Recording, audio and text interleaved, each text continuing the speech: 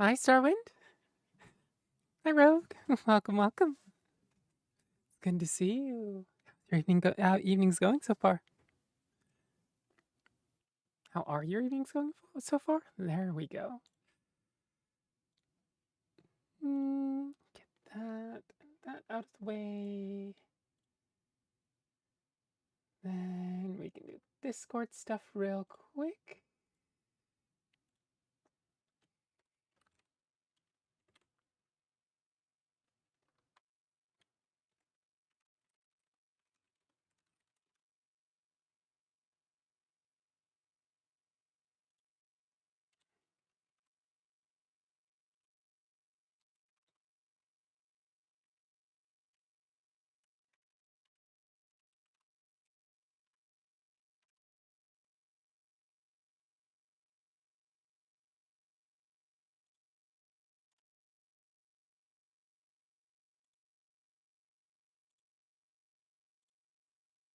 And there we go.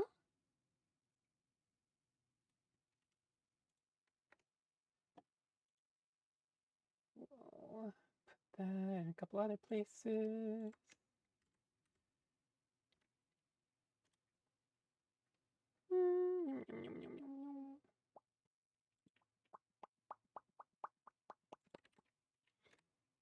Go. And what other place was I thinking of?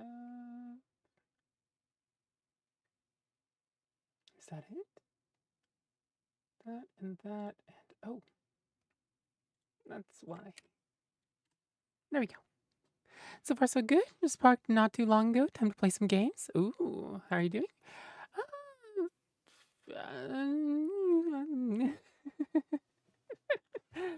It's definitely some stamina problems, but overall not too bad.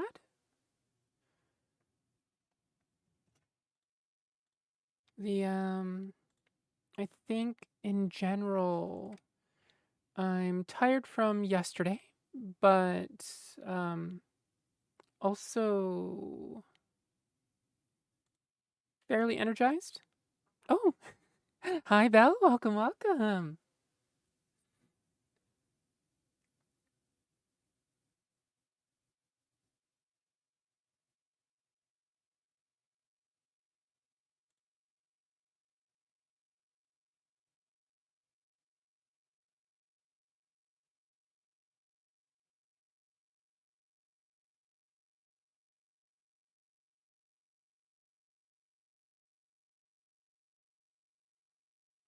Hi, Raven.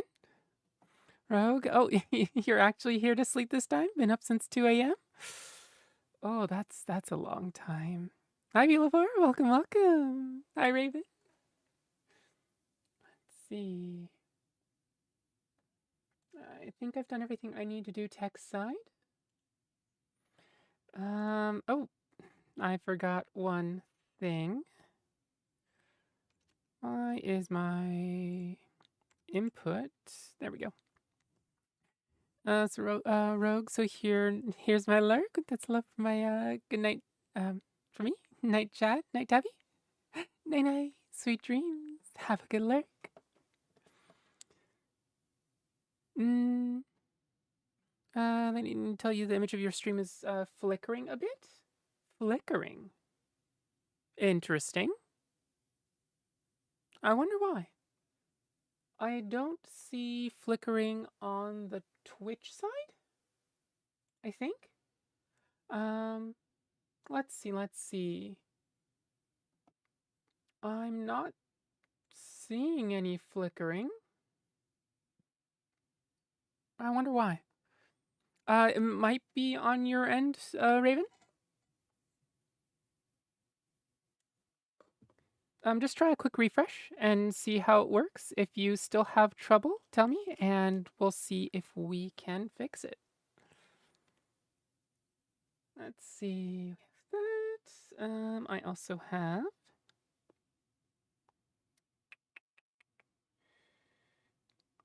Uh, do, do, do, do, do.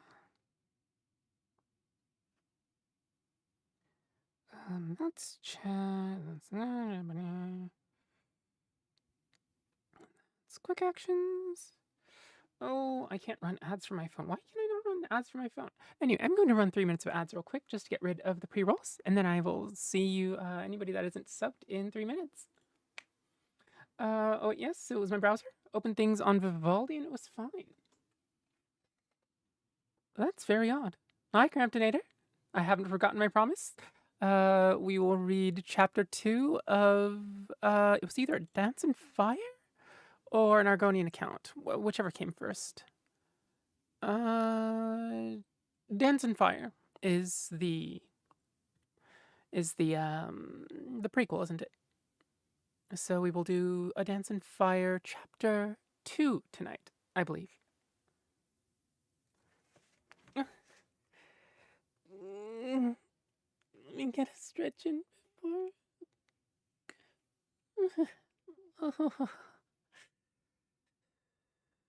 Oh, oh. Sorry, I don't actually stretch when I'm not streaming. So, streaming is actually good for my health, I swear. Are you okay, Aurora?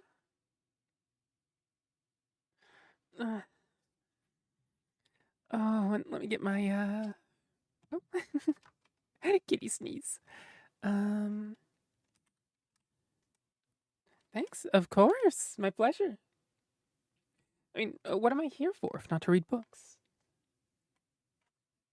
Oh, well, and play games, which, Jinx has been super generous and, gifted me Elden Ring. So you may see me, you may get to see me bash my head against the Ronnie dating simulator, um, sometime soon. And also, tomorrow, Bonini, who is also currently streaming, by the way, so show her some love too, and also Vivi Sector. We're going to be doing a 3-person collab with a game called Nine Parchments. Oh, okay, God, I keep on forgetting to turn my music on. Do you want to do Harvest On? Yeah, there we go, Harvest On.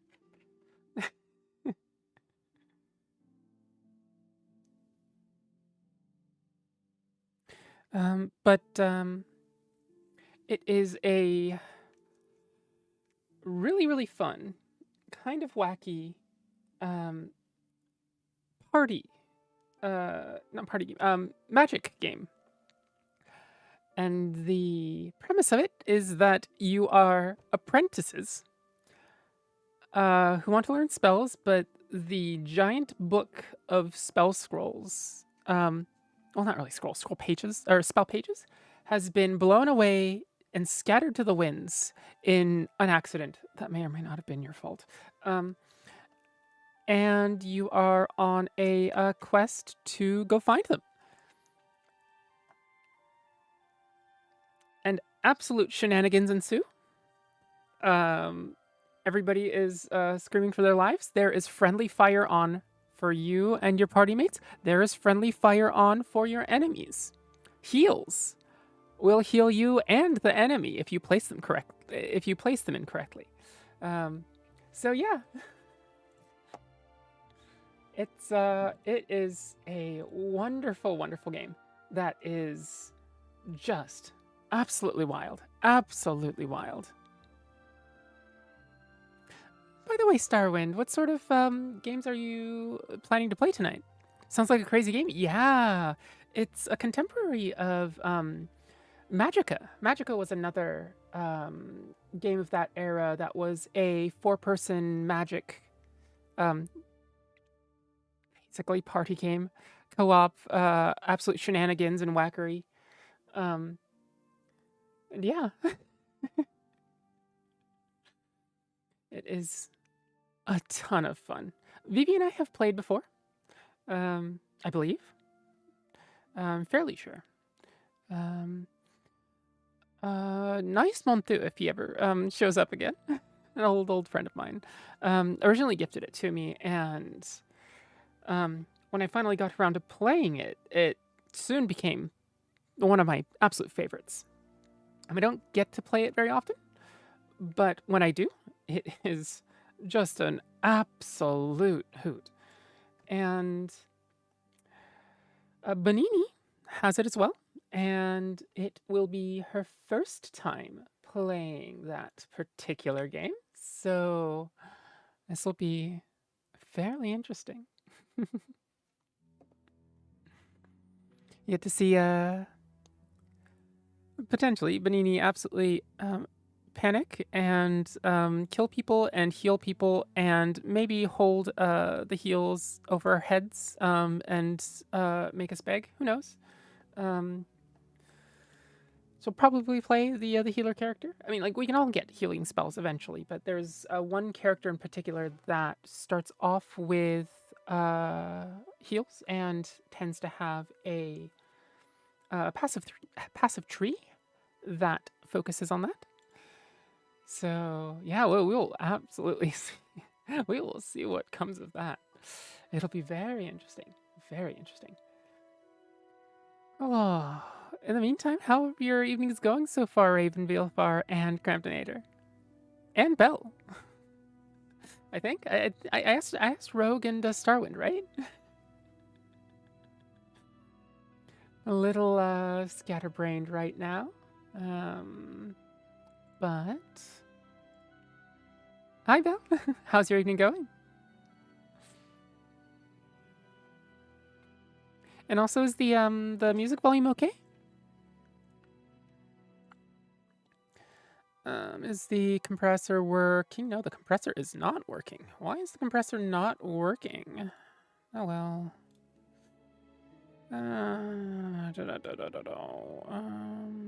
Let's make a new compressor. What did I have? Threshold minus 33. Oops.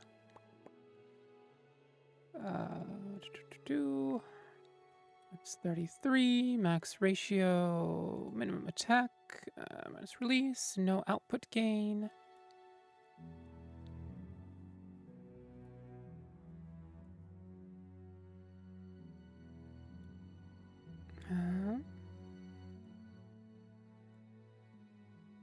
Is that about right for the music? Actually, maybe we'll bring this threshold just a smidge higher here.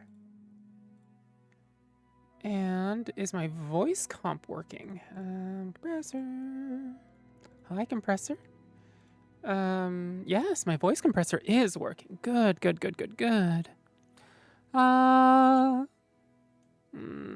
a little bit lower.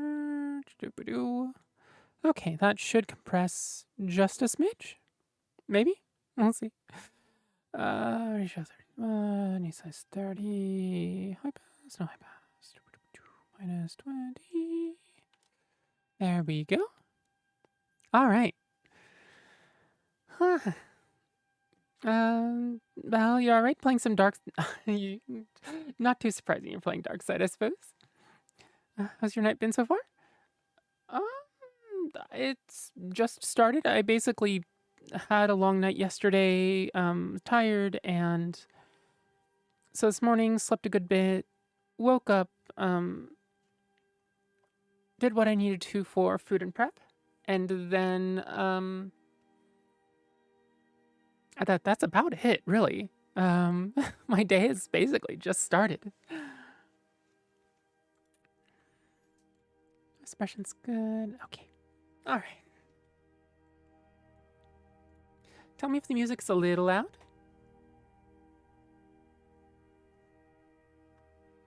Cramptonator, it's a bit past my bedtime, but I've had a good evening.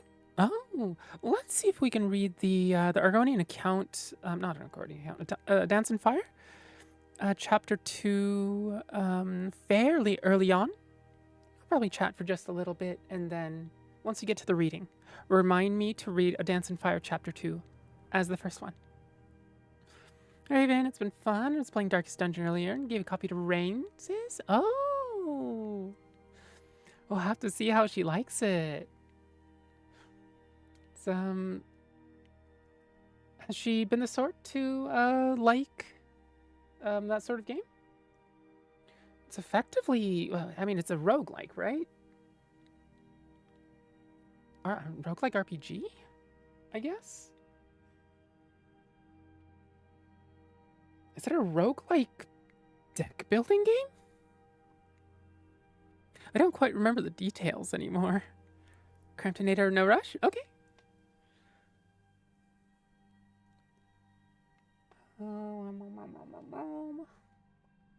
It is saying my bitrate is unstable, but...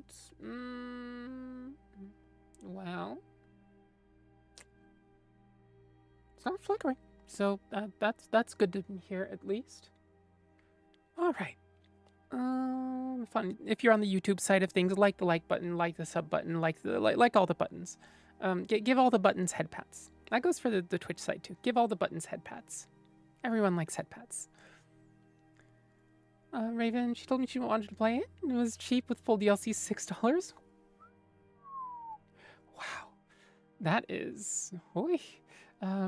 Trine 2, and so Trine 2 is made by the same people as Nine Parchments that I was talking about earlier, and it's another one of those games that goes on super cheap sales, and so whenever I get the chance, you know, I see it, I'm just like, yeah, I'll pick up a copy of it, right? Because you know, I don't want to pick up, you know, 3, 4, 5 copies of it. It's a little prohibitive, but you know, $3, $4 for one copy, and just put it away on the shelf, and then when whenever I have a friend that shows interest in that sort of game, I just go, oh, well, here you go, right?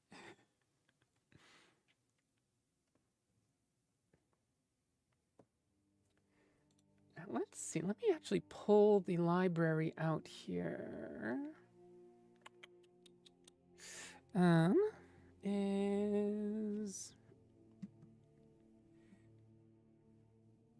There we go. Mic is good, I think. It also has a tons of also it has a ton of mods for almost everything. Yeah, although like mods can be mods are a double-edged sword, right? With things like Skyrim, right? Ton of mods, but the modding itself can be a real turnoff for a lot of people. It's another barrier to entry, right? Oh, Alzadora, hello. Welcome, welcome. How's your evening been so far? By the way, is the VA on your the end of your name voice actor? Ebony Blade Lore? Ebony Blade Lore. Do we have Ebony Blade Lore? Let me check the larger library here. Ebony. I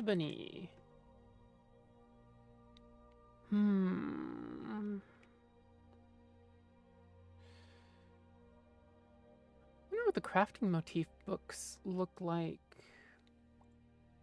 That is...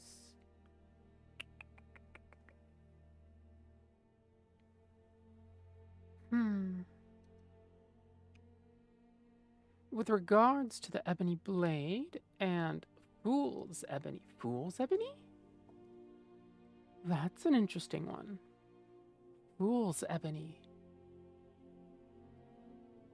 Oh, this is a long, long read. Small-time voice actor for Friends? Oh, what sort of stuff do you get up to? As a note, you can also say, you can also tell me you're not comfortable divulging it too. And that goes for any question that I ask. If you're not comfortable, I will totally take a I'm not comfortable. Mainly voiceovers for Friends content? Oh, so animations and that sort of thing? Or scripts that they've written that they want a voice for? I suppose I've had, I know somebody that's done voices for Skyrim mods at some point too. That's actually something that Rogue was talking about at some point, although with the update to Oblivion Remastered, they did something really funky with the performance. So the Oblivion Remastered performance has absolutely tanked. So I think that's on hold for now. But yeah, that sounds fun. It's definitely something that I've wanted to do. I mean, like, I do effectively voice stuff for a living now, right? And I've spent most of my time doing music, violin and various other things, whether that's actually writing or whether that's performing or both. most of my most of anything to do with theater has been both on my part, except for one set of performances where they were like, "Hey, we're looking for a violinist. It pays this much. We have performance over this long, and we have these 9 performance days split over 3 weeks. And yeah, do you want it?" And I was like, "Okay. Do I need to? Are you expecting any like actual writing out of me?" And they're like, "Nope. We have all the music." So I got to go. I got to sit down. I got to perform the music. Easiest theater gig yet. Most complex music. Easiest theater gig yet. So are my vocal skills stem from my theater and choir stuff? Ooh, that would do it. Is your phone dead? My model is, because the model is frozen? Odd. No, I think it's your side. Looks like, yeah, I'm having the... I'm looking at the Twitch output on my side, from the website, and it seems to be okay. Also, I'm not doing this. I wish I had an iPhone for tracking. It's actually on my throne wish list. If anybody just wants to get me a used iPhone, but yeah, it's no, looks okay. I do what's its face? Webcam tracking. Unfortunately, Amazon probably has it. Yeah, that's effectively what the throne wish list links to is a refurbished iPhone 12X. Recent enough that it won't go obsolete in a year. And also recent enough that it has enough power that it can do the model tracking without totally overheating and combusting not simultaneously, spontaneously. There we go. But also, it's an old enough model that it is not as expensive. But definitely something that I want as the next upgrade because, iPhone tracking it's wild. It is wild compared to just how good it is compared to webcam tracking, right? Like right now, I have a 60 FPS webcam for the tracking, but it's still. Ugh. So I'd probably save up afterwards and go for a phone with a built-in cooling system so it doesn't overheat. Is there an iPhone generation that started having like a proper cooling system, or is like the problem is if it was I'm not particularly fond of Apple, and I wouldn't be trying to get an iPhone if they didn't have basically a monopoly on tracking technology. No iPhone, but certain Android phones do. Yeah, that's the problem. Android phones can't really do tracking. Not any better than webcams. Whereas iPhones specifically have a technology that allows them to do really, really just tracking that is multiple tiers beyond what anything else can do. So, as much as I do not like Apple, I kind of have to go for the iPhone. Gaming phones probably have better tracking than regular phones. If memory serves, it's specifically a LiDAR technology that is in iPhone cameras, which, as far as I know, there's nothing Android side that does that. So kind of let me Google search. Yeah. So the comparison is a refurbished iPhone 12X. Is it 12X? The 12 mini, something like that. Is iPhone 10 is the first generation where they had that tracking. So it's a few generations beyond that, so it doesn't totally overheat from the tracking. But not so recent that it doesn't not so recent that it goes beyond about $200. So that's about the benchmark that I'm looking at. And I'm willing to put up with an Apple device if for about 200 I can get really, really good tracking. With regards to the Ebony Blade, a Morag Tong memorandum on the Ebony Blade. Very interesting.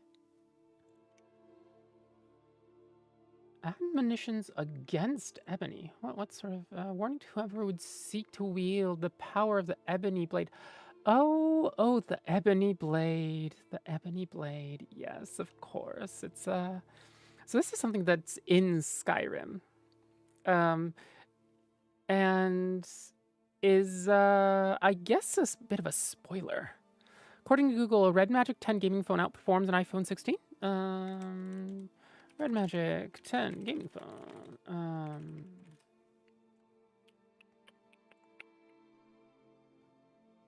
Let us see. Oh, so a Red Magic 10 gaming phone is $764, and a refurbished iPhone 12 is $200. So maybe not in anywhere near my what do you call it? Although pricey, it's still worth saving for the future. Yeah, it's not anywhere near what I can afford. Even the 200.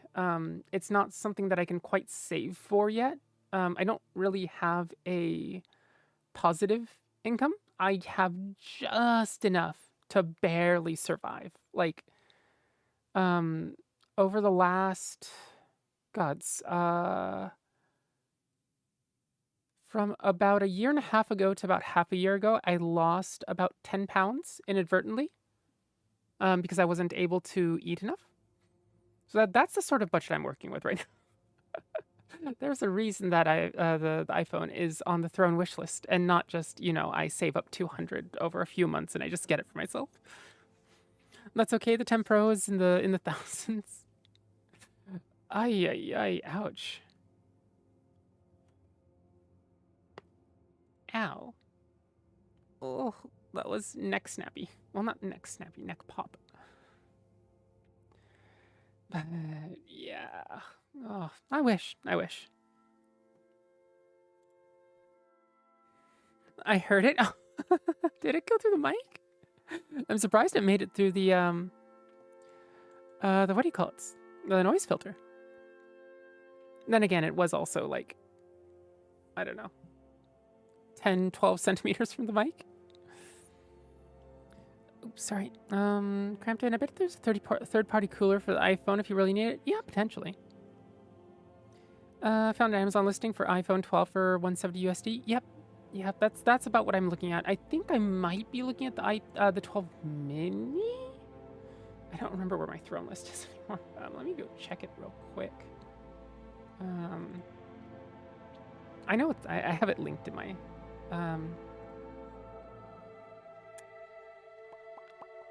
my profile. There we go, my Twitch profile. But definitely a good mic if it picks up your neck.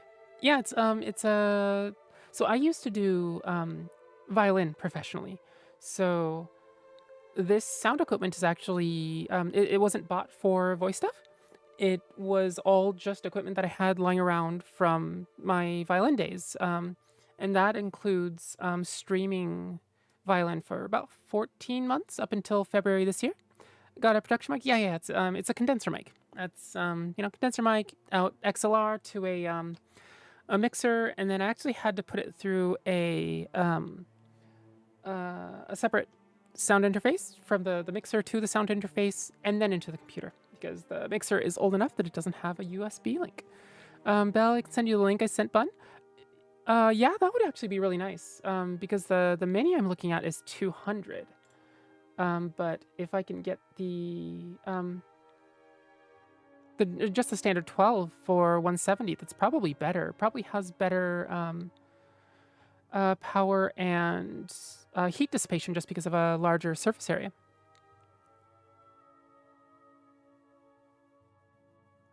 Sator, I'm close to getting a mini PC. Ooh, what do you have planned for a mini PC? Is it going to be your main workhorse, or is it going to be your like a side model rendering PC or something else? Raven, and then there's me buying a $50 phone. No, I feel it. I feel it. My current phone is 4 years old, and it wasn't particularly expensive to begin with, so it's a very, very much couldn't even trade it in right now. Live 2D rigging for pre-built models with minimum toggles. Right, rigging for pre-built models. Rigging? Do you do rigging as well?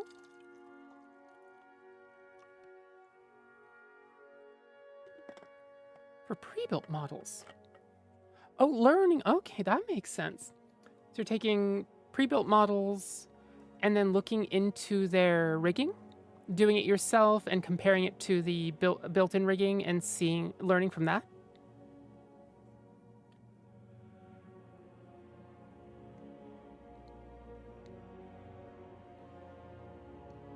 Going to rig my own model in the future to save costs. Yeah, that's a good idea. I know Benini was wanting to learn rigging as well, but the rigging's what is it, Live 2D Cubism? The software itself is a few $100s, which is what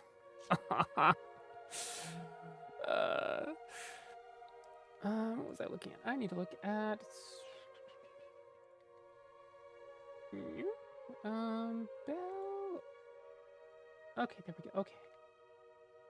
Oh, Belle, can you send me that link by chance to the through Discord? Rogue, damn it all, I can't sleep. I mean, you've only been trying for about 20 minutes. To be fair, I've been fairly loud, haven't I? That's a Torah. The specs for Live 2D are quite minimal. 8 gigs of RAM recommended.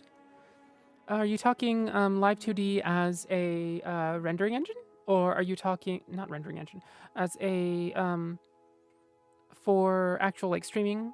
Or are you talking Live 2D Cubism? I missed the response. Could you repeat? Yeah, of course. Can you send me the link to the iPhone 12 that you found? I definitely want it. Valstor, Cubism? That makes sense. Okay. Thanks, Bill. Rogue, no, not your fault. I'm too excited to think about playing more Yakuza tomorrow. Which one are you playing? Raven, if I do stream in the future, I may go with PNG Tuber to save on costs. Yeah. I would actually recommend everyone go PNG Tuber first. It really, I think it relies on the expressiveness of your voice more than anything else. It's a good foundation, and I know streamers that are absolutely wonderful and super, super entertaining, including Benini at first, by the way. She started out if you look at her redeems, you can find the bunny redeem and the Live 2D redeem, and you can make her a bunny, and that's her PNG tuber that she started out with. And so speaking of which, talking about a person, might as well shout them out here. Benini, there we go. And she started out with a little bunny PNG tuber that, when looking forward, has like half lidded with purple eyeshadow, and when she talks, she looks from forward to straight at you. It's like hardly a change, right? But just absolutely perfect for her voice, and really entertaining before she got the live 2D. And I think that having working with a PNG tuber can be a really nice way to not only have low costs, but figure out how you want to stream, um, and like work out the various kinks of streaming itself.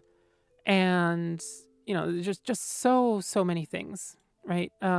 Without having um, the complexities, I think, of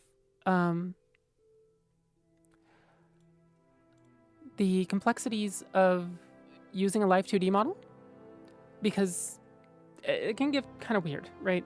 Because right now I have VBridger, which allows for far better tracking, barely a good jump up from just the VTube Studio.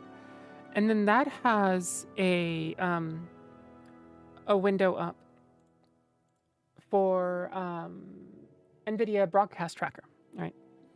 So that's already 3 windows. VTube Studio is its own window. OBS is its own window. And then I have to have my Notepad++ open for stream notes. I also have to have at least one browser window open for doing various things like managing my stream and managing my stream, I think. So, yeah, there's a lot going on. And managing that, getting comfortable with that, takes a good bit of time.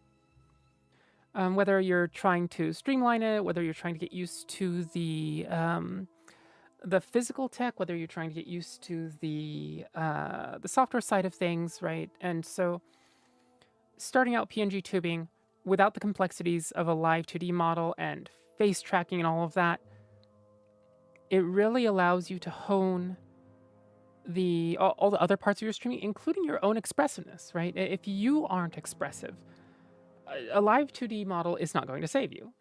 And then your computer explodes. Yes, that is absolutely part of the script. We planned on that, we swear.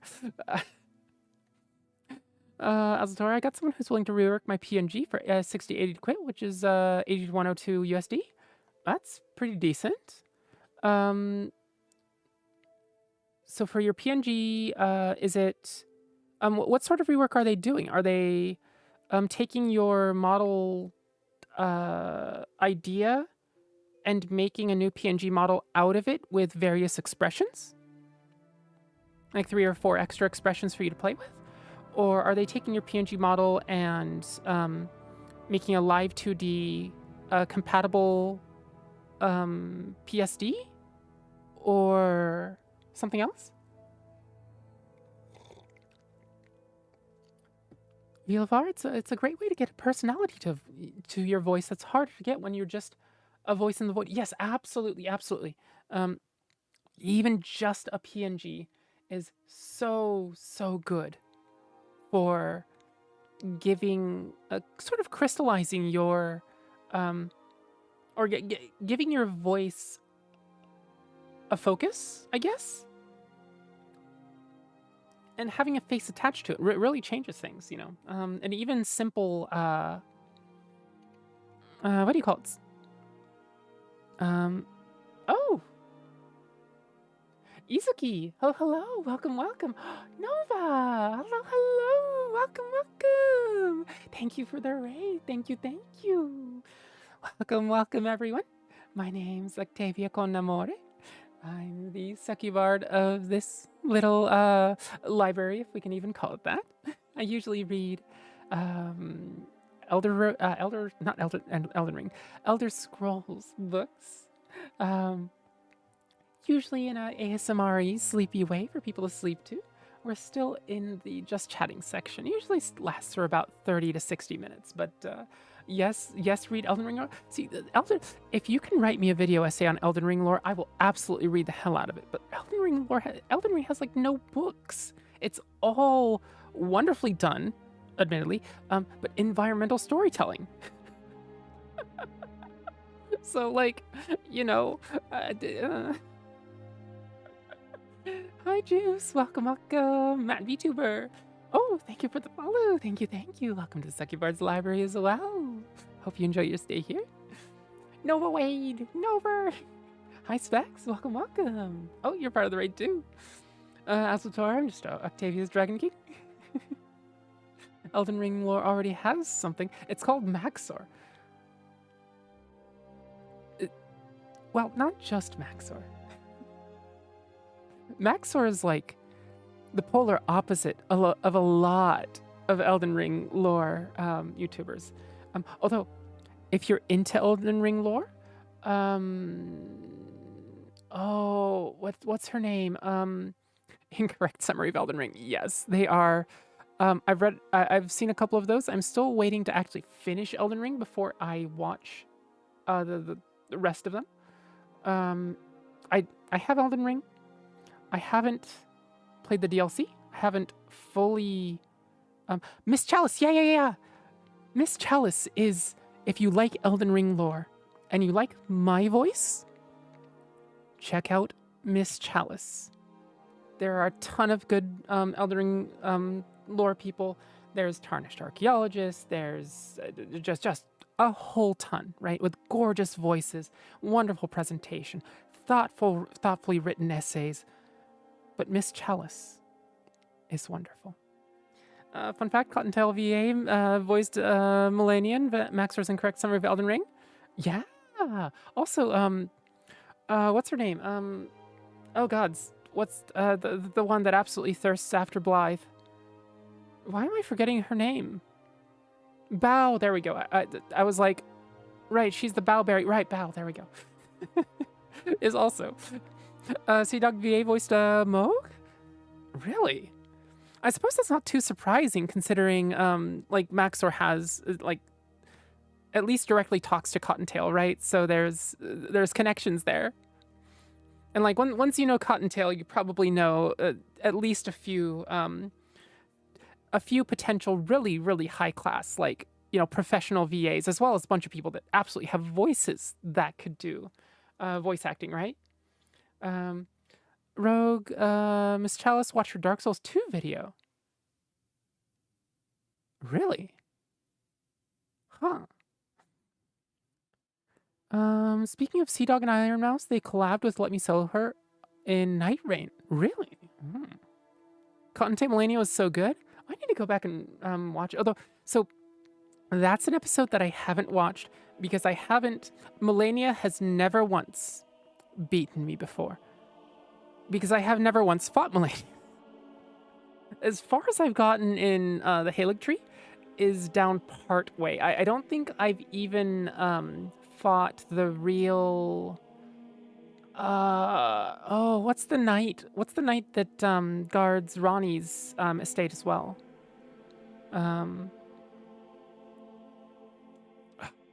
haven't played Elden Ring in too long. I've completely forgotten.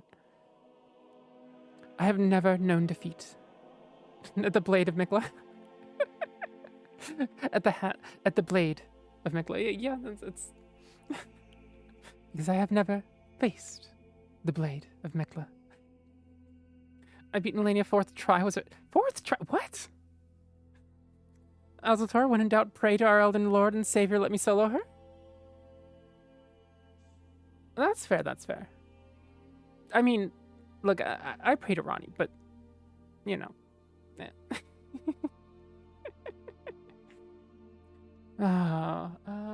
What did I miss? I think I missed some. There was a thought back here. Oh, so we were talking about streaming and learning Live 2D rigging and using a PNG tuber as a start for streaming versus a Live 2D model to really hone your voice and hone and get familiar with technology and like figure out what you want from your voice, even before other people know what they want from your voice, right? And really, like, you know, a Live 2D model isn't going to save you if you're not expressive, right? If your voice especially is not expressive, you're not really going to, you know, you're going to have to do something really spectacular in order to do VTubing well, right? But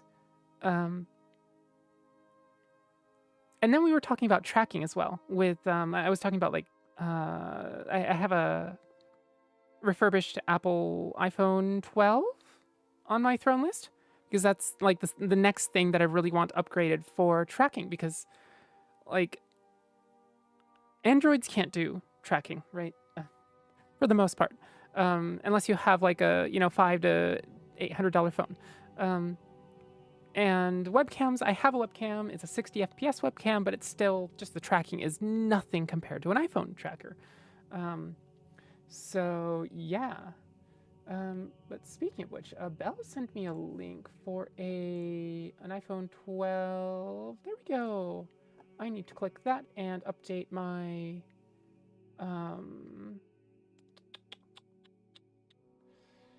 I need to update that for, let's see, can I do this? iPhone 12. Oh, it looks like it's 209 for me, Belle, not 170. Which is unfortunate. 64 gigabyte model. Yeah, that makes sense. Belle, I enjoyed Melania's fight. It was hard, but fun. I know a lot of people got frustrated with her. Her movements feel so, well, really expressive, I suppose. Like, she's such a small boss, right? But her movements are really, really energetic and really her. There's those bosses that are like, you embed yourself in their left foot / thigh, and you try not to move from that position, right? And she's not one of them. I'm to blame. She's misunderstood. I can fix her. Look. Go talk to I Can Solo her. Get yourself an account that says I can fix her. And then try to fix her. Rogue, I was using my my goat, the Claymore, double slash and bleed? Double slash? Really? Interesting. For my favorite two-hander is one of the scythes that has bleeding inherent in it, and then I put frost on it. And then I don't do double slash, I do spinning weapon. And so like for the big bosses where you embed yourself in their left foot / calf / thigh, I just sit there and spinning weapon them to death. Fuck it, go magic build firing a freaking Kamehameha. So I was talking to Benini the other day about Elden Ring and like a pure Unga Bunga strength build versus a pure like int build, and how difficult I found both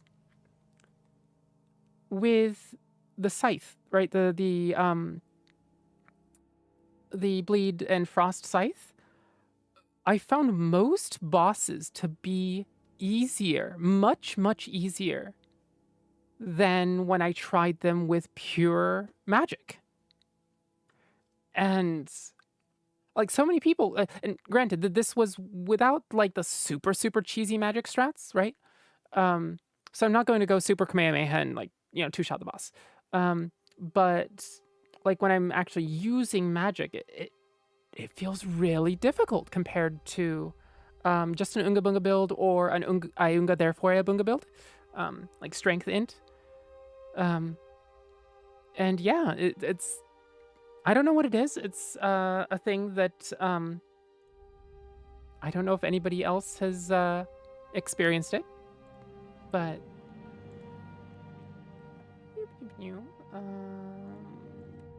there we go. Let's see.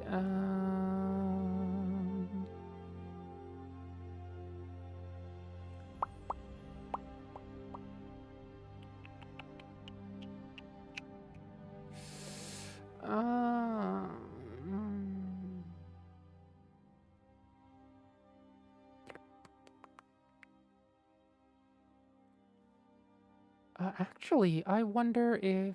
Okay. So I just realized I could crowdfund the throne gifts. Or throne wish lists. Anyway, let me get back to chat. Rogue, my favorite greatsword now is the Brandished Knight greatsword, because the scabbard is sexy as fuck. That's fair.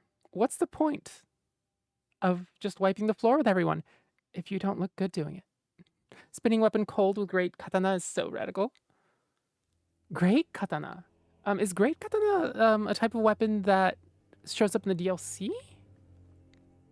Bell the Crescent Monax was my favorite two-handed weapon. What is the Crescent Monax? As far I prefer Dex build because new. That's fair. That's absolutely fair. Anybody, Rogue, anybody played Elden Ring Convergence? I haven't played it. I've watched, what's his name? I've probably watched Gino play Convergence before. Raven, my lady, sleep is calling. Have to go. Okay. Night, Raven. Still hope all you enjoy the rest of the night. Sweet dreams. Rest well. Thanks for coming. Thanks for listening. Great katana is a DLC weapon, yes? Ah, that's why. I don't know it. It's, what do you call it? I have the base game. I don't have the DLC. Let me add,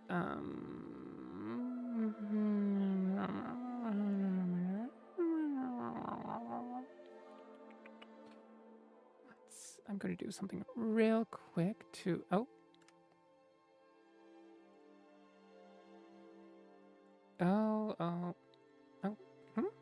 Is... Okay, that was odd. Rogue, we should totally do a big group Convergence playthrough when if Heavy gets DLC. That would be interesting. I definitely want to do a full vanilla playthrough. But after that, I would be all for doing a Convergence playthrough at some point. Octavia, why are apartments in Oregon more expensive? Fuck if I know. It's, yeah. It's blah. It's blah.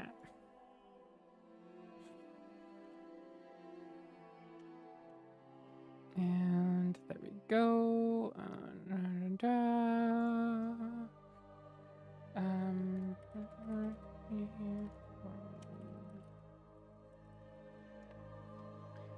And YouTubing and allow crowdfunding. Yes.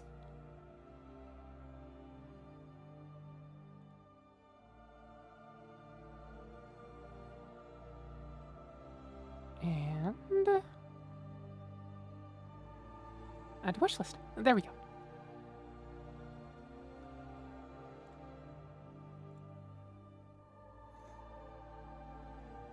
And I think I can do remove that.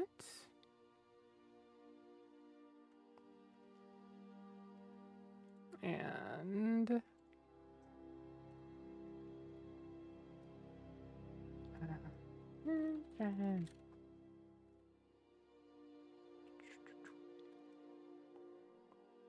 see.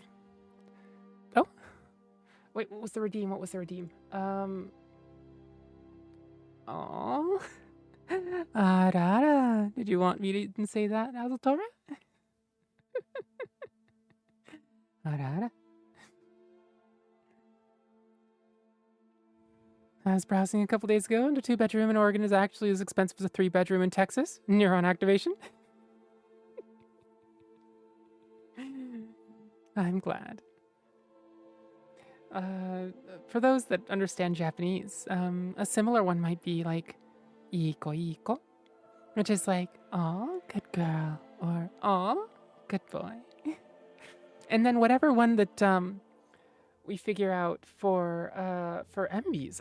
Did we figure out one for MBs? I know we had Moth here, and we were talking about it the other night, and like we were trying to figure out what a good one was.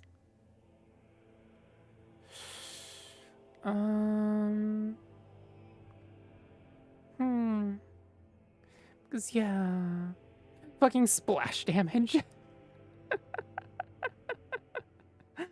I suppose there's always, aw, there's a good puppy.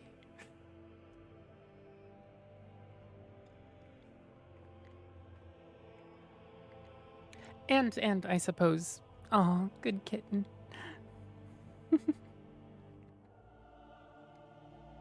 Ah, the key smash. The key smash? Fucking hells? Got plenty more where that came from. My voice is a renewable resource. As long as my body gets fuel.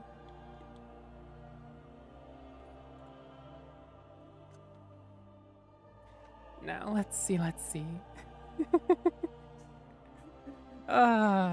So I'm recruiting any ideas for a good girl, good boy, good puppy, good kitten alternative for MBs. Oh, that's the one we figured out is, oh, good doll.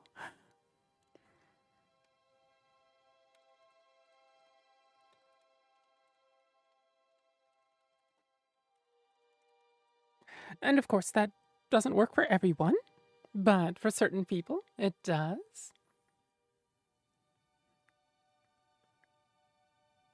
Good human. See, good human doesn't feel personal enough. Good girl, good boy. Not good dog, good puppy, right? Not good cat, good kitten, right? All of those things feel really, really personal, right? And maybe intimate to some degree. And good, the word human. How about good morsels? Since you're a succubus? Oh dear, that's a wonderful idea. That's a wonderful idea. I don't know how often I'll use it, since I tend not to completely drain my willing victims. The whole point of reading is to not have a husk by the time we're done, so that people will actually come back. It turns out, if everybody who tunes into your live stream ends up a husk, then they don't come back. So, I swear the second you did the good girl, shivers down my spine had my immediate attention, which only made the good puppy hit harder.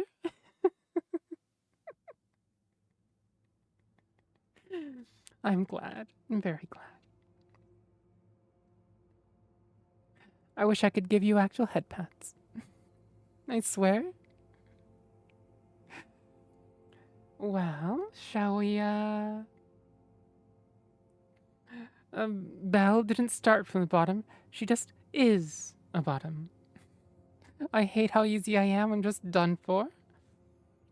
To be fair, it's not everyone and everyone's voice and every good girl and every good puppy that you react to, right? Red Sparrow? Oh, there's a good snack. Oh, that's another wonderful idea. Thank you, Red Sparrow.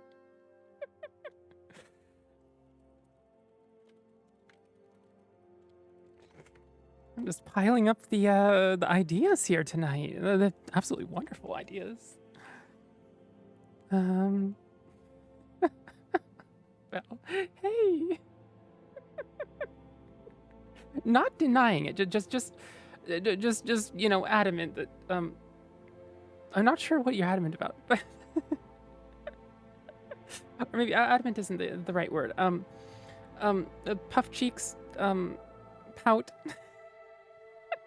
Good specimen. Good creatures, maybe not. Specimen.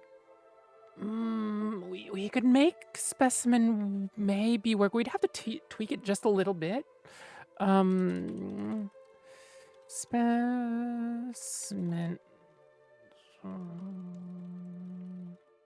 Workshop this a bit. Workshop.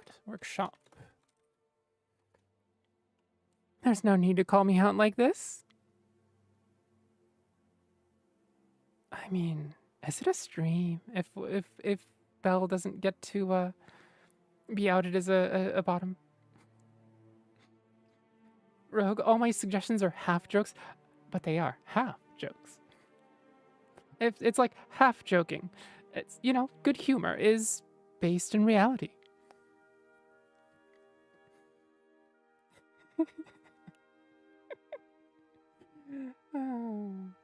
As a note, Belle, this is a serious side. If you ever feel uncomfortable, and if you ever want me or anybody else to stop, just say so, and we will stop. And if somebody doesn't, I will make sure they stop. Understand?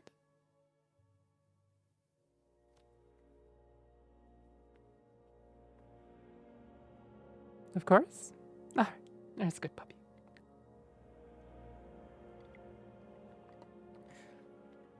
Rogue, see, I never let anyone know what I'm thinking. Am I a top or a bottom? Who am I, really? You're a rogue. Potentially a dashing rogue, I'm not sure. Or perhaps you're a sauntering rogue instead of a dashing rogue. I don't know, maybe you hop around, who knows?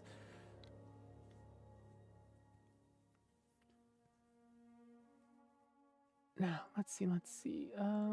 Shall we boost that? As always, I have socials on Blue Sky. It's all down in my about page and all that. But I have Blue Sky. I have Mastodon/Fetty.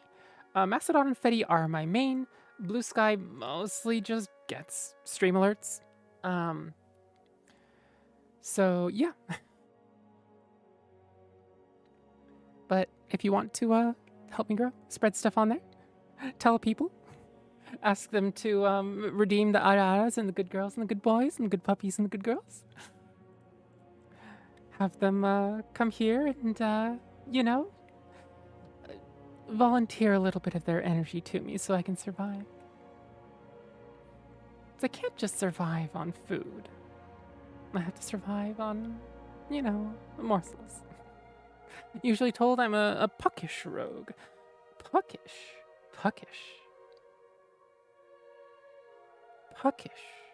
I'm not sure what puckish means. Puckish. That's an interesting word. It feels like playful and mischievous. Ah. Yeah, I was gonna say, it feels like plucky, but or similar to plucky, I should say, a sibling of plucky, right? So playful and mischievous makes sense.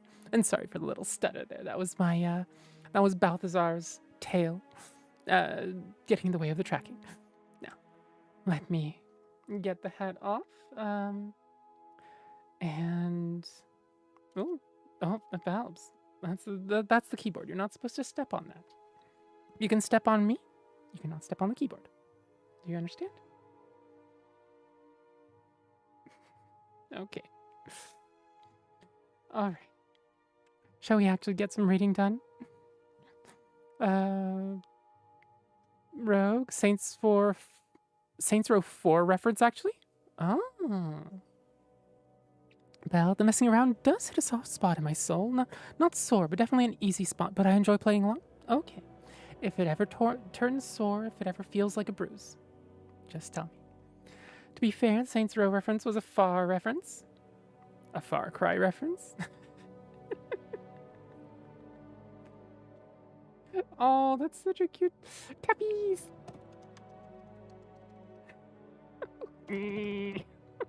Radical. It's on my Fetty post. So Blue Sky doesn't have emotes for squat. Fetty has each server, so that all the servers talk to each other, but each server, each instance, has their own set of custom emotes, right? And mine has a cat bongo, but they're hitting the like and the share buttons. So I put it down with the tags to say, "Hey, like it, share it around, help me grow, help me feed, help me feed." Yeah, I guess it's help me feed. Faye autocorrect messing with me tonight? Oh, to be fair, the Saints Row reference was a Faye reference. Oh, okay, that makes sense. If you want, I can provide the material tonight. My dog shit writing, name the backstory. Set up for a story I've been trying to get off the ground since I was a small creature. You know what? I would be willing to at least give 5 or 10 minutes to that if you'd like. Although I promised Cramptonator that I was going to read 1 chapter of A Dance in Fire and then eventually an Argonian account every stream. So the first thing that we're going to read tonight, once we get to reading, is going to be chapter 2 of A Dance in Fire. And then I think we had a request for a story about Ebony. That was, who was it? It's all the way back here. Wasn't Starwind, was it? Was it, it's not Red Sparrow. It must have been, Azultora, wasn't it? That requested the, there we go.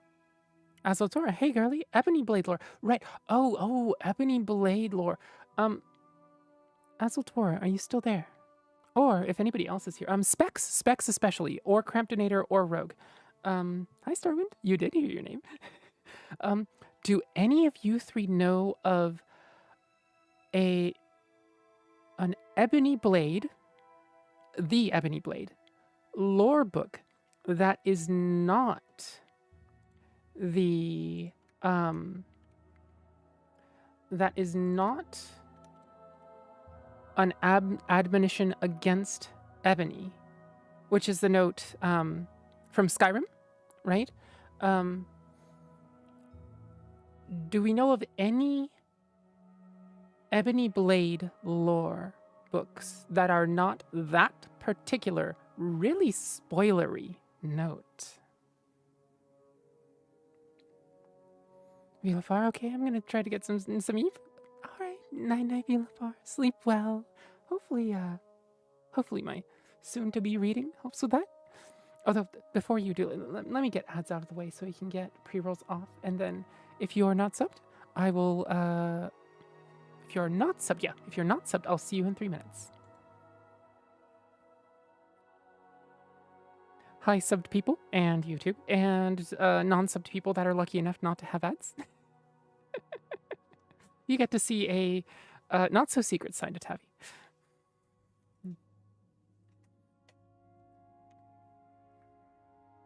There we go. Yeah, Rogue, send me a, actually send, oh, you sent me a DM. Okay. Cradle of Infinity. We can definitely get that set up here. That is docs.google.com. Oops, that is the wrong one. Only thing I can think of is this. Oh, wait, let me send it to you. Okay.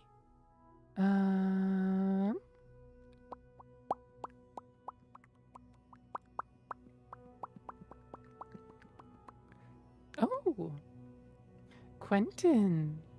Welcome. Thank you for the follow.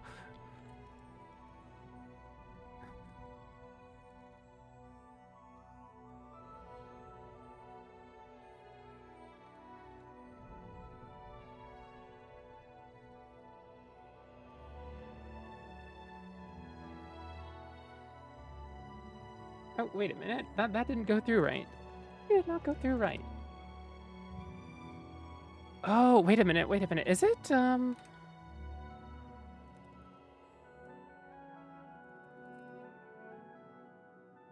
Nope, that's not right either. Yeah, I had 63. God damn it all.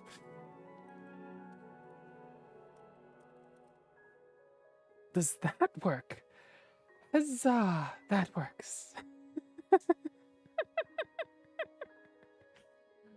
Yes, curse the ads.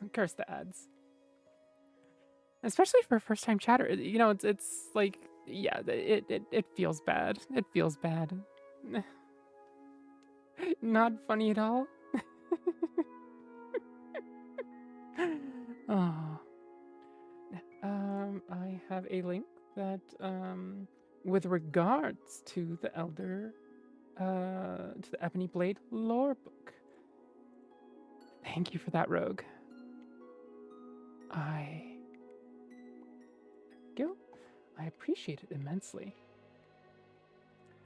And then we'll get that in the, just pop it up there as well. And there we go.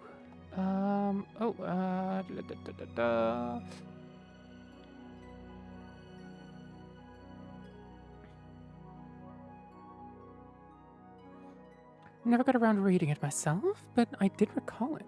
That's good to hear. Oh, yeah, an Ebony Blade lore book, and yes, so I remembered. I'm finally here. Welcome, welcome, Quentin. Oh, that timing was just absolutely marvelous. Welcome to the Succubard's library. Thank you for the follow. I hope you enjoy your time here. Sorry, we had to have a little bit of a giggle. And then we had to giggle at me trying to get the giggle right multiple times. And then misspelling it. And then misformatting. And then misspelling it again. And then getting it right. 2 minutes of ads killed me. Yeah. So because I tend to do it manually, and because a lot of my readings tend to actually be 20, 30 minutes long, so some streamers find 1.5 per half an hour works just right. For me, because I tend to do it manually, I say, okay, we're not reading. I'm not going to read for the whole 3 minutes of these ads, so don't worry. Get yourself a sip, get yourself some noms, stretch, self-care, and I'll see you back in 3, and then we'll read, right? And so that's the sort of ad breaks we do here. Can I redeem? Redeem? What sort of redeems would you like to do, Quentin? A sip, a stretch, a munch, and a posture check. Well, Rogue, the whole package. Well, let me sip a little bit of my tea. A sip is always good. Oh, that's what you want. Well, well. Arara. That's not too surprising, I suppose.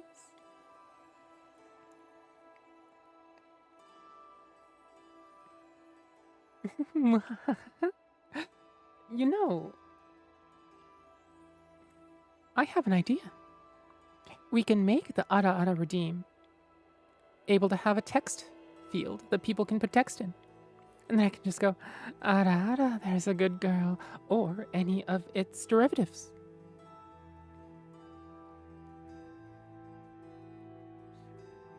It's because of the 2 minutes of ads. I suppose seeing 2 minutes of ads is just like, Ara Ara.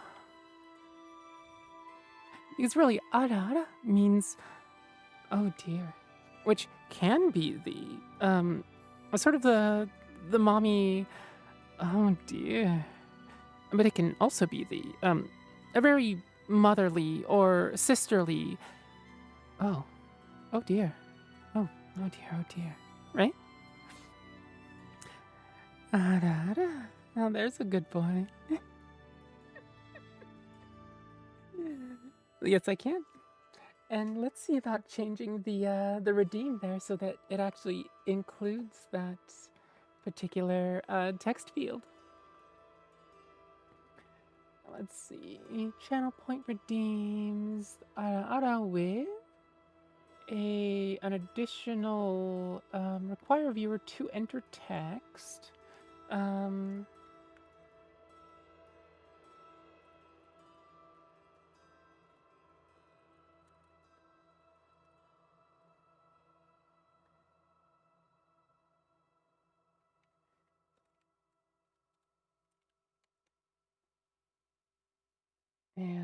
there we go. And cooldown and limits.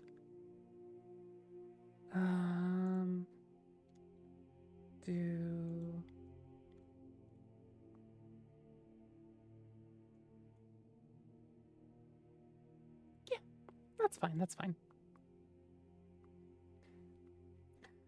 Belle, there's a direct outcome every time you do that. I die in dark time because I get distracted after you say good girl.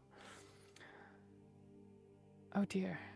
Oh dear. That's, shall we, call you a good girl more often so that, you, build up an immunity to it? Rogue, if I'm ever playing against Belle in a PvP game, I want you to call I want you and call Tabby. You're my ace in the hole. But I'm not ace. I'm bi.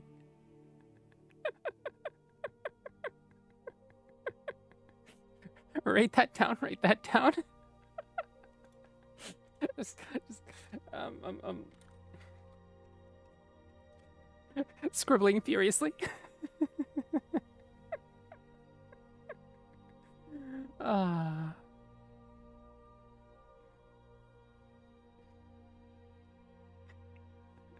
A whole classroom.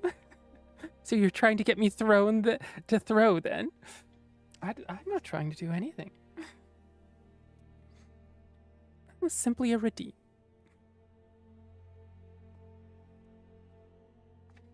Now, shall we actually get to the reading? Yeah, but saying my bye in the hole doesn't sound right. Yeah, you're right. But bye in the hole, it definitely has some conjures some images to mind. Belle, I'm so cooked. I didn't make good on the munch, so I have some wonderful chocolatey mint cookies here, so I'm going to have one.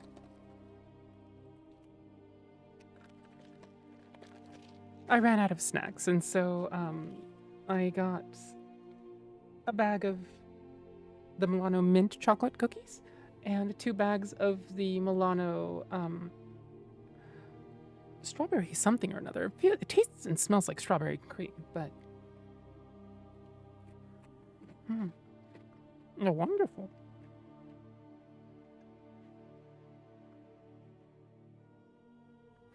Rogue. Seared and sauteed, my friend. Nearly deep fried, if I'm honest.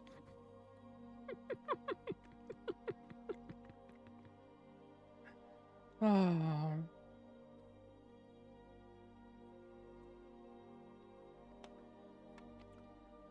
Look at me spilling crumbs onto my, not the keyboard. Luckily not the keyboard, but my wrist rest. Which, if you don't have a wrist rest for your mouse and keyboard, are wonderful things to invest in. Because nobody wants carpal tunnel or cubital tunnel. But Valves, you're moving the... Please don't rub your face on the other end of the mic stand. No. Valves. Valves, no. There you go. You can't reach. Okay, never mind. He can still reach. No. Rogue, my fingers are scarred and rough. But wait, what?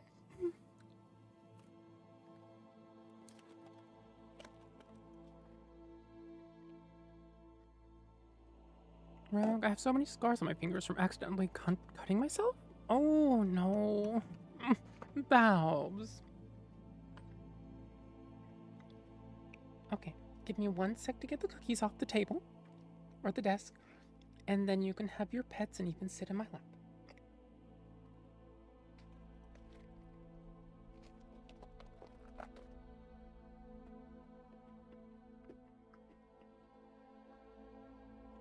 Okay, here you go. Come on, lap time.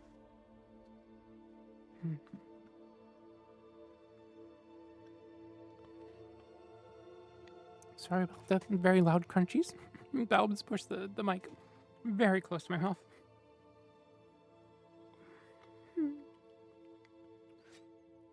But of course, Valves, you know what this means. You have to pay the tax.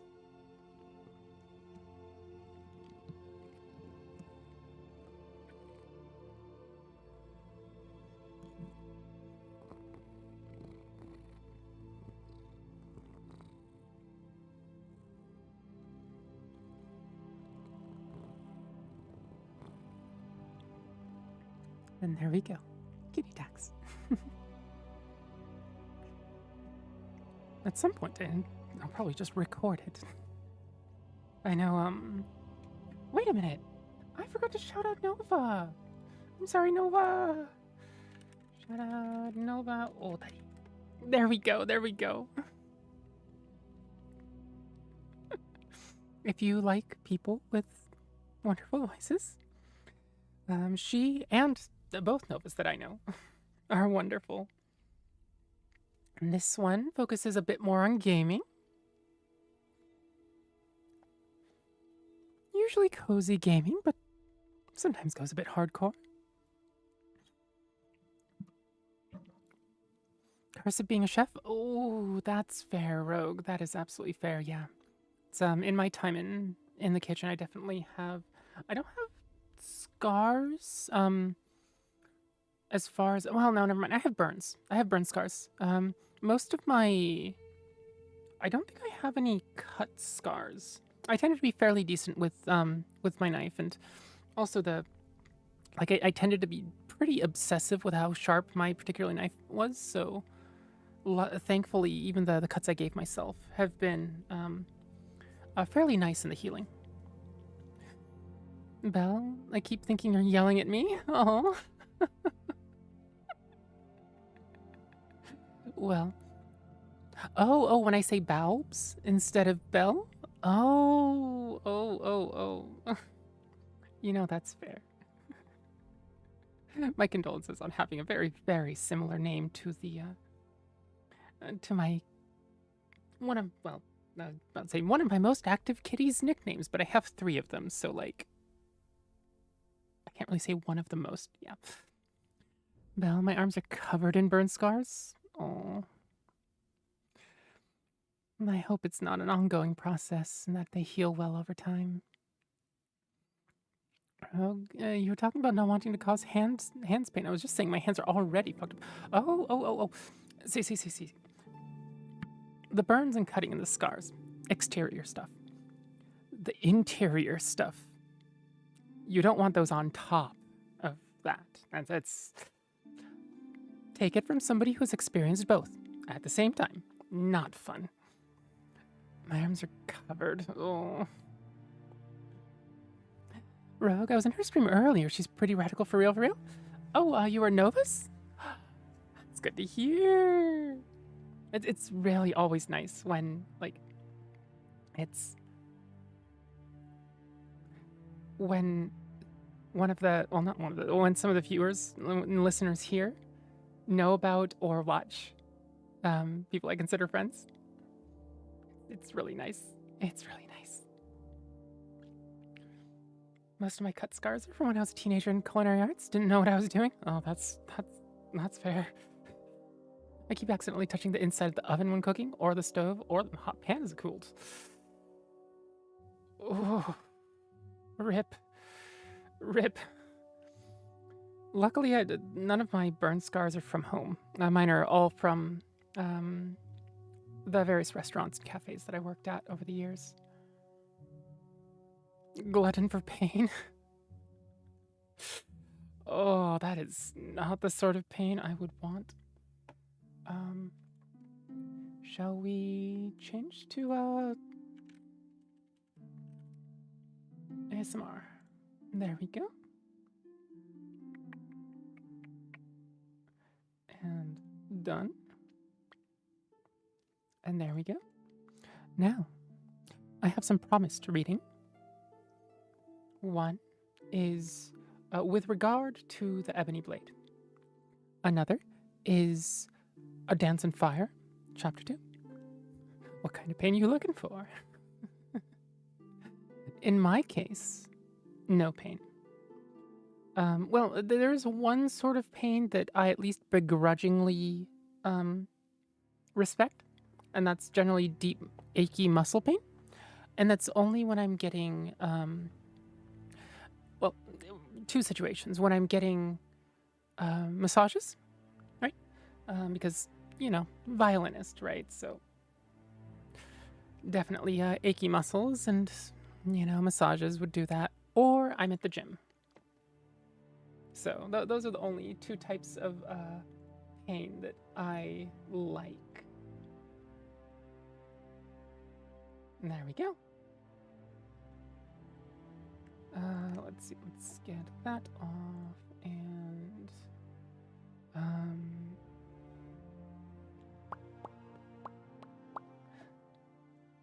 right. I need to get LibreOffice up. All right. So,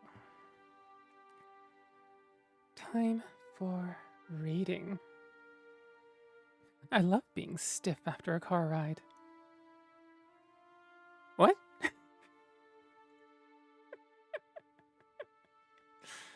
Close that window, and then let us bring, with regard to the ebony blade.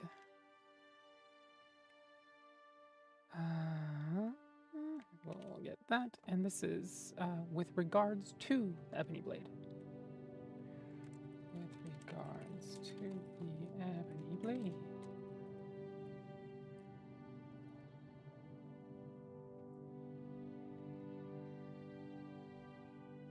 Like when your legs get stiff, you know?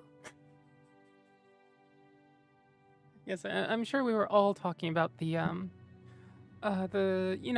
quad and glute stiffness, and the calves being achy, and the sciatica causing issues, and I'm gonna call you your skull a gutter ball. Shaking my head, because your head is in the gutter and shaped somewhat like a ball. No. Leave the skull out of it. Leave the poor skull out of it. It's barred brain. It's barred brain. Or in Bonini's case, bunny brain. In my case, barred brain. And Succubus Bard will be doing its thing, it's work, right? And then the barred brain goes, but what if? We have bardy obligations to fulfill. Now then. Many jokes I could make there. But you won't. What? At least enlighten us about one or two of the jokes.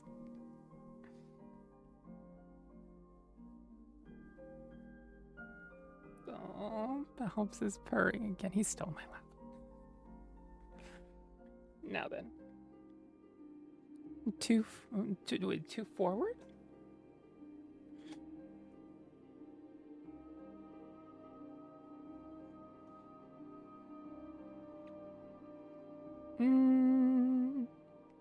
I think this chat is... Oh, interesting.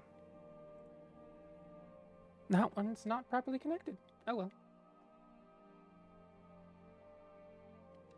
Alright, so. This is with regards to the ebony blade.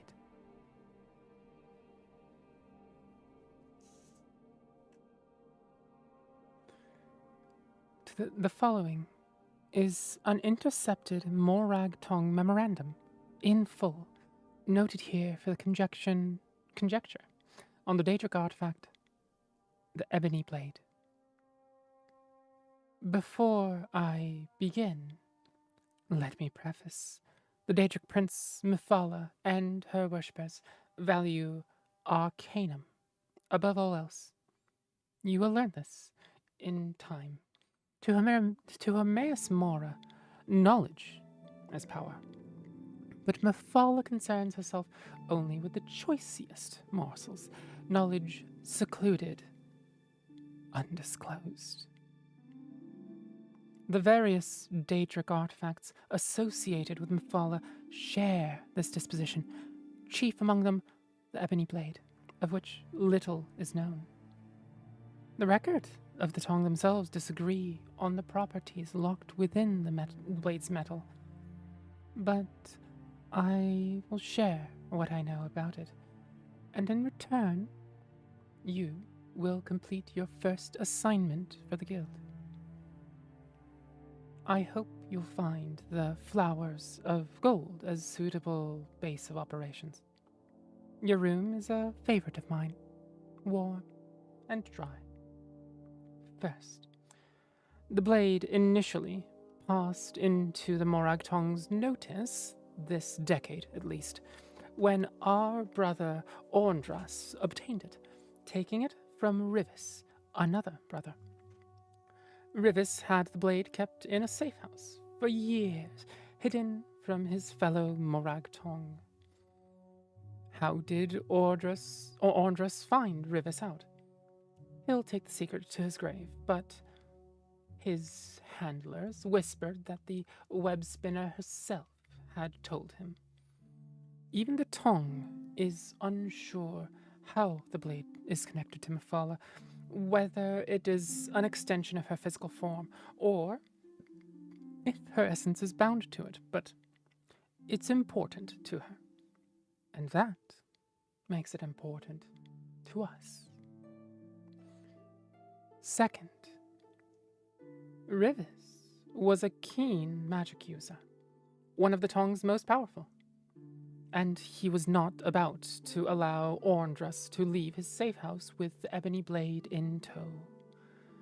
There was a duel between them, and when Orndras drew first blood with the blade and failed to kill, he was surprised Rivis did not engulf him in a fiery spell. It's possible the blade can stymie the flow of magic in a body, or simply absorb it. Third, Rivis was keen with an edge and better skilled than Orndras. But Orndras wielded the ebony blade, and the wounds he suffered stitched themselves together as the battle continued, as Orndras dealt his less precise cuts. Perhaps a restorative property of the blade. Fourth, Rivis's last words were, quote, "The vampire will be the end of us all," close quote. Orndras believed he was referring to the blade, that Rivis had hidden it out of legitimate fear. I believe that even the most venerable of the Moragtong will say anything when backed into a corner. I have. Fifth, Orndras retrieved the blade, made a detailed report to his handlers, and then attempted to slaughter them. He murdered all but one. His actions had no discernible rhyme or reason or motive, and he was last seen on the 3rd floor of the Flowers of Gold. Return the ebony blade to us, whether Orndras comes with it or not. Look for a Dummer with a scar under his left eye. And that was with regards to the ebony blade. Thank you for requesting that, Azaltora. And thank you for remembering and getting the book to me, Rogue. Dummer are so odd for worshipping Mephala. They are, aren't they? Azura I could see. Mephala...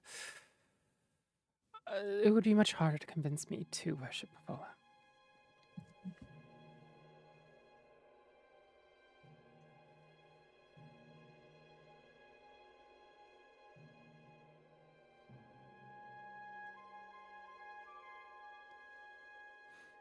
Rogue, here, I'll make it less personal. Man, I want Bard Brain for real, for real. Crafting it, let's take 20% off that. There, Squarely Dan. Who's Squarely Dan?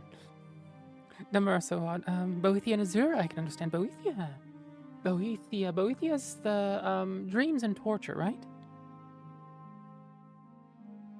I mean, I suppose there's some benefit to, to worshipping her, but still. Oh yeah. If you're on the YouTube side, like the like button, like the sub button, give them head pats. They deserve it. Also, it helps the actual stream out. Tell us, YouTube. You don't hate it. That is not a horrible stream.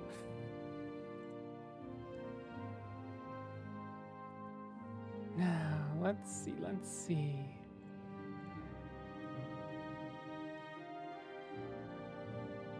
I think we were talking about A Dance in Fire, Chapter 2.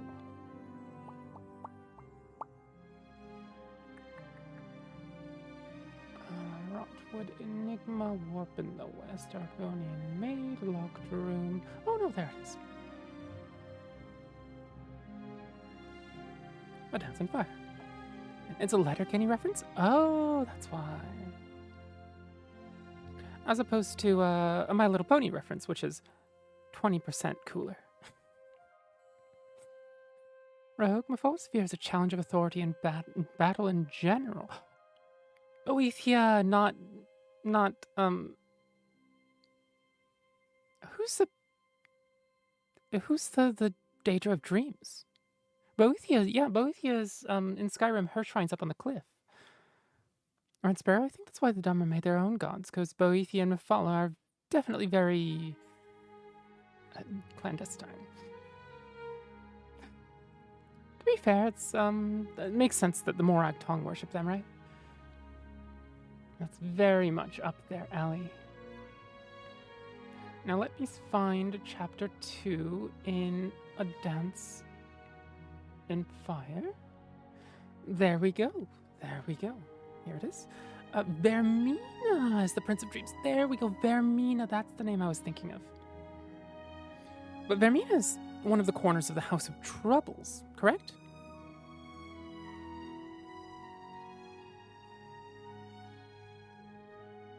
Mephala taught the Dumber how to fight, I guess the Chimer. Yeah, it would have been. So they worship Azura, Mephala, and Boethia. And then denote as the four corners of the House of Troubles, Vermina, Molagbal, and two others?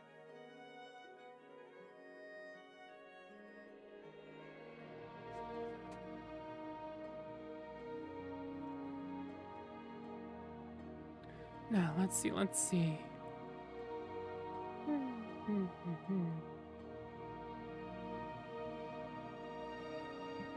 So this is A Dance in Fire Chapter 2. Every stream from now until probably 12 streams from now, I think. We will read one chapter of this fairly long book. Last time we read Chapter 1. Rerun Ryan, welcome. Thank you for the follow. Welcome to Succubard's Library. I hope you enjoyed here. Ren Sparrow, apparently it's Molagbal, Mehrunes Dagon, Malakath, and Sheogorath. Molagbal, I can see. Mehrunes Dagon, I can see. Malakath, it feels like doesn't quite fit, but Sheogorath, absolutely. Rest the eyes. Thank you. Thank you for the redeem, Ryan. So if you'd like to join me, we're going to rest our eyes for 20 seconds by looking ideally up to about 20 meters away. Well, 20 feet, but 20 meters is better. So I'm just going to, my model may freak out just a little bit here, but actually I can bring you in here with me. There we go. Oh. Give the eyes a nice 20-second rest. Ideally, this is every 20 minutes, but it's definitely not something that's easy to do every 20 minutes. Be a little disruptive to stream, I think. There we go. Oh, Ancient Stones. This is a wonderful piece. This is one of the few Elder Scrolls pieces that I can play on violin. And I say can play, as in, like, I can do more than just play the melody. Because I can play the melody of a lot of things, but most of the pieces in the Elder Scrolls don't work without the supporting harmony and the counter melody stuff. Cramptonator, when I get the time to think about, when I get the time, I was thinking about clipping each volume, if that's okay.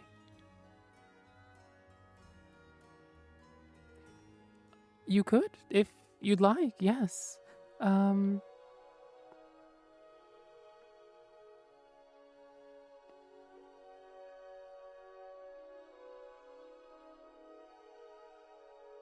Although at some point,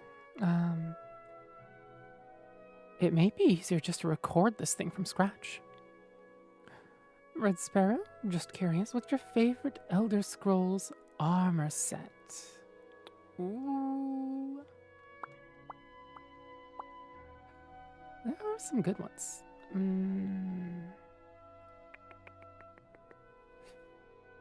Let's see.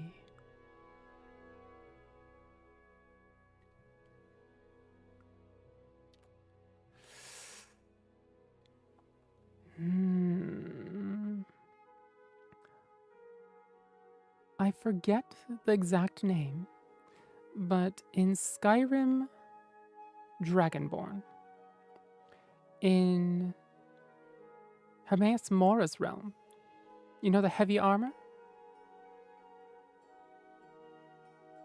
That's part of the, sort of the super tentacly set. That one is hands down my favorite out of all of the vanilla sets. Malakath used to be Trinimac, if that makes it fit more. He was divine until Boethia quite literally ate him and shut him out. Was he Trinimac? Oh. True. But also Crampton, clipping it is totally fine. I can't promise at what speed I can get the recordings. So if, especially if you want a recording for yourself to sleep to that, you clip together, I would have no qualms about that. And eventually I'll do a proper recording for YouTube, and then I'll have the, I have, if you go to my YouTube, you can find a bunch of books that I've done proper recordings for from scratch, not stream clips. And then all of my Patreon and Ko-fi supporters get access to the audio-only versions of all of those as well. Rogue, indeed, Trinimac followers, like his absolute devotees, then became orcs. Wait, so the Orsimmar were... What were they initially? Were they not Orsimmar? Anywho, let's read A Dance in Fire chapter 2. Oh no, I lost my place. Where is chapter 2? There it is. There it is.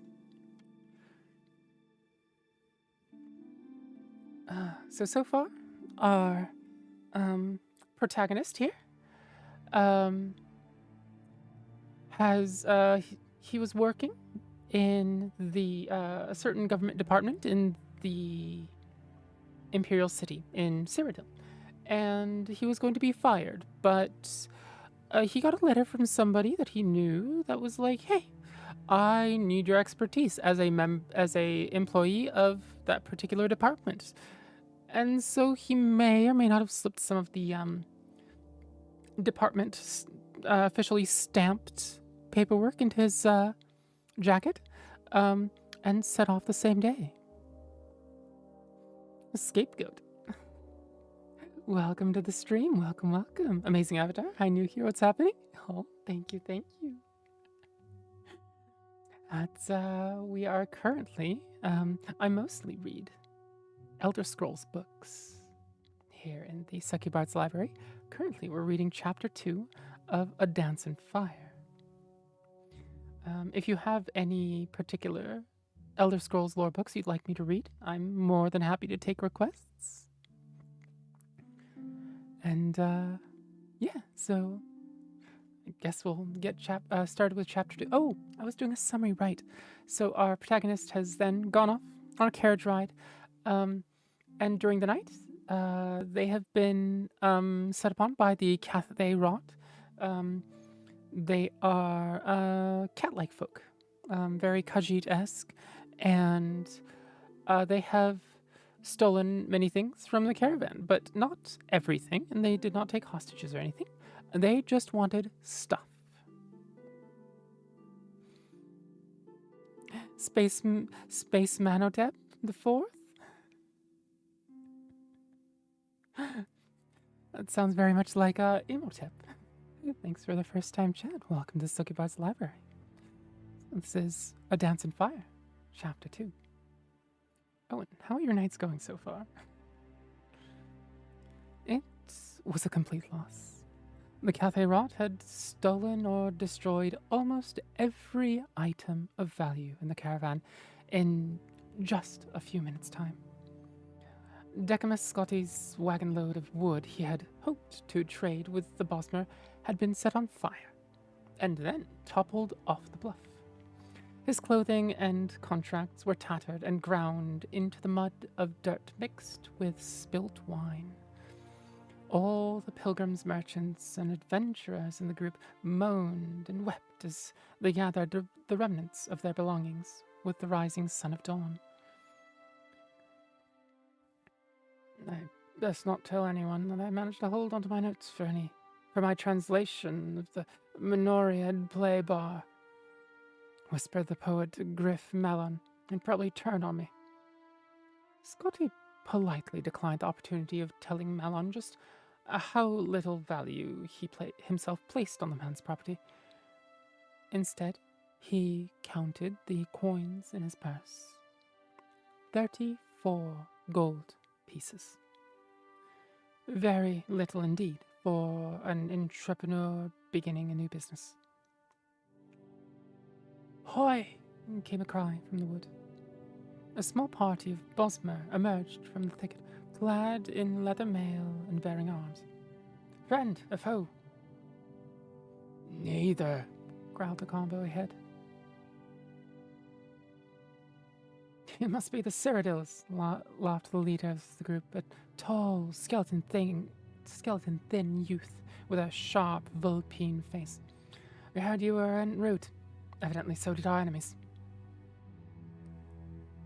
"I thought the war was over," muttered one of the caravan's now ruined merchants. The Bosmer laughed again. "No act of war, just little border enterprise. You are going on to Falinesti?" "I'm not." The convoy's head shook his head. "As far as I'm concerned, my duty's done. No more horses, no more caravan. Just a fat profit loss to me." The men and women crowded around the man, protesting, threatening, begging, but he refused to step foot in Valenwood. If these were the new times of peace, he said, he'd rather come back for the next war. Scotty tried a different route and approached the Bosmer. He spoke with an authoritative but friendly voice, the kind he used in negotiations with peevish carpenters. "I don't suppose you've considered escorting me to Falinesti. I'm a representative for an important imperial agency, the Atris Building Commission, here to help repair and alleviate some of the problems the war with the Khajiit brought to your province. Patriotism, 20 gold pieces, and you must carry your own gear if you have any left," replied the Bosmer. Scotty reflected that negotiations with peevish carpenters rarely went his way either. 6 eager people had enough gold on them for payment. Among those without funds was the poet who appealed to Scotty for assistance. "Oh, Belle, night-night. Sweet dreams. Take care, and thanks for listening. Hope you rest well."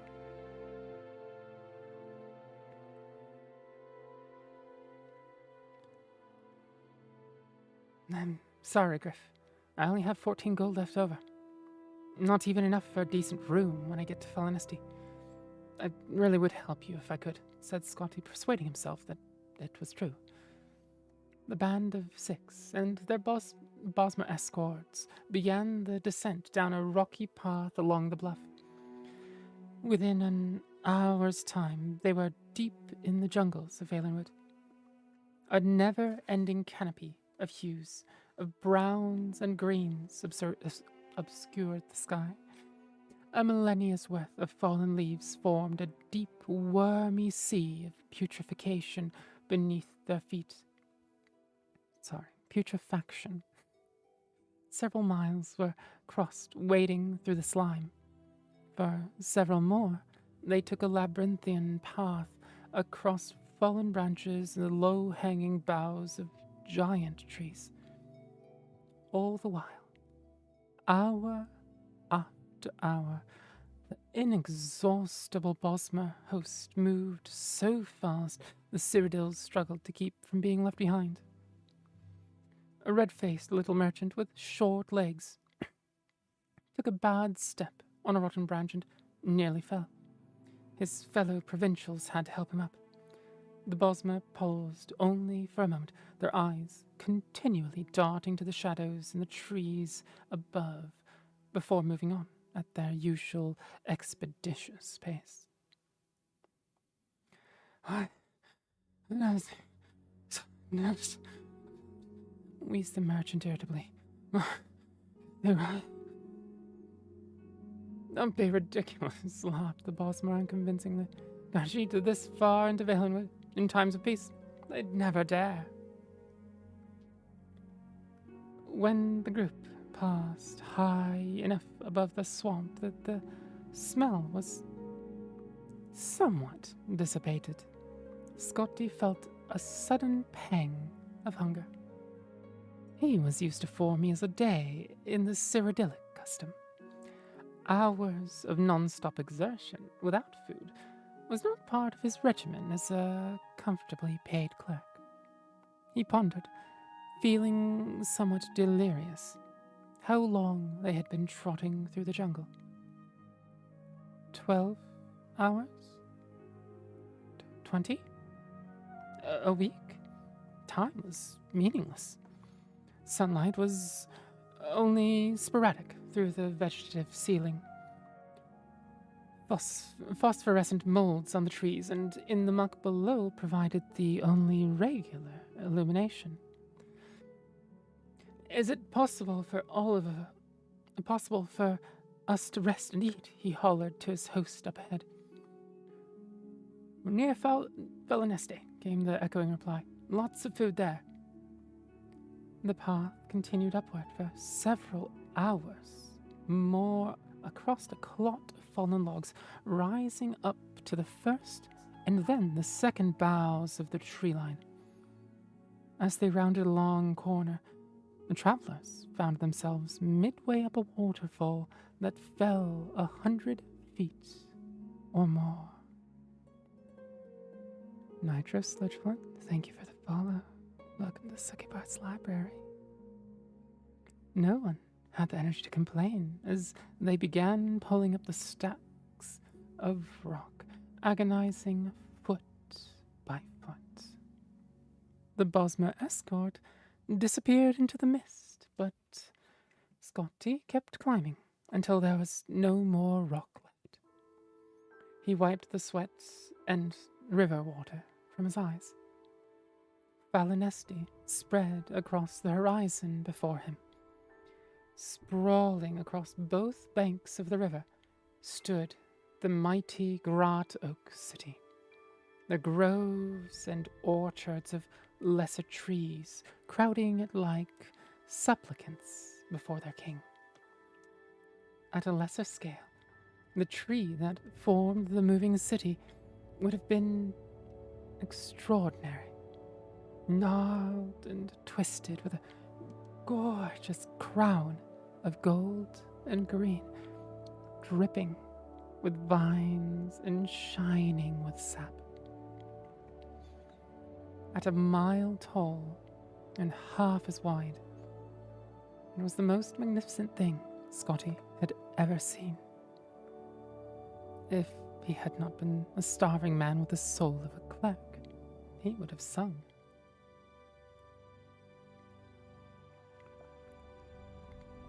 "There you are," said the leader of the escorts. "Not too far for a walk. You should be glad it's wintertime. In summertime, the city's on the far south end of the province." Scotty was lost as to how to proceed. The sight of the vertical metropolis where people moved about like ants disoriented all his sensibilities.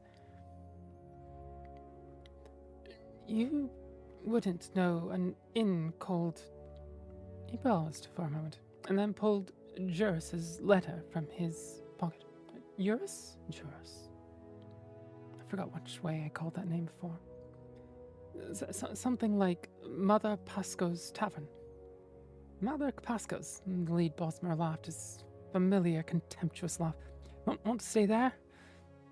Visitors always prefer the Asia Hall in the top bows. It's expensive, but very nice. I'm meeting someone at Mother Pascoe's Tavern.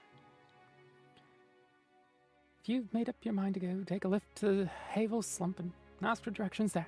Just don't get lost and fall asleep in the Western Cross." This, apparently, struck the youth's friends as a very witty jest, and so it was that their laughter echoing behind him, that Scotty crossed the writhing root system to the base of Falonesti.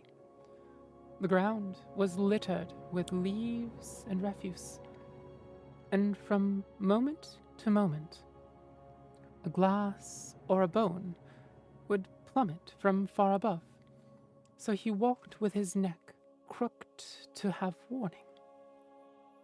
An intricate network of platforms anchored the thick vines slipped up and down the slick trunk of the city with perfect grace, manned by operators with arms as thick as an ox's belly. Scotty approached the nearest fellow at one of the platforms, who was idly smoking from a glass pipe.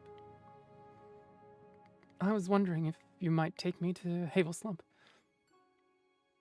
The mer nodded, and within a few minutes of time, Scotty was 200 feet in the air at a crook between two mighty branches. Curled webs of moss stretched unevenly across the fork, forming a shared roof for several dozen small buildings. There were only a few souls in the alley, but around the bend ahead, he could hear the sound of music and people. Scotty tipped the Falonesti platform ferryman a gold piece and asked for the location of Mother Pascoe's Tavern. "Straight ahead of you, sir, but you won't find anyone there," the ferryman explained, pointing in the direction of the noise. "Mourned us everyone in Havel Slump has revelry." Scotty walked carefully along the narrow street, though the ground felt as solid as the marble avenues of the imperial city. There were slick cracks in the bark that exposed fatal drops into the river.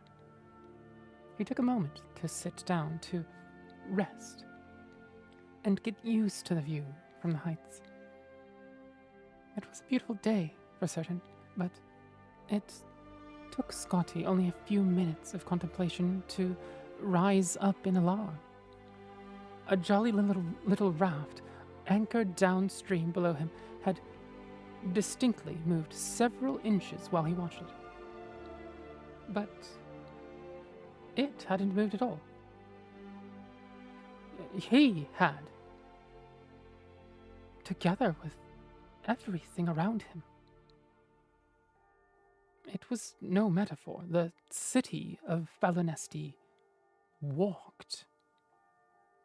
And considering its size, it moved quickly. Scotty rose to his feet and into a cloud of smoke that drifted out from around the bend. It was the most delicious roast he had ever smelled. The clerk forgot his fear and ran. The, quote, revelry, as the ferryman had termed it, took place on an enormous platform tied to the tree, wide enough to be a plaza in any other city. A fantastic assortment of the most amazing people Scotty had ever seen were jammed shoulder to shoulder together, many eating, many more drinking, some dancing to a lutist and singer perched on an offshoot above the crowd. They were largely Bosmer, true natives, clad in colorful leaves and bones, with a close minority of orcs. Whirling through the throng, dancing and bellowing at one another, were a hideous ape people. A few heads bobbing over the tops of the crowds, belonging not, as Scotty first assumed, to very tall people, but to a family of centaurs. "Care for some mutton?" queried a wizened old mer who roasted an enormous beast on some red-hot rocks. Scotty quickly paid him a gold piece and devoured the leg he was given. And then another gold piece, and another leg. The fellow chuckled when Scotty began choking on a piece of gristle and handed him a mug of a frothing white drink. He drank it and felt a quiver run through his body as if he were being tickled. "What is that?" Scotty asked. Jager, fermented pig's milk. I can let you have a flagon of it and a bit more mutton for another gold." Scotty agreed, paid, gobbled down the meat, took the flagon with him as he slipped into the crowd. "Ooh, Bosmer drinks? Yeah, I'm not so familiar with the Bosmer, so this is a new world for me." His co-worker, Leodus Juris, the man who had told him to come to Valenwood, was nowhere to be seen. When the flagon was a quarter empty, Scotty stopped, looking for Juris. When it was half empty, he was dancing with the group, oblivious to the broken planks and gaps in the fencework. At 3/4 empty, he was trading jokes with a group of creatures whose language was completely alien to him. By the time the flagon was completely drained, he was asleep, snoring, while the revelry continued on all around his supine body. The next morning, still asleep, Scotty had the sensation of someone kissing him. He made a face to return the favor, but a pain like fire spread through his chest and forced him to open his eyes. There was an insect the size of a large calf sitting on him, crushing him, its spiky legs holding him down, while a central spiral-bladed vortex of a mouth tore through his shirt. He screamed and thrashed, but the beast was too strong. It had found its meal, and it was going to finish it. "It's over," thought Scotty wildly. "I should never have left home. I could have stayed in the city, perhaps found work with Lord Vanek. I could have begun again as a junior clerk and worked my way back up." Suddenly, the mouth released itself. The creature shivered once, expelled a burst of yellow bile, and died. "Godwin!" cried a voice, not too distantly. For a moment, Scotty lay still. His head throbbed, and his chest burned. Out of the corner of his eye, he saw movement. Another of the horrible monsters was scurried. Another of the horrible creatures scurried towards him. He scrambled, trying to push himself free, but before he could come out, there was a sound of a bow cracking, and an arrow pierced the second insect. "Good shot," cried another voice. Get the first one again. I just saw it move a little. This time, Scotty felt the impact of the bolt hit the carcass. He cried out, but he could not hear how muffled his voice was by the beetle's body. Cautiously, he tried sliding a foot out and rolling under, but the movement apparently had the effect of convincing the archers that the creature still lived. A volley of arrows was launched forth. Now the beast was sufficiently perforated, so pools of its blood, and likely the blood of its victims, began to seep out onto Scotty's body. When Scotty was a lad, before he grew too sophisticated for such sport, he had often gone to the Imperial arena for the competitions of war. He recalled a great veteran of the fights when asked, telling him his secret. Whenever I'm in doubt of what to do, I have a shield, I stay behind it. Scotty followed that advice. After an hour, when he no longer heard arrows being fired, he threw aside the remains of the bug and leapt up as quickly as he could stand. It was not a moment too soon. A gang of 8 archers had their bows pointing his direction, ready to fire. When they saw him, they laughed.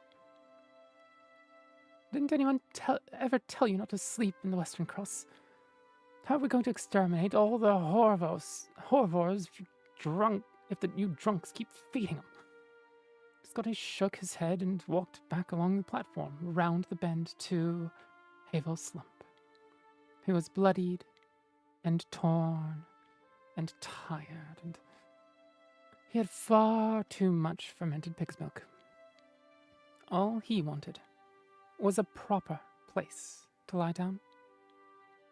He stepped into Mother Pascot's tavern, a dank place, wet with sap, smelling of mildew.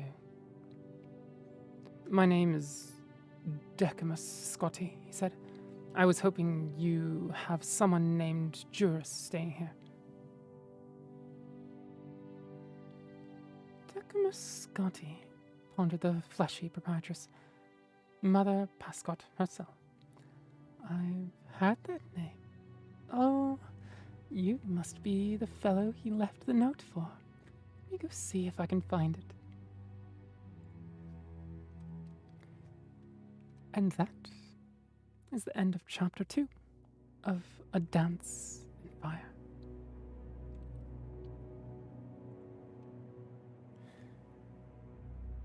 And as usual, thank you for both Cramptonator and I believe Rogue, Apocalypse, for the requests for an Argonian Tale and A Dance in Fire. As there, an Argonian account is the sequel to A Dance in Fire. But if I read them through in one go, it would take somewhere in the realm of 4 to 6 hours. I believe A Dance in Fire alone is at least just sub 3 hours. Especially if I'm not hurrying my way through it. I'm actually reading and performing instead of just reading. Now, let's see what I missed. Belle went to bed. I did wish her a good night and sweet dreams, didn't I? Thank you. Oh, of course, Cramptonator. It's my pleasure. Rogue, don't forget Bosmer's favorite food, myrrh. I'm sorry, what? Wait, they do... I was not expecting cannibalism. In hindsight, that was not expecting cannibalism from the Bosmer, maybe slightly innocent of me. There you go, Mew. If you ever hear a kitty on my stream, it's Mew. She mews. Bosmer eat people. Not all of them, mind you. So, which ones? Red Sparrow, that was a lovely read. Oh, thank you, thank you. The Scapegoat, captivating read. I'm glad. Are you fond of the Elder Scrolls books or Elder Scrolls games at all? Perhaps we could find a book to your liking, or perhaps a book that talks about a region of the world that you're familiar with. So you have various books that I've read before that I'm also totally willing to read again. We do fairly often. Or I can go back to rooting through the books from Oblivion, since we've been going through the Oblivion archives ever since Oblivion Remastered was released. Rogue, not all of them, mind you. To a lot of them, it's respectful to not waste the kill. You know that's fair, that's fair. Red Sparrow, well, they don't always eat people. That's a battle ritual that they do, and they find it wasteful to not use every part of a creature. Absolutely fair. Waste not, want not, and all of that, right? They don't seek people out specifically to eat like, say, a deer. Okay. So in times of war. That makes sense. Thanks for being the people that I lean on for lore. I know some of the lore. I've listened to plenty of Fudge Muppet and plenty of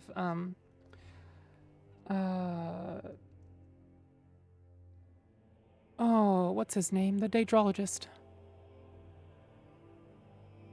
And one other. Well, like 5 others. Let's be real here. There are a lot of really, really good Elder Scrolls lore YouTubers. I really wish Miss Chalice, who usually does Elden Ring stuff, did Elder Scrolls stuff, but she doesn't. And it sucks. But enough of me crying about wanting to hear Elder Scrolls lore in Miss Chalice's voice, which she does have a wonderful one, as a note. I need to do ads on Twitch real quick to turn off the pre-rolls. What PC parts you got? GTR Davis. Welcome, welcome.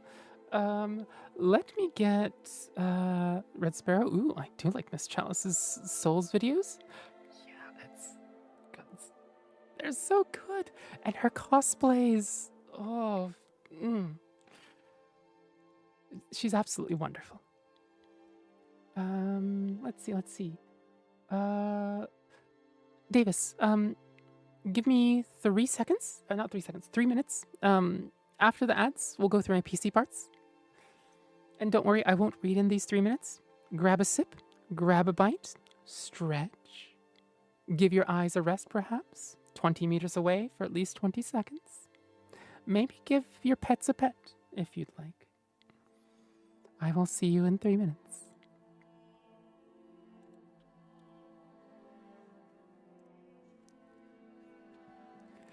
A scapegoat? I have some knowledge of the Elder Scrolls, but not a lot, as dyslexia and English being a second language hinders me. That's fair. If you would believe it, English is my second language as well.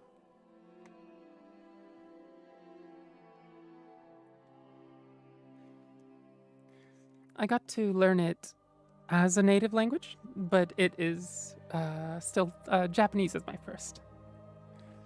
And I didn't know how to speak English until well past my 6th birthday. Or at least in not any meaningful way. With regards to the ebony blade. With regards to the ebony blade. Yep.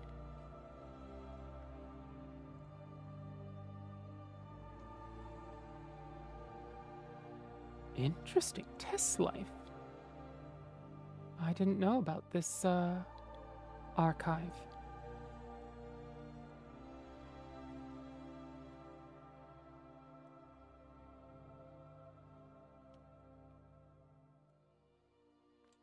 So there we go. Hmm. Interesting. Oh, Elder Scrolls Online fan site and database. Ah. The locked door is fun, but I need to sleep. Have a good rest of stream. Oh, okay. Perhaps we'll do the locked door again? If nobody else has any requests? And of course, the locked door is not particularly long, so if you have any requests, you can always ask me. Now, actually, Device Manager has all of the specs, doesn't it? Rogue, you could read my thingy if you wish, but oh, right, that's what we were going to read. Right. Thank you for the reminder, Rogue. I genuinely appreciate it because ADHD and short-term memory issues. In the meantime, I'm going to take a sip before I get told to take a sip.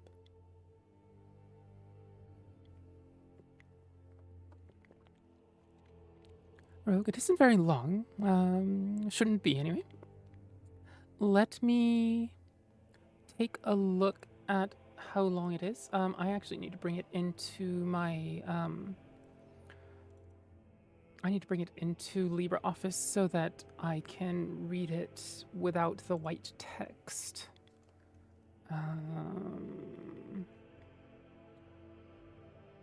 And Cradle of Infinity by Infinity by Rogue, and then we'll get that in there.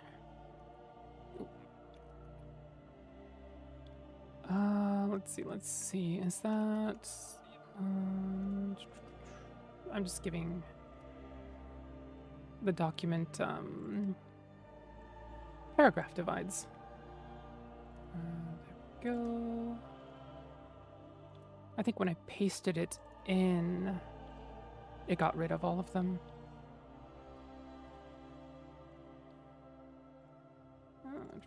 Oops. There we go. About 1,300 words. So, yeah, it shouldn't be longer than 15 or 20 minutes. It's all just world building for now. Under construction. Of course. I really like Azura in the box, but Dwemer names are hard to pronounce sometimes. Oh, it's fine.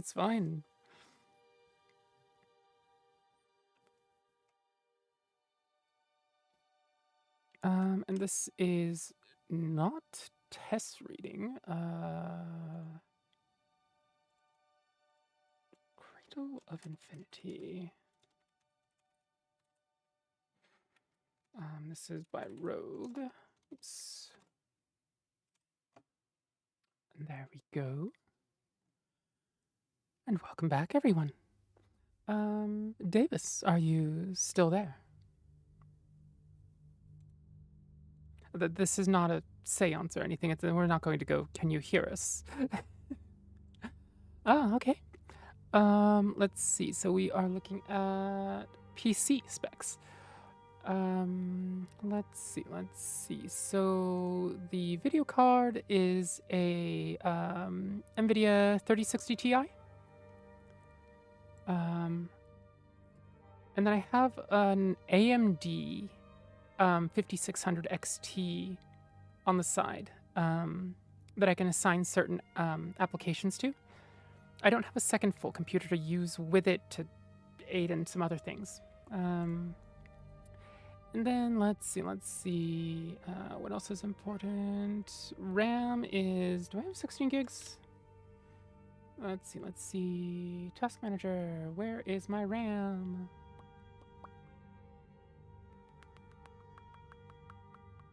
No, I have 32 gigs of memory, although I don't remember which generation of RAM I have. Why are CPUs not under CPUs? Are they under processing units? Processors! My processor is an AMD Ryzen 7 2700X.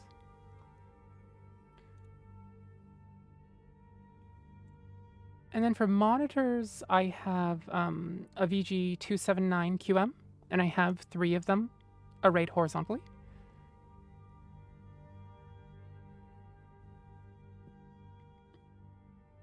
Honestly, I couldn't do this reading work with 2. Like, reading streaming takes a lot of various things on various screens. To the point that I've considered bringing my tablet over to the desk to use as some sort of supplementary device, although I'm not quite sure what software and uses I could actually get out of it. But is there anything else that you'd like to know? That was CPU, RAM, GPU. I think my hard drives are... I think I have 200 gig, 500 gig, and 1 tera solid states, as well as a 2 tera hard disk. The hard disk probably is 7,200 RPMs.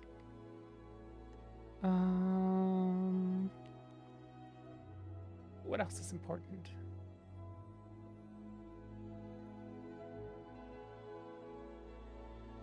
I guess that's about it. And currently I have what do you call it? My power supply is a 750 watts, but the fan doesn't work on it, so I'm forcefully pulling air through via a small external fan. I have a 500 watt that I can put back in once I remove the AMD video card. Yeah, I think that's pretty much all of the hardware, right? I wish I knew what the motherboard was so that I could tell you, but I don't remember at the moment. Oh, it's getting genuinely toasty in here, though. Gods.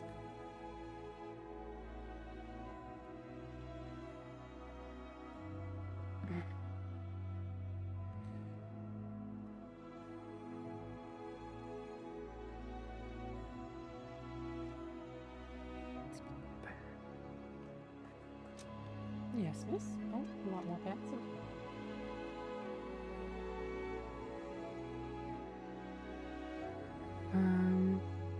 So let's get Azura in the box. After what's its face?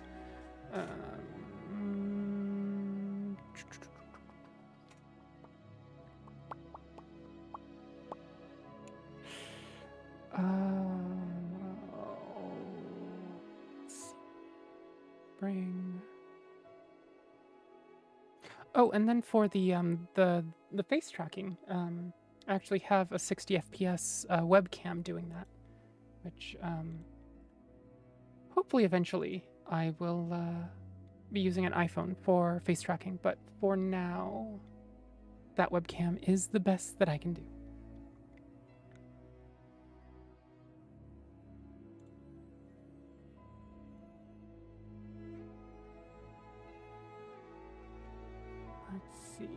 Let's see.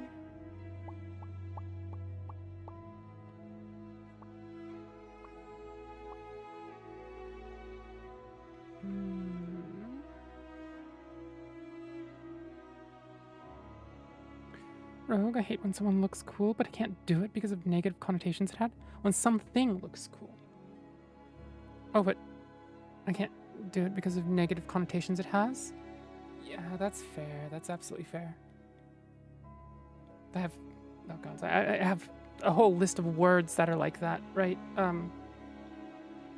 Just like, yeah. I have gripes with a lot of people over words. Mostly historical figures. I want a giant back tattoo. Oh, yeah, yeah, there's a lot of pitfalls with those. There are definitely a lot of pitfalls with those.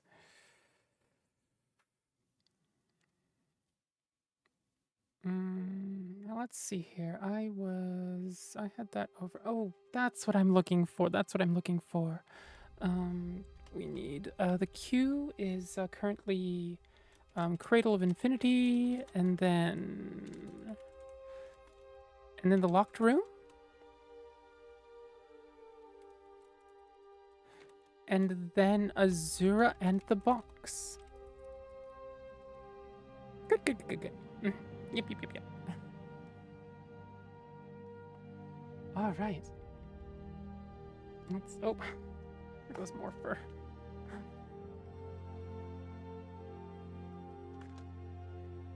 The back is the perfect spot for a tattoo like that, but almost always under a shirt. Shadowborn. Thanks for the first time chat. Hello, Derry. I'm Shadow. Nice to meet you. Hope you're having fun. I am indeed. We're going through various Elder Scrolls books, although next we're actually going to read something that our own rogue, Apocalypse here, wrote himself. Wait, rogue, he, him, right?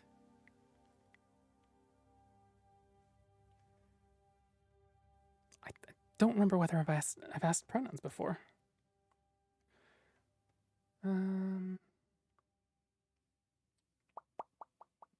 He, him, indeed. Ah, how it works. Cradle of Infinity, locked room, is here in the box. All right. Well, let's get to reading this. How's your evening going, by the way, Shadowborn? Note, I'm not flirting with you. It's just habit of me to call people dear, darling. So if you get offended, sorry. It's quite alright. I didn't take it as that. Especially dearie. Dearie feels like a comfy old grandma trying to feed you. Mew, hi, Succubard. Hello, hello, Luna. Welcome, welcome. It's good to see you. How's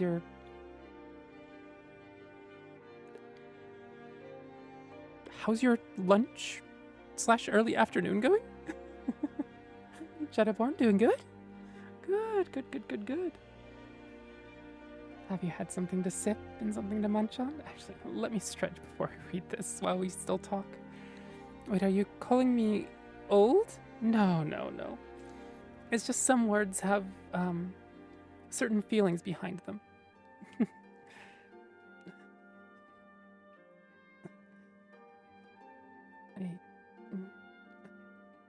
I use all sorts of words. They don't all necessarily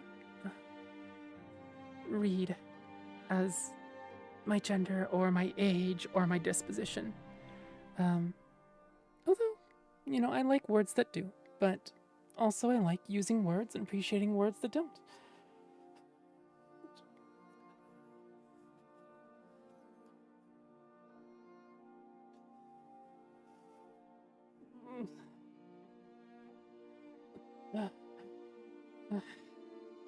Oh. Fair enough. Lunch in half an hour? Got a Miku choker. A Miku choker? Wait, are you in our Discord? Because if you are, I want pictures. It doesn't have to be of you, but like the choker. For anybody that's in Twitch, that's there. And then I think YouTube I have to do manually because I don't have the bots working right now. I'll get the YouTube bots working eventually. Again, the reason they're not working is because the what do you call it? Oh god, that's the wrong one. Remove message.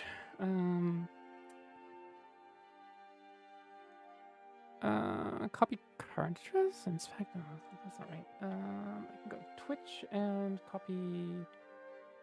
No, oh, God. Restream bot. Nuke that message.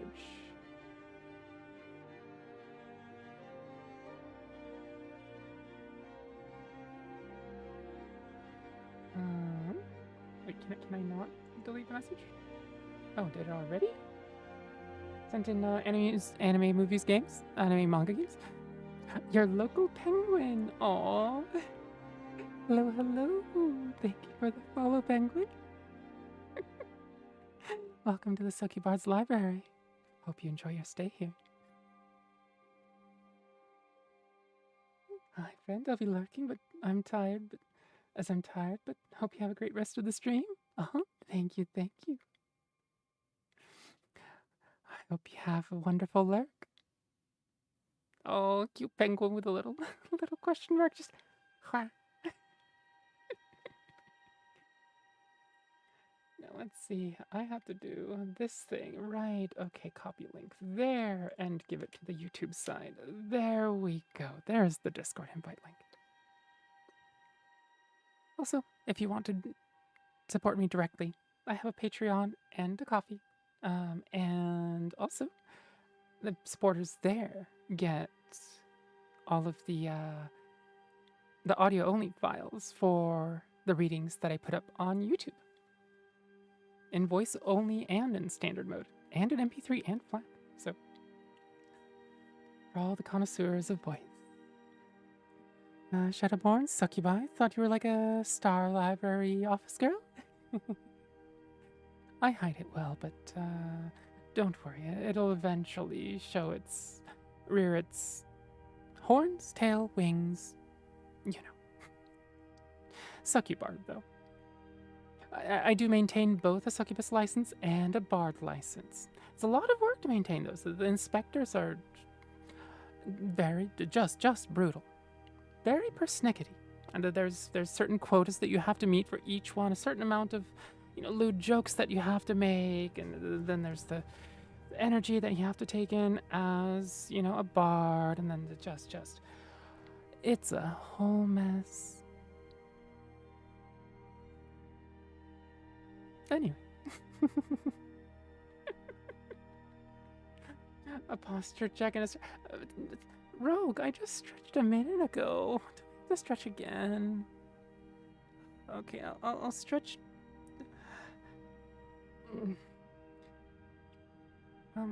Centered on the neck and shoulders this time instead of the torso.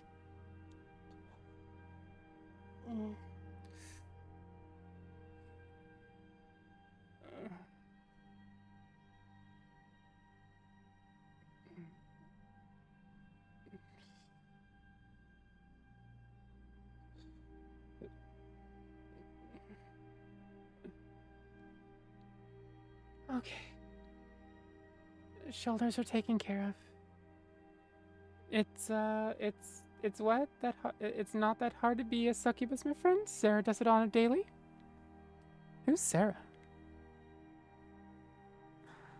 Rogue, doesn't specify what you have to stretch. You can stretch a thumb. That's true. I suppose it would be good if I stretched my hands and arms now and again. During the violin days, it was very much arm, shoulder, neck centered stretching, and now it's slightly different. But Tevi was basically like, hey DM, so Bard and Succubus are really cool classes on their own, but I can't pick, so I'm multi-classing. or perhaps I am a Succubus who chooses to also be a Bard. So, Succubus racial traits with Bard class traits. But as a Succubus, you have to maintain. It's like being a paladin. You don't get to keep all of your Succubus powers if you don't meet a certain quota to maintain being a Succubus, right? It's paladins. You do certain things, and your deity of choice is just like, no, you don't get to be a paladin anymore. Go away. You've lost your paladin privileges. Brini! Hello. Welcome. It's good to see you.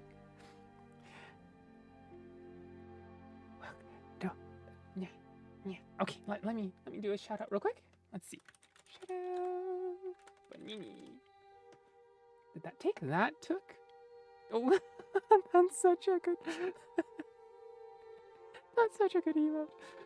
For anybody who doesn't know, Brini is a dear friend of mine and streams all sorts of stuff.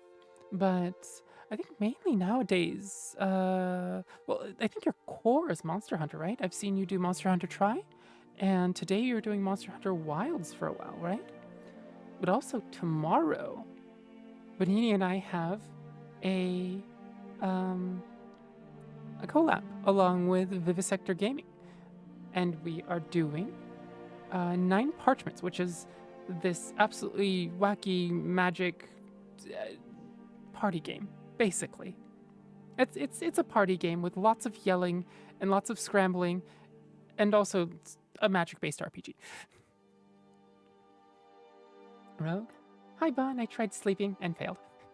And evidently I didn't help you either. You came over here and tried to sleep too, and then, It's okay, it happens. That's true, Bunny. Yeah, that's my core. I like doing a lot of games, but Monster Hunter always comes back. Rogue now. Tabby's going to read quite possibly the most horrific writing ever made. Rogue wrote it. Shadowborn, Sarah's a 22-year-old girl that I grew up with, and she puts Succubard to shame. She's more touchy. How do you fail at sleeping? Oof. So human bodies are weird. A lot of people, sleeping is just something that happens fairly naturally with fairly little energy and thought put to it. For other people, their bodies are have other ideas. Ideas besides sleeping, like staying awake and not sleeping. Yeah. Imagine not having insomnia. So, like, for most of my life, I've suffered from the opposite of that, right? Like, I sleep too much during the day. I sleep too much every day, I should say. Without an alarm, I average 9, 10, 11, 12 hours of sleep. But like most of the people that I know, at least have some form of insomnia, I swear. Medini, I envy you. Yeah, but it's its own thing. It's from insomnia. You can't do things as well as you want to, right? Because you're sitting there being an insomniac and not having sleep, and but for me, I sleep too much, and it's really, really hard to get up. Even if I sleep 8, 9 hours, it's good sleep.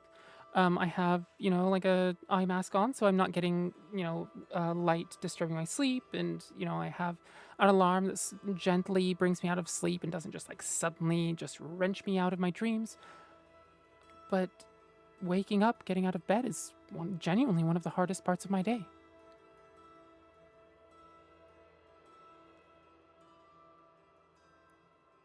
Luna, at Shadowborn, anxiety, genetics, your body just deciding fuck you today. I don't know why, just fuck you, and take your pick. Yeah. ADHD is very much like that as well.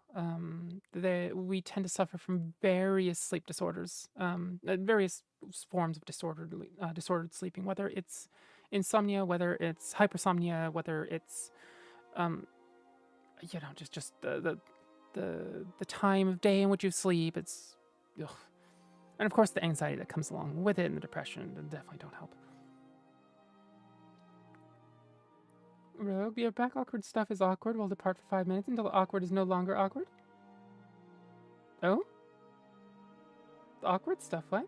Shadow, oh, who says I don't hate it? I have mental issues. More mental issues than anyone who I've probably met. I could go days without sleep. When I sleep, I have nightmares as the face of dead people that I've known from my past, so if you want to try something, go ahead. That's a little oversharey, perhaps. Little trauma dumpy, on the trauma dumpy side, perhaps. But also, it's not, we're not doing Disability Olympics here. Like, some people have, their bodies do things optimally and they don't have to worry about it. And for other people, you want to talk about trauma that's not even the trauma part of it? Generally, I don't too much, actually. I tend to try to maintain a comfy, cozy sort of space here. I think they may be joking, I don't know, maybe. Oh wait, it's real? Yeah.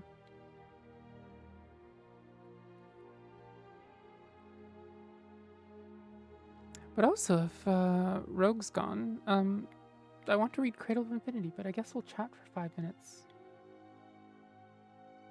Because, yeah. I don't know.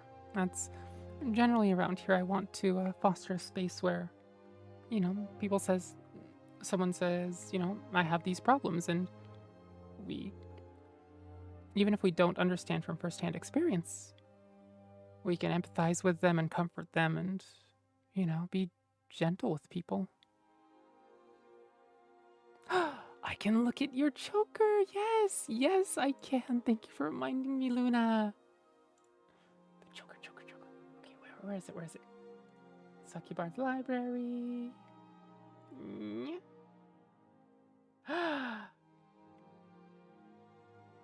Oh, that's so cute. So cute. Luna, I also have to tag Vivi in this one, because she is also a massive Miku fan. Wait, is she a massive Miku fan? I think so. Am I getting that right? I know she likes Cinnamoroll. She adores Cinnamoroll. I think she's good at rhythm games. And adores Miku, but not as much as someone else I know, and I forgot who it is.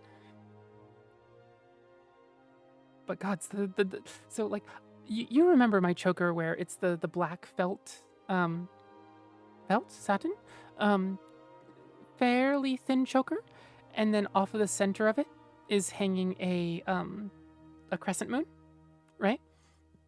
You remember that one. This feels like that, but like with the Miku necktie, and it's so cute. And it looks decently made too. Yeah. Wow, and with pretty decent clasps. Yeah, on the really pretty RTX on model. Thank you. Thank you.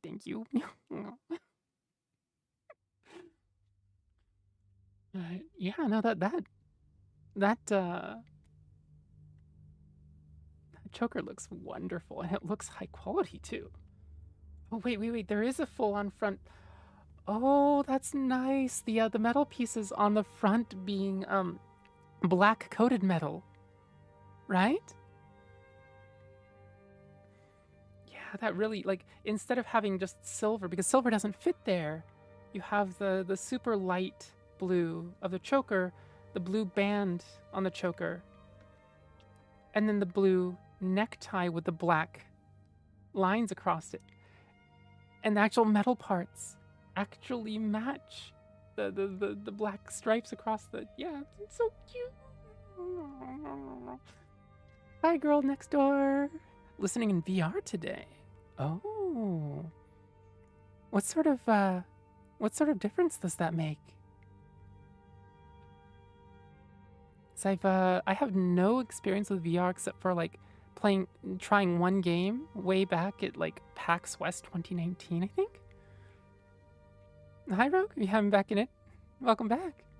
Shadow, what's wrapped around your hair buns? Yeah. Magic. They float, but somehow keep the hair together. So, you know. Otherwise, my hair ends up like this. So, you know, like, I need something decent to keep it together. And see, just right at the top front there, little orbs of my magic. You can also see my magic holding up the book, right? So, Shadow. Oh, VR makes the audio a little more echoey. Interesting. Oh, because there's a sense of actual space. Ah. Red Sparrow. Ooh, the hair looks great down too. Oh, so if you want the hair down, or you want the cat ears, or if you want the hat, Those are all channel point redeems on the Twitch side. Even if you don't watch, right? If you just have a Twitch account, you can just pop in, spend just some few channel points and redeem them that way. Usually, it's when I was doing the last like 2 gaming streams, 3 maybe, where we were doing Armored Core, and then Warframe. I was basically a cat girl the whole time. Like, the whole time. Luna, if you want, it's 6,000 yen, and on the last few pieces, I'm not so big on it, but 6,000 yen, man, I'd have to think about it. Definitely would have to think about it. Oh, I see. I didn't know that could be done in Twitch. Yeah. So the Twitch side of live streaming, there's a lot of... Twitch is just technologically better, right? Twitch is a streaming platform, so if their streaming isn't good, it just doesn't work. YouTube doesn't really care about the streaming. They only have streaming because Twitch looked like it was a real contender for a while, and they're, you know, so... Sorry. And so the Twitch backend is so good. There's integrations everywhere. The moderation tools are super good, and like there's tons of different interfaces that I can have. I can, my stream manager interface behind the scenes, I can sort that in any way I want. YouTube, it's one way. It is one way, and the options are kind of shite. But also it's where I got my start, and I do want to give people the option of doing YouTube streams or watching YouTube streams instead of Twitch. And, you know, Shadowborn, thank you for the follow. Thank you. Welcome to Succubard's library. Luna, I got it at 1,500 yen pre-order. 1,500, what? For that? That's basically like sub $15 USD. What? Wow.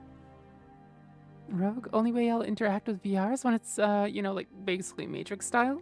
Yeah, just full on integration. Yeah. Hold on, how long is your hair? Fairly long. Butt length? Thigh length? Something like that. 1,500 yen, how much is that for USD? It's anywhere between 10 and 15 USD. With yen, just put a period 2 digits from the right. Basically, 1 yen is about 1 cent, is usually how it works. And over the years, it's been more than 1 cent, it's been less than 1 cent, but on average, it's about a yen for a cent. Yeah. Currently, yeah, the exchange rate makes it about 10 bucks and change. Historically, if it was 2009-ish, that 1,500 yen would have been about $20 and change, something like that. Yeah, so if you have like 1,500 yen, right? Let's see. Yeah, now we have that. 1,500. Then you take that and you put that 15.00, right?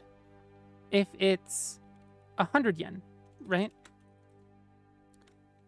Then, oh, that's odd. 100 yen, and then you put the period 2 digits from the right. So this is that, right? If you have 10,000 yen, right?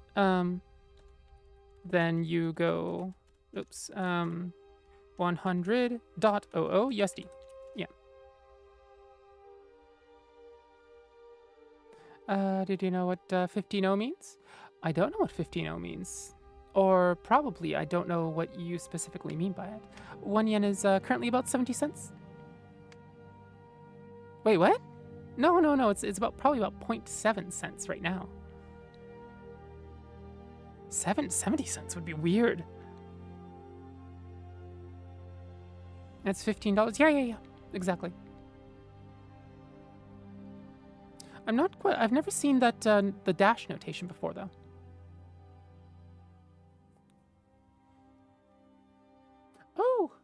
Honeynoke, thank you for the follow. Thank you, thank you. Welcome to the Succubard's library.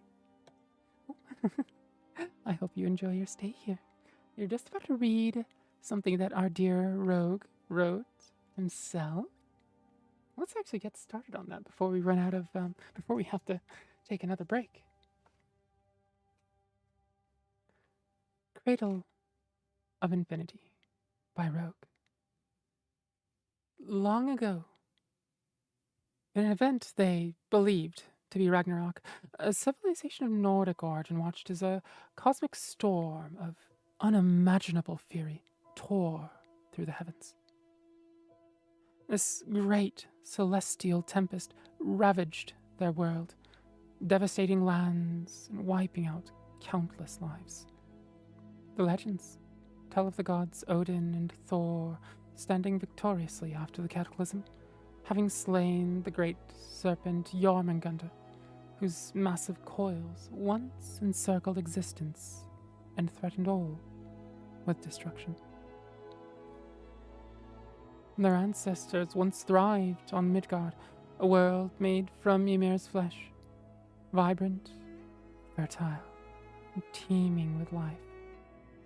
But as ages passed, Midgard began to decay. Endless wars, technological excess, and environmental destruction poisoned the land. Crops failed, seas blackened, and skies grew ill with soot and storm. The people came to believe this corruption was the lingering venom Jormungandr unleashed in his battle with the gods, which had seeped into the flesh of Ymir itself, slowly rotting and corrupting Midgard from within. In truth, Midgard's ruin was not divine in origin. The storm was no battle of the gods, but a violent cosmic event. The decay was not born of the venom of a cosmic serpent, but the venom of man's own unchecked exploitation, arrogance, greed. A battle of cosmic origin had not doomed them. They had done it themselves. And so began the Exodus. They took to the stars in search of a new world, a second realm forged by gods, unspoiled by time. That world was Ormgard. Is that right, Rogue? Ormgard? Upon arrival, the surviving descendants of Midgard cast aside their old national banners, their differing identities and chosen bloodlines. They chose a new name, the Starwalkers, a title to unify them under the belief that they were fated by the gods to traverse the heavens and seed a better world.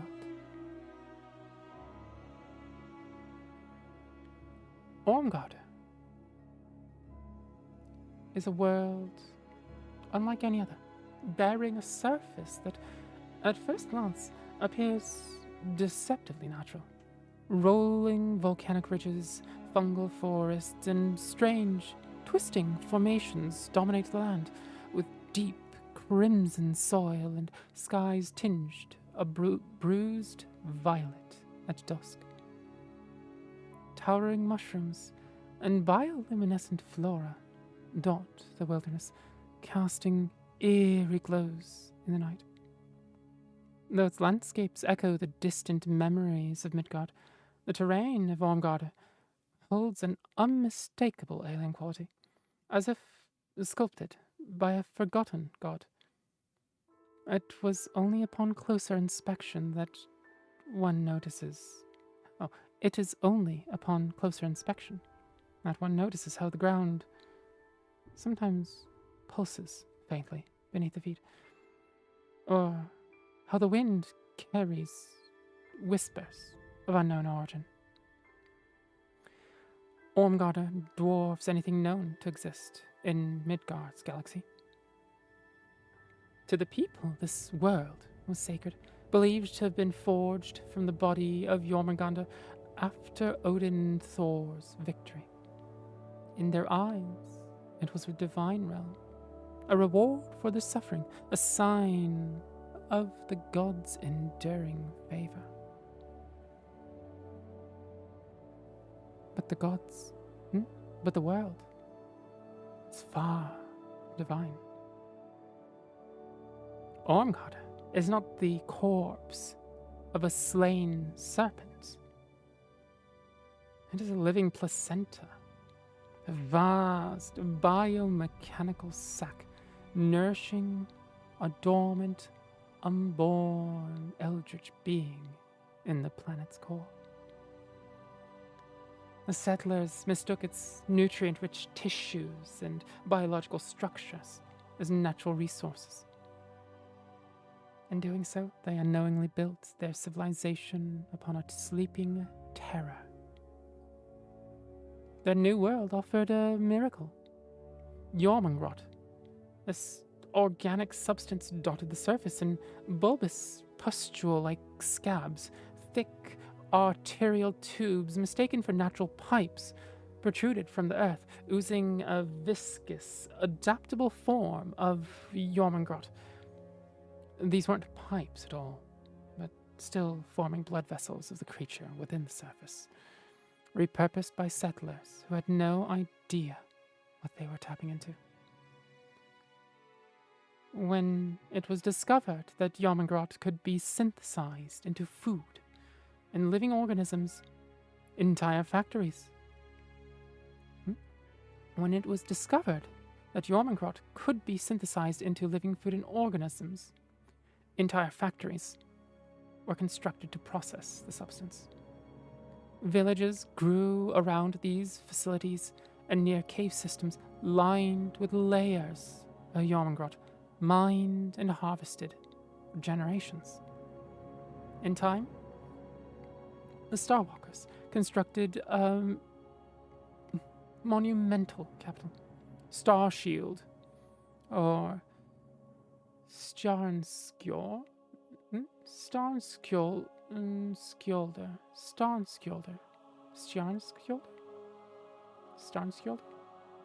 in the Ulta.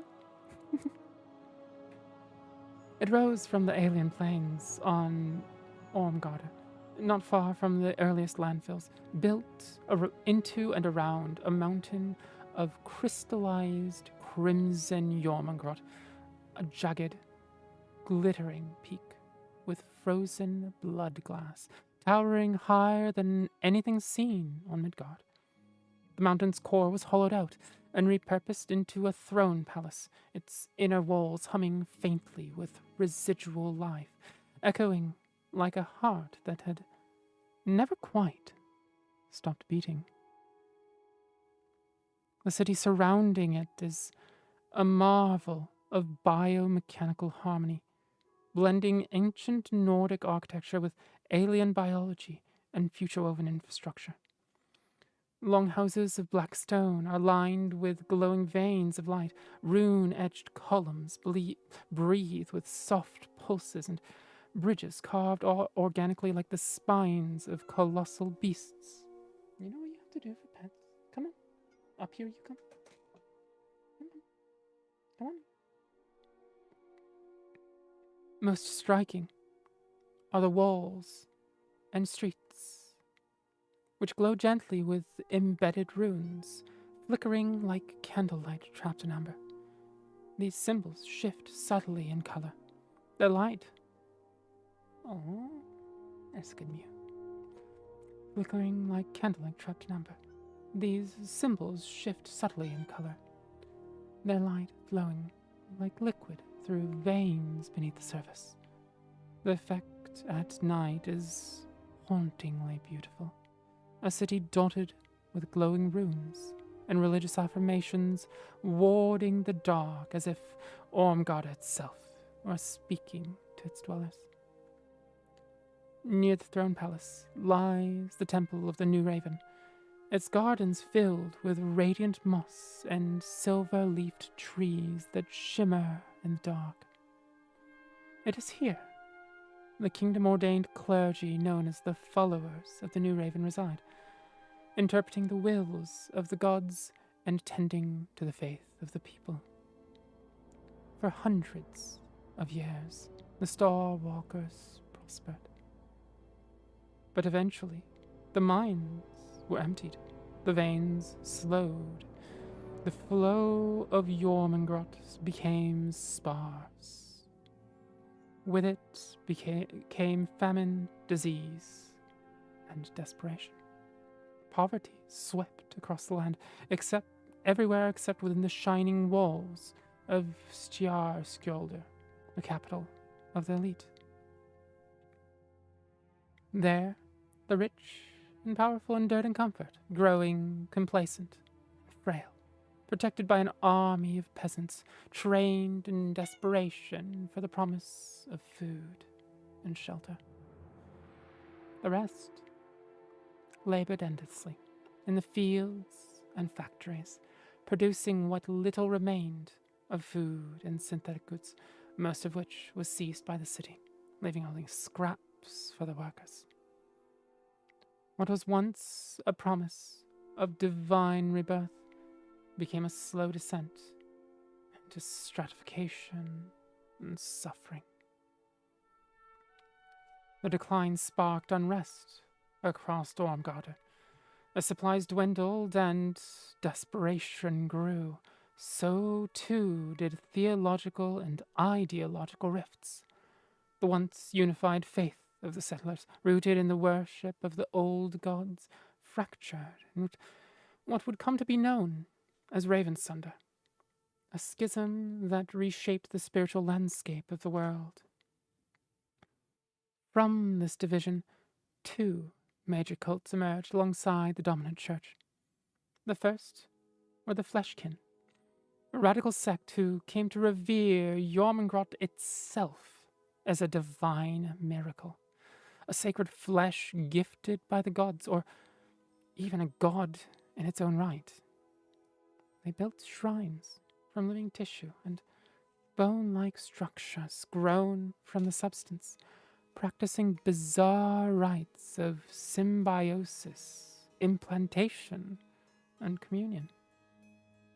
To them, consumption and integration of Jormungrot was holy, an act of becoming closer to the divine form.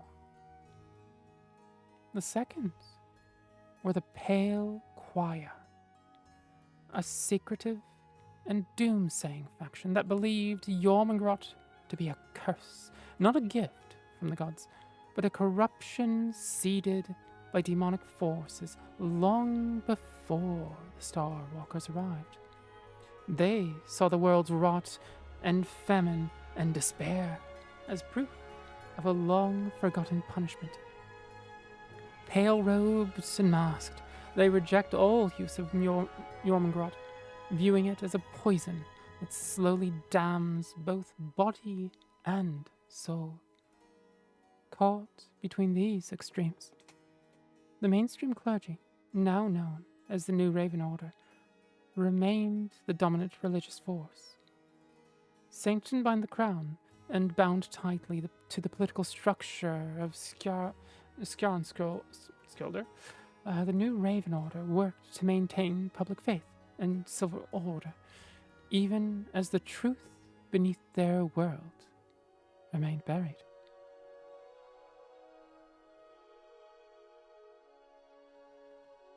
And that is Cradle of Infinity by our very own rogue.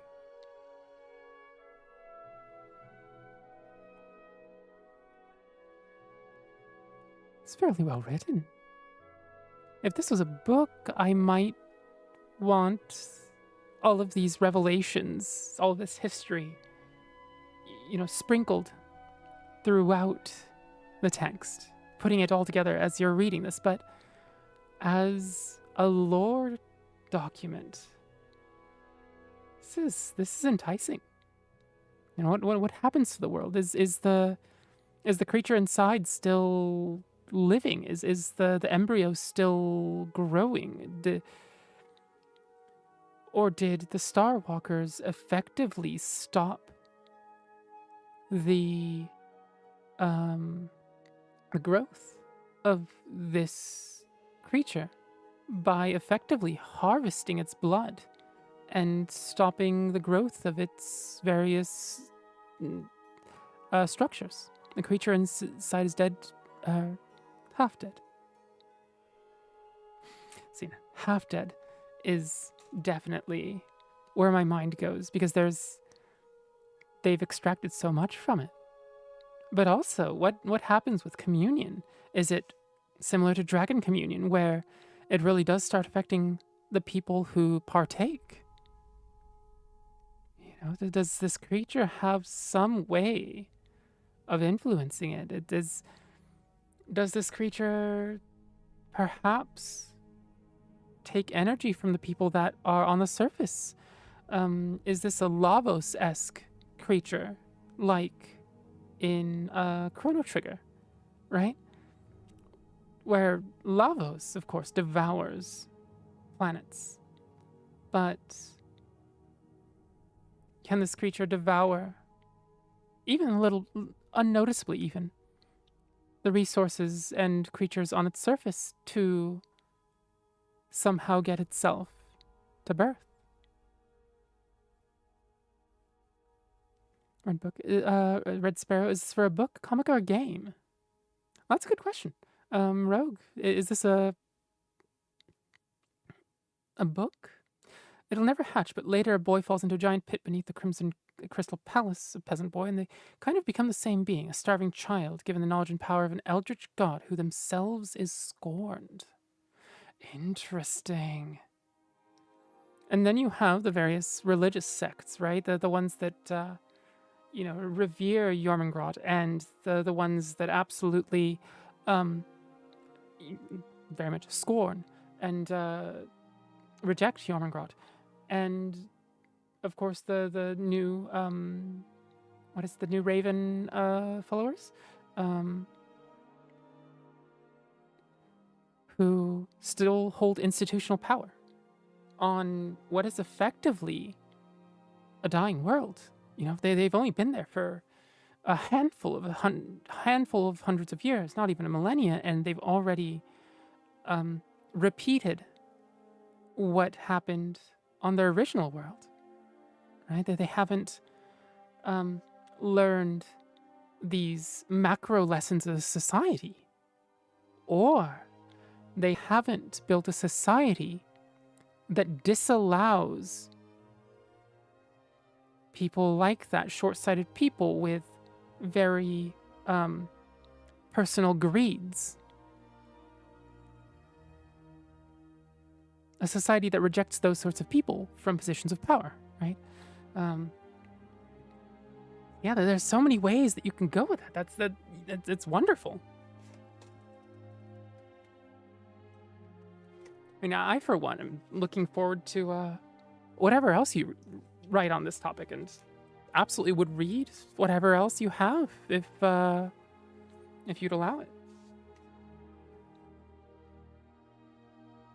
Of course, we read some of what Dark Raven has written as well on this channel. That was a while ago, but if you have, if you write things yourself and you'd like me to give them voice, I'm more than happy to.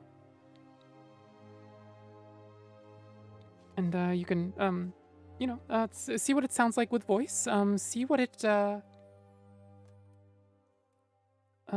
perhaps even see what certain passages feel like, certain turns of phrase.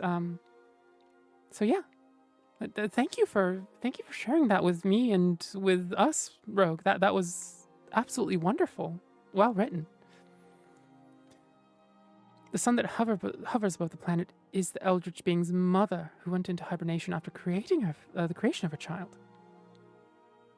Interesting. All right. That then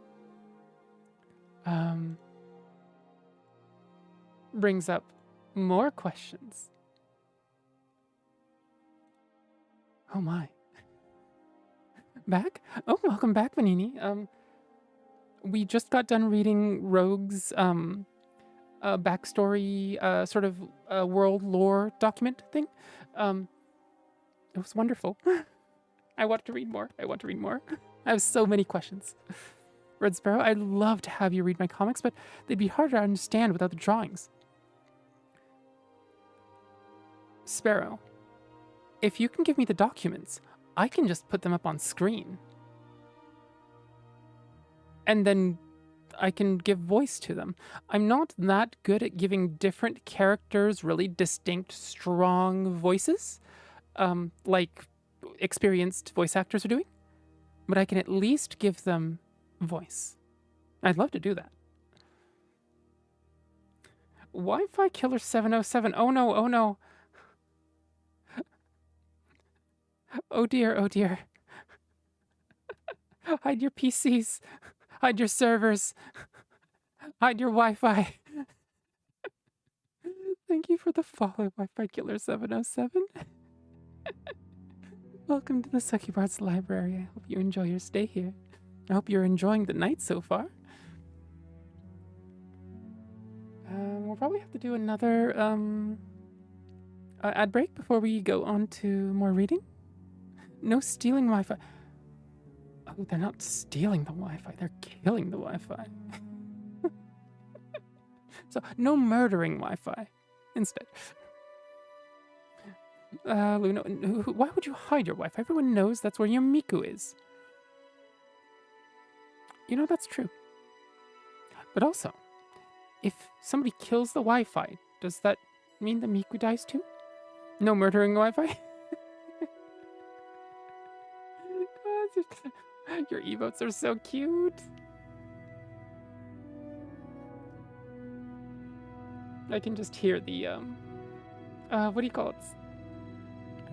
The whistle.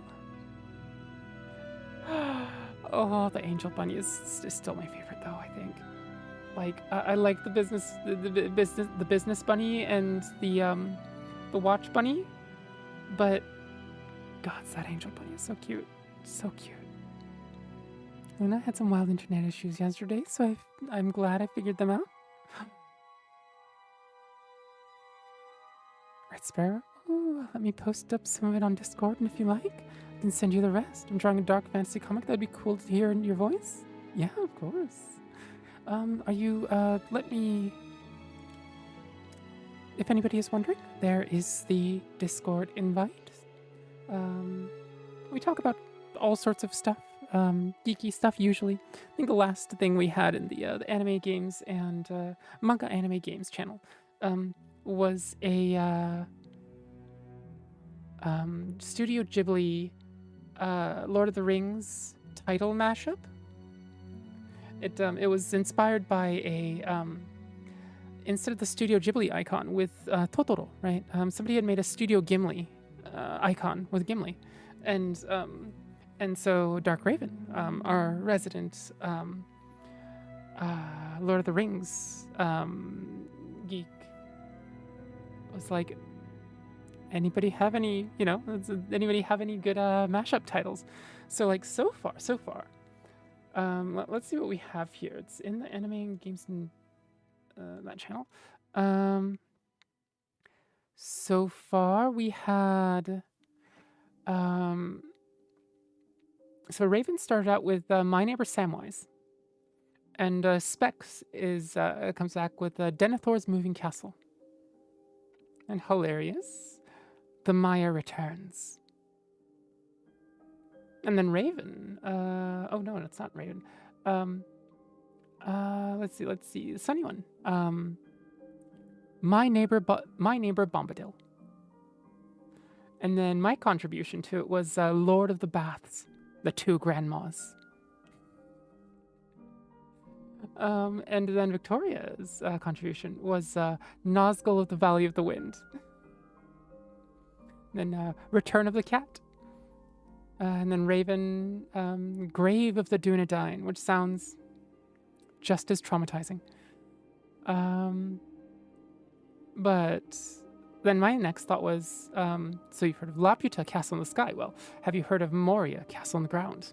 And Ovidex actually put together a little, like, almost movie poster thing with two dwarves and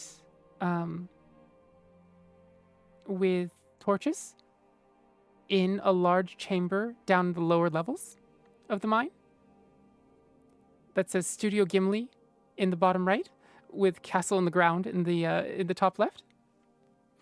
And then they say, and they call it a mine.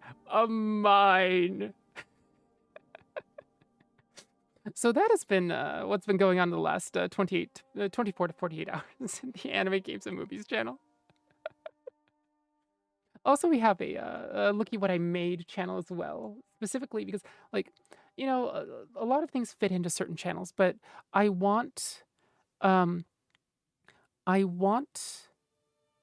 things that people make to have their highlight. I don't want it to be washed away, right? Because of the flow of chat. And so, while it's also a catch-all channel for things that people make, and people, things that people make can totally be in other channels, but it's also a place that, you can look and you can scroll back and go, oh, these are the various things that people have made, whether it's writing, whether it's art, whether it's music and audio. And, Raven's a composer, and we've got a bunch of musicians in there as well. So, yeah, and then, like, the Overdex's little movie poster with Castle of the Ground. And it's just a whole ton of fun. Luna, tab, out of curiosity, how many tabs do you have open? That is a good question. My Firefox is currently handling 121 tabs in one window, 68 tabs in another. And then I have Vivaldi that handles a different set of things. And I think it's probably in the sub 100. But I do have a tab manager that allows me to, in Firefox, that allows me to hibernate most of my tabs. And so the amount of RAM it takes is fairly negligible. I can actually get it below a gig often. Wow, that's a lot of tabs. Yeah. I mean, like, so the Succubard's library backend, right, is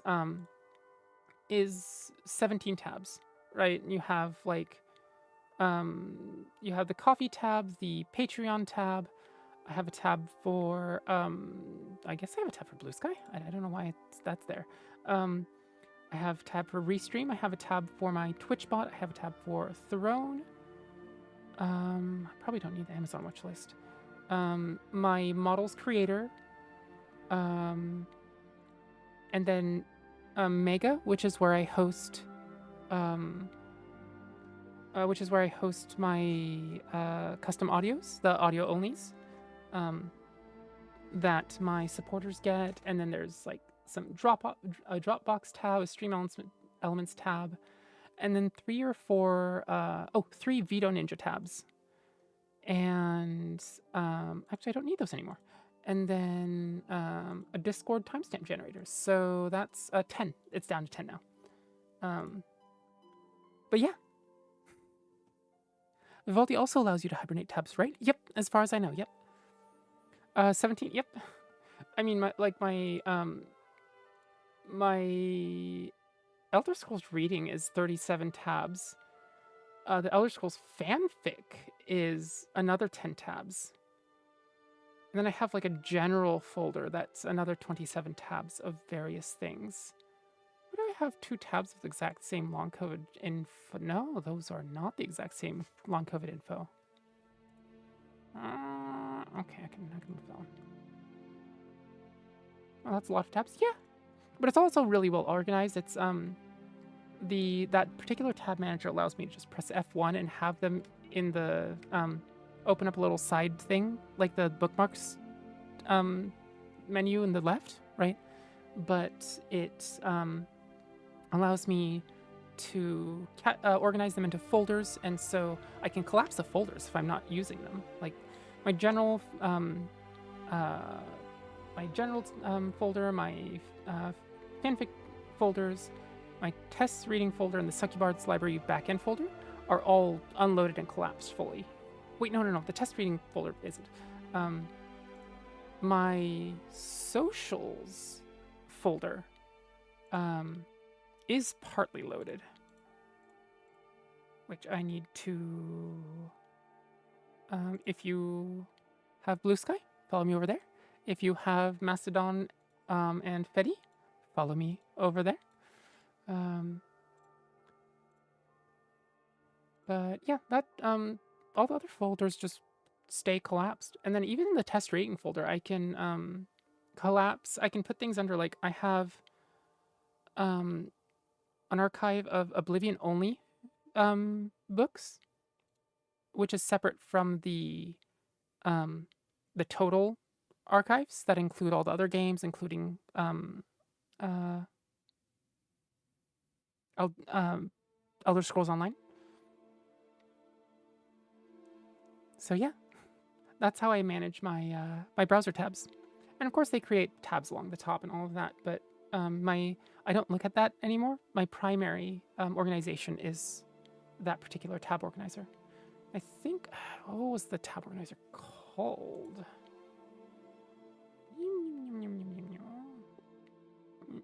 Sideberry. Sideberry. It has a big old settings document folder thing that I would recommend you use that allows it to get like that. But Rogue, sorry for the information overload. This has been on my brain for many years. Wait, what? Oh, wait a minute. Rogue, I completely missed. Yeah. What did I miss? Let's bear. Ooh, well, let me post up some of it on Discord, and if you like it, I can send you the rest. Right, okay. And then Rogue, if I don't know if you saw the inspirations in the story, like what's it's inspired by. The Norse I saw, sci-fi, definitely Lovecraftian. Yep, definitely adventure horror. I don't get that sense just yet because there's no like character we're following, I guess. But I can definitely see it. Inspired, obviously H.P. Lovecraft, but Elder Scrolls, namely Morrowind. Yeah. Especially the fungi, right? Norse mythology and One Piece. Interesting. I'd be curious to see.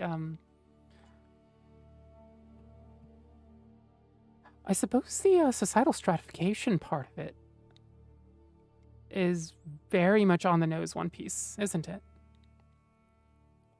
Red Sparrow, Rosie Cotton's delivery service. I'm going to have to.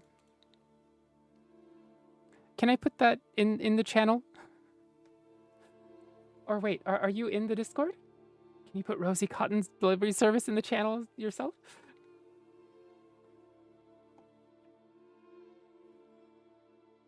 Because I want to share that. That's so good. I want to believe that's what she was doing while everybody was out fighting the War of the Ring. Sure, I'm in the Discord. I can add it. Yay! Yeah, it's all in the anime, manga, and movies channel. And Rogue, sorry for the information overload. This has been on my brain for years. Not an information overload at all. That, like I said, I adore the world, and I can't wait to see more of it. So yeah, it's wonderful. Let's see. I think we had things on the docket. The locked room and Azura's box. Shall we read Azura's box first? I don't think we've read it in a little while. Ghibli meets Lord of the Rings. Rosie Cotton's delivery service. Perfect character for that.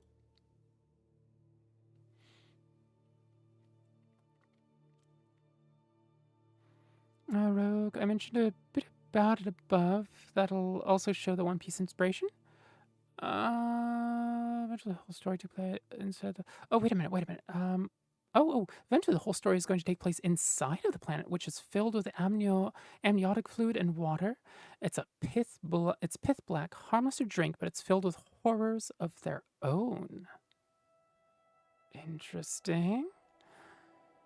Oh. Deep sea diving. And then there's some phobias right there.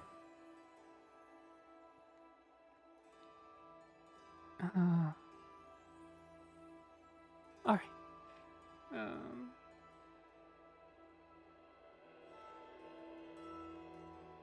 Let's see. Did I already do the ad break? No, I haven't done the ad break. It's gonna be an Odyssey with a crew. Ooh.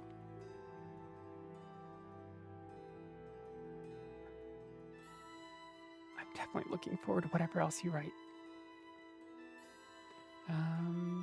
3-minute ad break, and then I do want to discuss my robot species idea actually.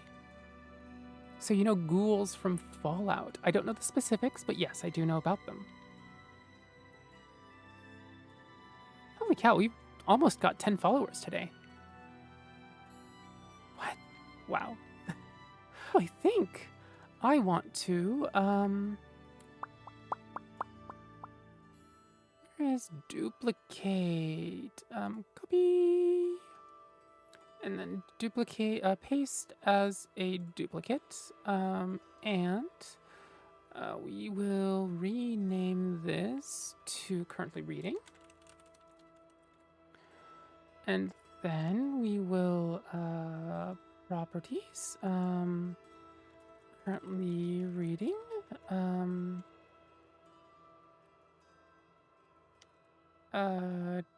whatever the title is, Azura's box.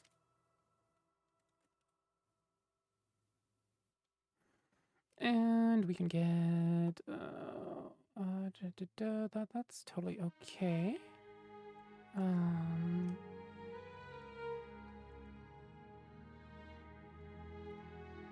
Oops. We'll do that. And we can have it be,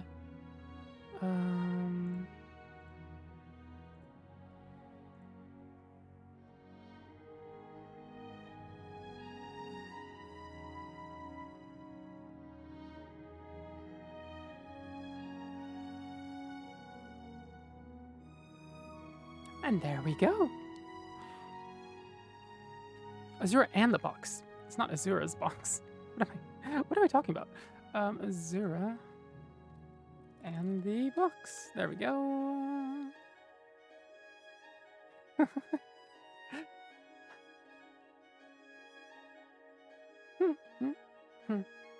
That's why. Oh, I do want to they can go feral and lose their minds attacking humans at random. Oh no. Next phase is inspired by both Halo and Fallout. Alright, those are some solid influences. Let me get a little bit more tea while people get back from ads. I probably need to be told to munch and sip, and then we'll read Azura and the box. And hopefully we don't have too many people angry that I've mostly been doing chatting instead of actually properly reading over the past however long. Oops. Posture check, munch. Thank you. Can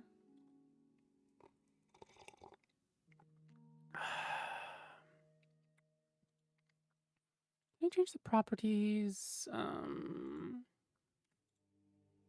Can. Oh, okay. I did a sip. I did a posture check. Cookies. Okay, I posted a bit of the comic on Discord. Let's see. Red Sparrow, how much more time do you have tonight? I'm trying to decide what to prioritize right now.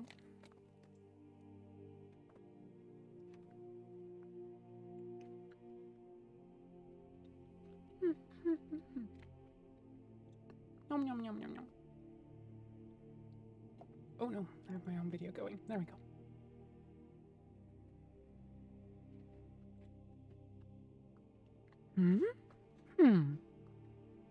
Test. 1, 2, 3. Is everything okay?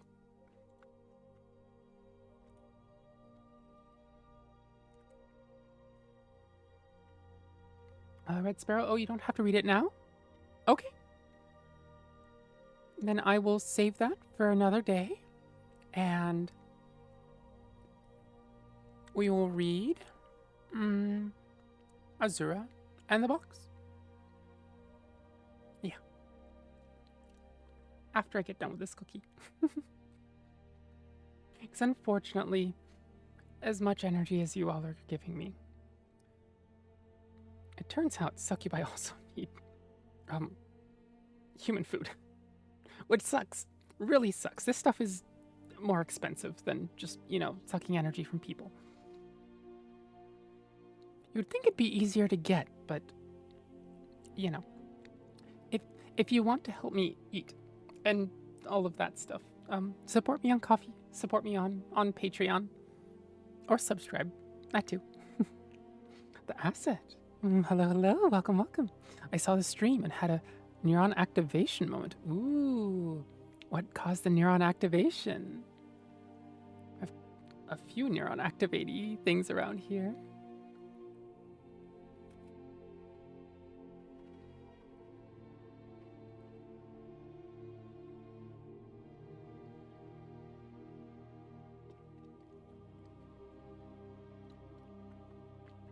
I hope you like the comic. I can send more if you didn't.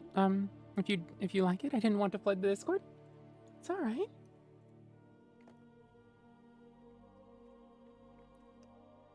Ooh. Oh, that's gorgeous art.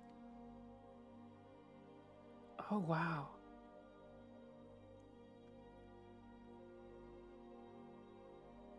Oh, that's. Oh, that. Dark Raven is going to love the crows and/or ravens that are in your in various pages.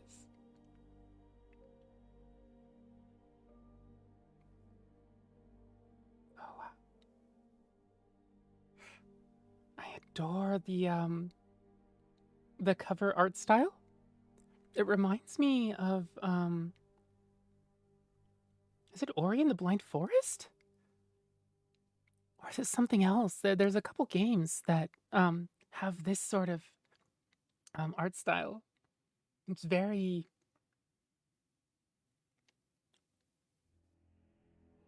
I don't know what to call it. Oh, like nature adjacent. Sort of evokes this sense of oneness and respect for an environment. And that's what pops into my head anyway. Oh, thank you. Elder Scrolls inspired me to make my own fantasy stories. Good to hear. You're already making my brain go agooga? Oh. I'm glad I am. We have various redeems for that as well. Various neuron activations. Rogue, it's a sort of, are you who you are because of your personality? Or because of your experiences, Delio? Ooh. Are you not at least partly a sum of your experiences? By the way, how do I join the Discord? Oh, thank you for helping them, Rogue. I keep on reading Maple, and I want to say Maple. And no Maple, Rogue.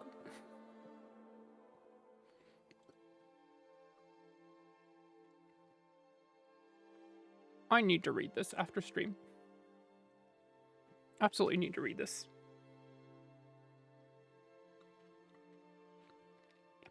As a note, I can do masculine voices. But the deeper and thicker and richer it goes, the more strain it causes me nowadays, and so the fewer minutes I can do it. So I may give certain characters a higher or a thinner voice than other people might imagine. So just as a warning.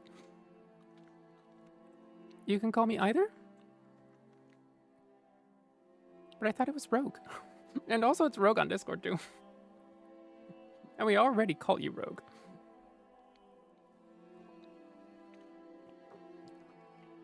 Oh gods. Oh gods. The correct order was tea and then cookies. Not cookies and the tea. The sweetness of the cookie completely nukes the sweetness of the tea. And so I get a lot of the I get the lemon juice and the already fairly sour tea to begin with. It's like a fruit tea, right? Without the balance of the honey in it. It's like, oh gods. This tea tastes slightly different than I remember it.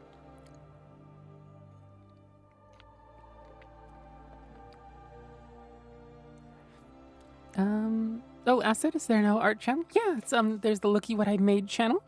Unless like you can put things in their appropriate channels as well. But also I have the Looky What I Made channel is sort of this showcase, a one-channel showcase of various things that people in our community have made. So so it doesn't get lost in the scroll, right? Like other channels, we talk about all sorts of stuff, but with the Looky What I Made, it's strictly what people in our community have made and talking about those things. And so scrolling back through gives you a much higher density and rewards you much more.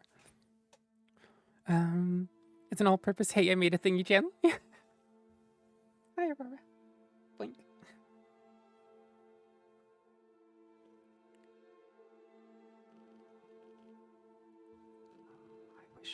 I wish I could get her purse. God, I'm like, but I can't. She's just a little too far away. And would figure out what I was doing. Unless.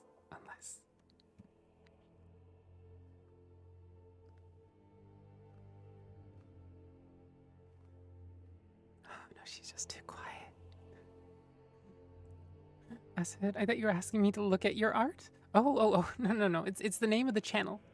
It's Looky What I Made is the name of the channel.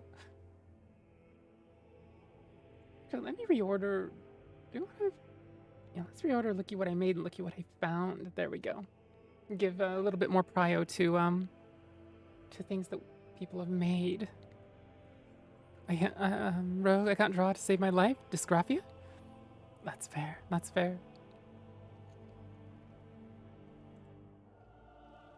Oh.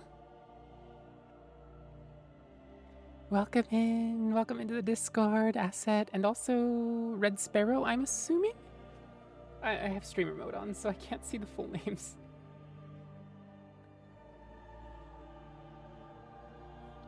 My brain is now zipped.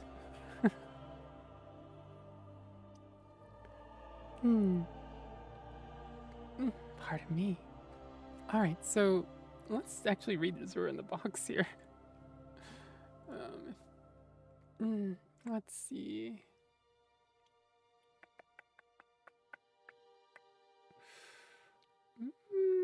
Where is it? Archives.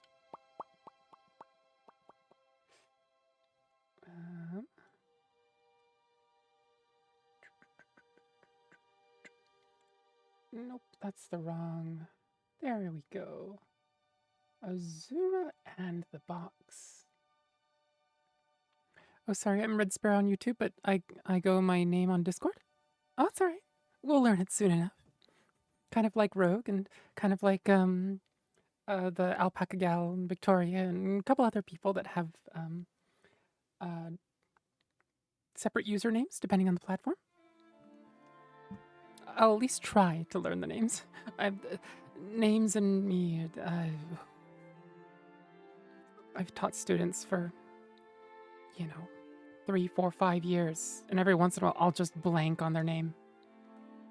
And it happens to friends too. I'll just be sitting there like, I've literally known this person for half my life. Why am I blanking on their name? Why, brain? Oh, Oblivion music. This is one of my favorites. What's the track? This is Wings of Kinneret. You were a teacher? Yeah, of various sorts. I've had 2 mother tongues since I was about 6 or 7. So I've taught those languages to various people in various amounts. And then I've also taught... Oh, let's see. I've taught music in various amounts. I primarily played violin for most of my life, so that's the primary instrument that I've taught. I've definitely taught Japanese and English in various amounts, just in various situations, but also professionally. I did it for 5 and a bit years. So yeah, I've had quite a number of students. Try to get like one-on-one time with the students, right? If it's or even like small group lessons, then it's much easier to remember names. But gods, the larger classes, it starts getting fairly hard. Especially, like I've had at least 1,000, some odd 100 students over my life. So yeah, that's. And I'm not great with names to begin with. Like, I'm not great with remembering names. Learning names, learning how to pronounce a name, wonderful, perfectly fine, right? I have 2 mother tongues. I, generally experienced in various forms of pronunciation. So like, give me a little bit of time and a little bit of direction, and I can learn how to pronounce a name the way it's meant to be. Octavia con amore instead of, con amor, con amore. Like it's not amore il, it's con amore, right? But it's recalling names is having difficulty recalling names is a particular specialty of mine. It helps when I have them on Discord or on various other places, and then I can go, I think I remember a certain chunk of their name, and I can look it up, and then I can remember it again. But names are hard. Help. All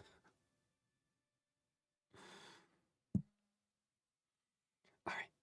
Now, this is the Ancient Tales of the Dwemer, Part 11.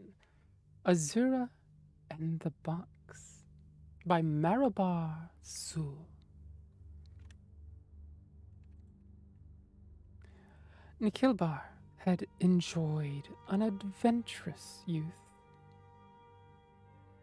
but he had grown to be a very wise, very old Dwemer who spent his life searching for the truth and dispelling superstitions.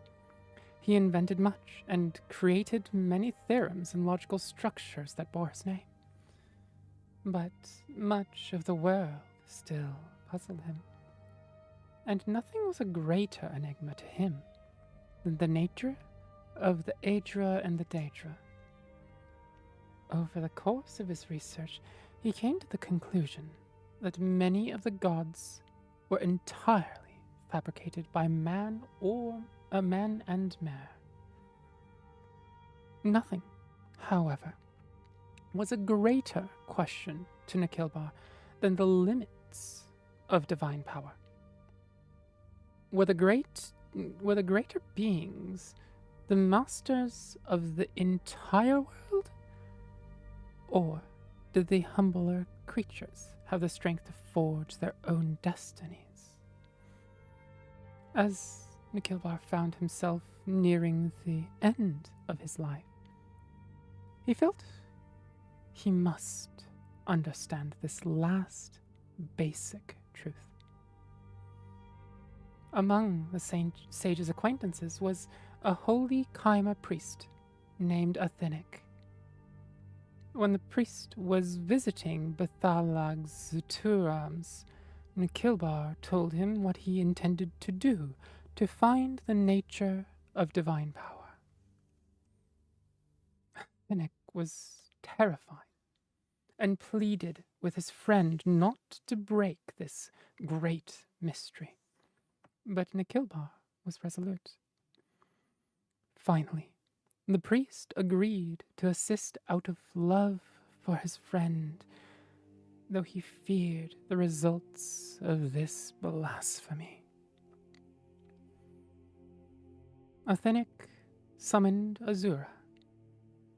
After the usual rituals by which the priest declared his faith in her powers, and Azura agreed to do no harm to him, Nikilbar and a dozen of his students entered the summoning chamber, carrying with them a large box. Thank you for the follow, Acid. Welcome to the Succubard's library. As we see you in our land, Azura, you are the goddess of the dusk and dawn, and all the mysteries therein, said Nikilbar, trying to appear as kindly and obsequious as he could. It is said that your knowledge is absolute. So it is, smiled the Daedra.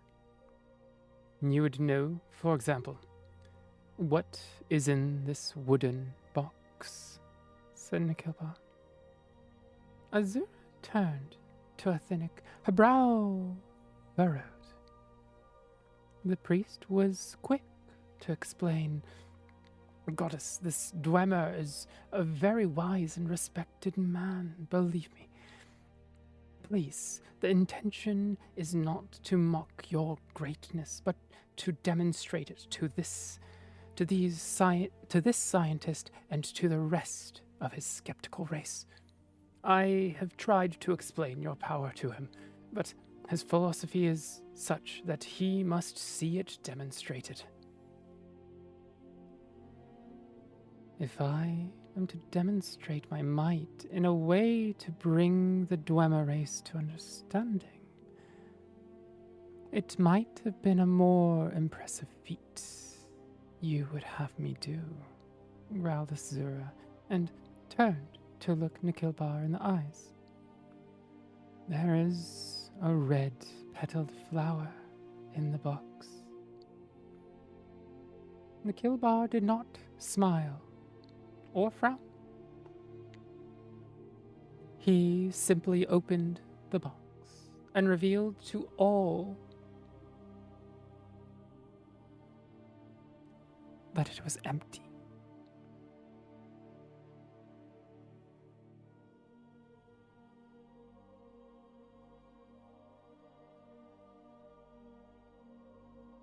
When the students turned to look to Azura, she was gone. Only Athenic had seen the goddess's expression before she vanished, and he could not speak, he was trembling so. A curse had fallen. He knew that, truly. But even crueler was the knowledge of divine power that had been demonstrated. Nikilbar also looked pale, uncertain on his feet.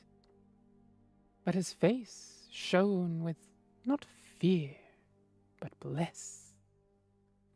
The smile of a Dwemer finding evidence for a truth only suspected. 2 of his students supported him, and 2 more supported the priest as they left the chamber. I've studied very much over the years, performed countless experiments, taught myself 1,000 languages, and yet the skill that has taught me the final truth is the one that I learned when I was but a poor young man, trying only to have enough gold to eat, whispered the sage. As he was escorted up the stairs to his bed, a red flower petal fell from the sleeve of his voluminous robe. Nikhilbar died that night, a portrait of peace that comes from contented knowledge. Publisher's note. This is another tale whose origin is unmistakably Dwemer. Again, the words of some Aldmeris translations are quite different, but the essence of the story is the same. The Dunmer have a similar tale about Nikhilbar, but in the Dunmer version, Azura recognizes the trick and refuses to answer the question. She slays the Dwemer present for their skepticism and curses the Dunmer for blasphemy. In the Aldmeris version, Azura is tricked not by an empty box, but by a box containing a sphere which somehow becomes a flat square. Of course, the Aldmeris version, being a few steps closer to the original Dwemer, are much more difficult to understand. Perhaps this stage magic explanation was added by Gore Phelim because of Phelim's own experience with such tricks in his plays when a mage was not available. Quote, Marabar Sul, unquote, left even the character of Nikhilbar alone, and he presents many, quote, Dwemer, unquote, virtues.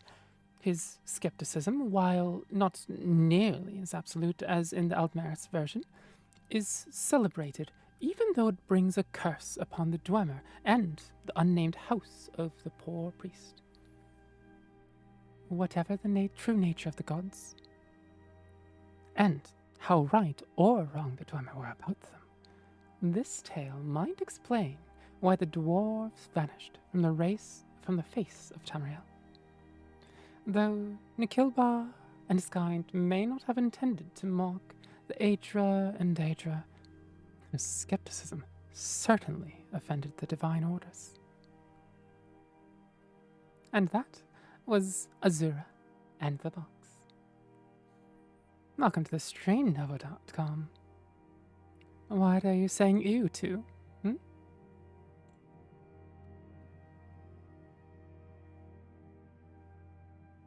And do be careful with your next words, Wouldn't want anything to happen to you.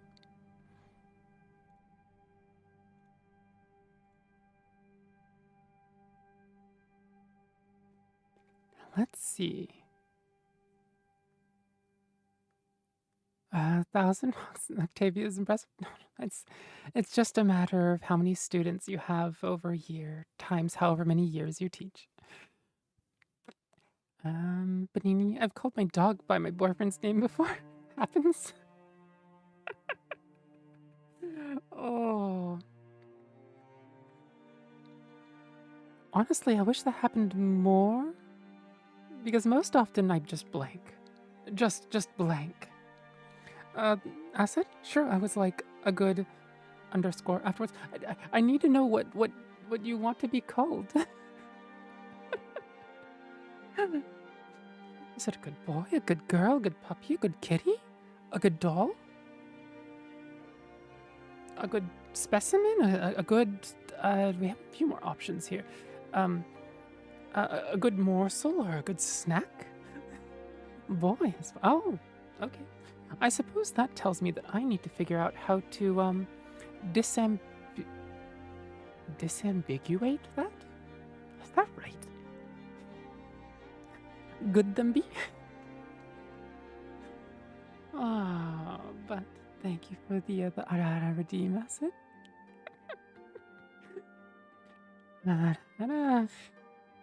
Good boy. I thought it was a censorship for some reason. No. It was, oh, the underscore is what I would like you, what you want to be called. I suppose I could change that to be, the Ara ara. Good. Yeah. And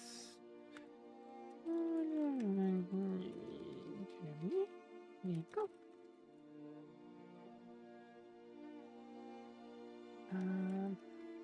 There we go. And fixed. It's me, Mikola. Oh no, it's Mikola. I like your voice. Aw. Thank you. To think. Having Mikola himself like my voice. That's quite a compliment. Acid, I have uber autism. No worries at all. It's I think it's harder to find allistic people in a channel listening to a VTuber read them books from within Elder Scrolls games. There are special sorts of autism that you know are satisfied by this sort of thing, and that activate the neurons.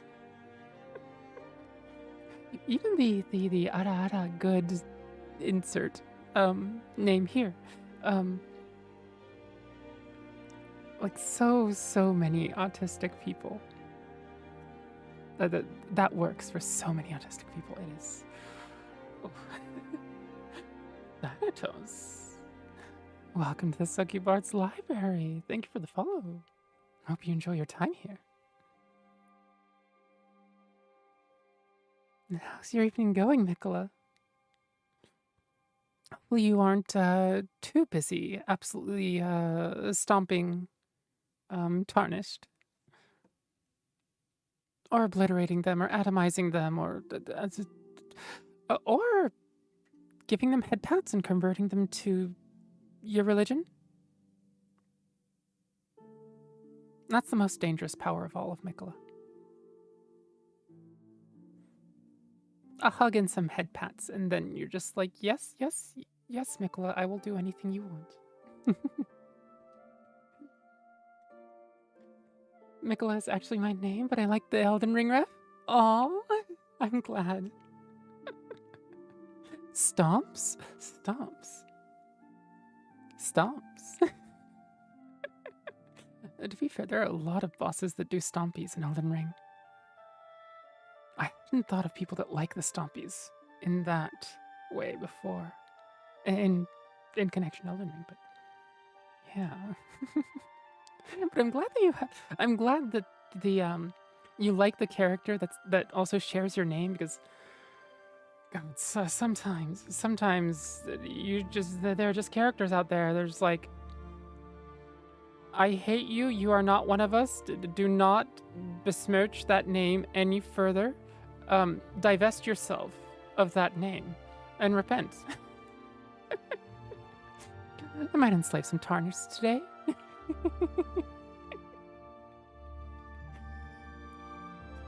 You know, it's just part of a hard day's work, right?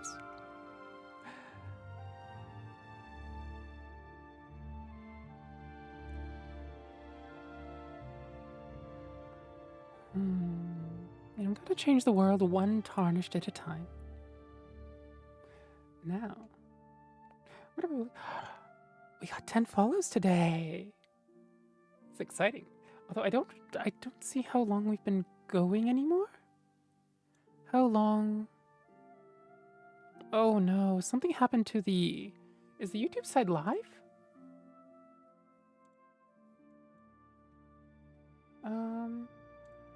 I wonder.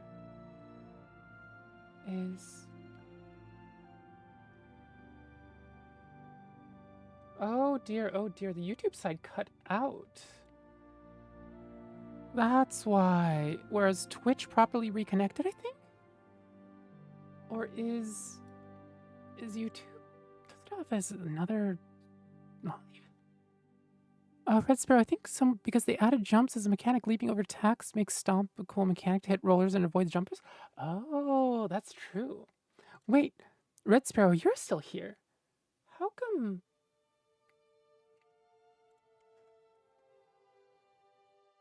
That's currently live. Okay, that is still showing us a proper live. What? That's so weird. Unfortunately, I can't tell how long I've been going for. How long have we been going for? 4 hours. Never mind. 4 hours. We're safe. I found the timer. I found the timer. Oh, Asset. I share the same name as Batman, but he was probably one of my less liked superheroes. Oh, I feel that. It's So as Octavia, I share my name with a few people and a few characters. There's early in history, there is Octavia the Younger, who is a figure in Roman history, right? And Octavia is in modern day an Italian name. Ironically, con amore is also an Italian phrase, and so my name, I am a Japanese and USian human with a wholly Italian name.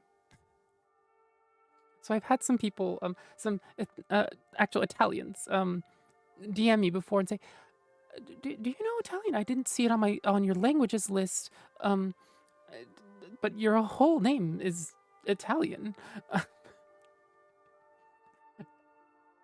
I just like Octavia, and I was a musician, so Octavian made sense, and con amore made sense as well, because that basically perfectly summarized the very romantic era violin training that became the core of my more formative years.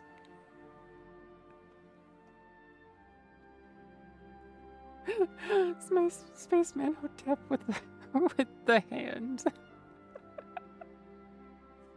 Oh. I thought it was just like Doc Ock. Wait, like what was Doc Ock? Oh, but Octavia. So then in real life, there is Octavia Butler, who is a wonderful black writer, right? An author. And so a wonderful person to share that name with. The hand emote is hilarious. Yeah. Is that one of the default emotes? Oh, I can't see who the emote is from. Why can't I see? It must be default, right? No. It's just from your average keyboard. Oh my, it's not even a Twitch emote. Okay, default has like 3 good emotes now. I have to admit it. The female Doc Ock is Octavia, I think? Really? I didn't know that. That's curious. It's a rare name. Therial Katehe. Therial Katehe, thank you for the follow. Thank you. Welcome to Succubard's library. Hope you enjoy your time here. And don't worry, I don't suck my viewers dry. Just get little morsels at a time. Olivia Octavia, I think. Octavia is a last name? As a family name? Interesting. Oh, Spaceman Hotep the 4th. Thank you for the follow. Seems like you've been enjoying your time here so far. Let's see. So there's a few more that I share that name with. Gamers who play MMOs might know of Warframe. The musical frame there is named Octavia. I don't like design. I don't like the gameplay. It sucks. And not only that, people think that the name, I borrowed the name from the Warframe, which I didn't. See, did the stream freeze for anyone else. I am by spider. Not quite a chunker, but quarter size.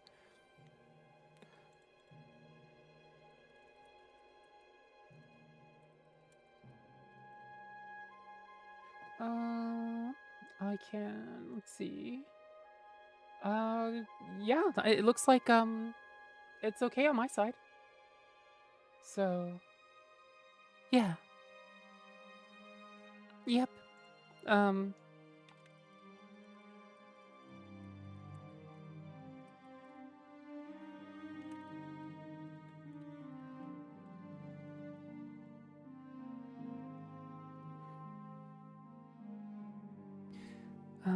let's see. So for those who know My Little Pony, there is a certain gray-furred, black-haired earth pony mare with a treble clef, a purple treble clef emblazoned on her flank by the name of Octavia. Goes around with a little collar with a bow tie, a pink bow tie, and plays, depending on what it is. In canon, she would technically play a string bass. In a lot of fanfic, I think people mistook it as a cello because people don't know the minute differences between violin, violoncello, and bass. And then when you get into their ancestors, it gets even more murky. So she, in a lot of fan works, in the majority of fan works, she's actually a cellist. No way, MLP Succubard? Yeah. Luna, I've literally read My Little Pony fanfic live on stream.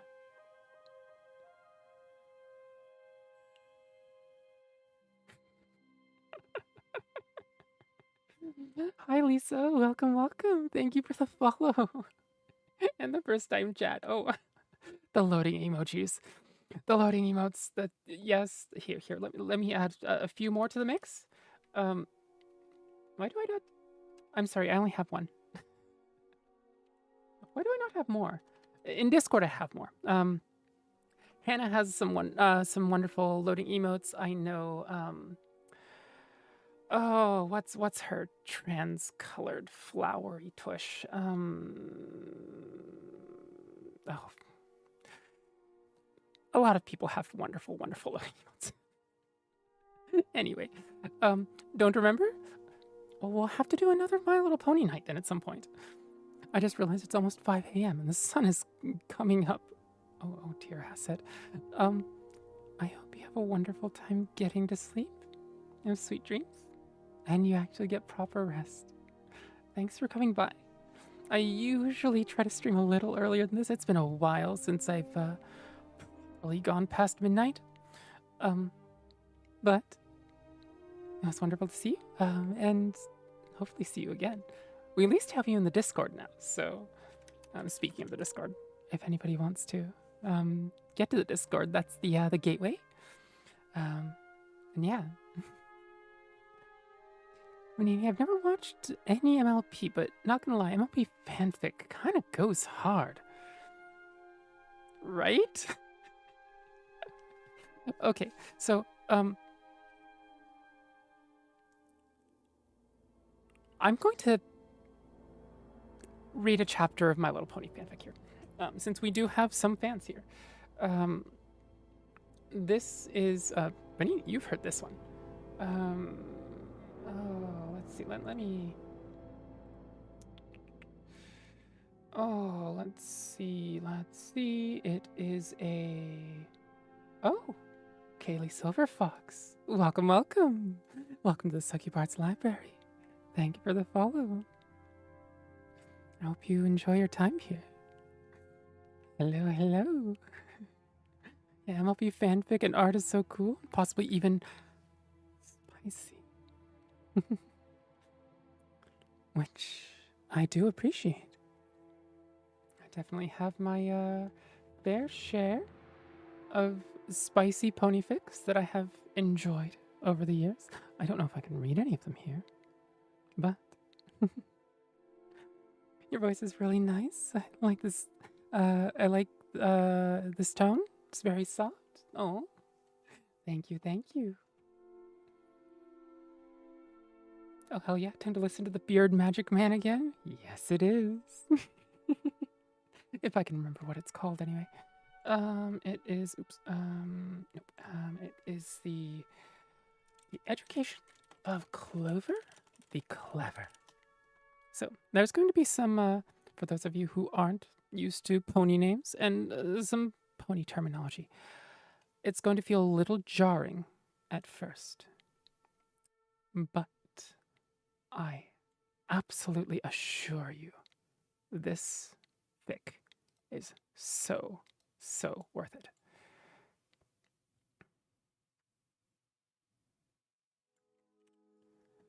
Let me get a document so that I can read it in dark green text on a black background, or not black background, dark charcoal background, instead of whatever I was having before.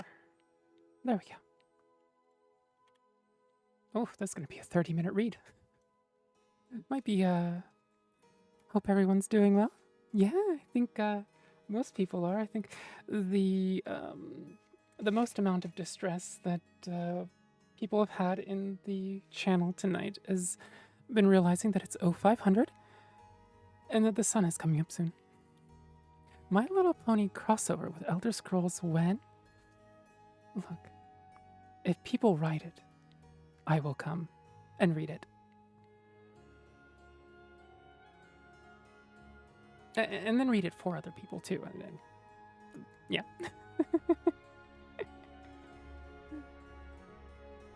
And then I think I'm definitely calling it a stream after this because it is 0200 here. And if I do go on for too long, I will. The sun will generally come up again, and I will be reading, and I will be telling the sun, as usual, can you please give me 5 more hours, just 5 more hours, as I have done, God, so many times in my life. Now, before I begin, who likes MLP? Who has read Pony fanfic? Who the heck knows who Star Swirl the Bearded is? It looks like Red Sparrow does. And I know Panini does.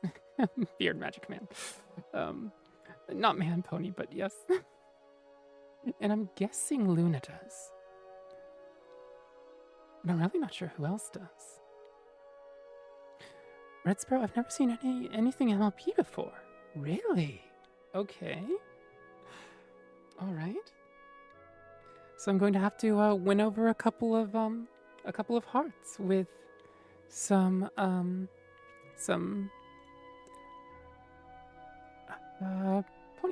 Let's see. The Education of Clover the Clever.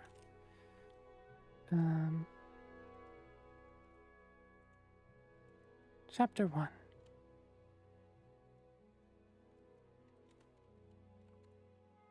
By... How do you spell Daedalus Hagel's name? Yeah. Daedalus, Daedalus Hagel. Oh gods. Daedalus Hagel. There we go.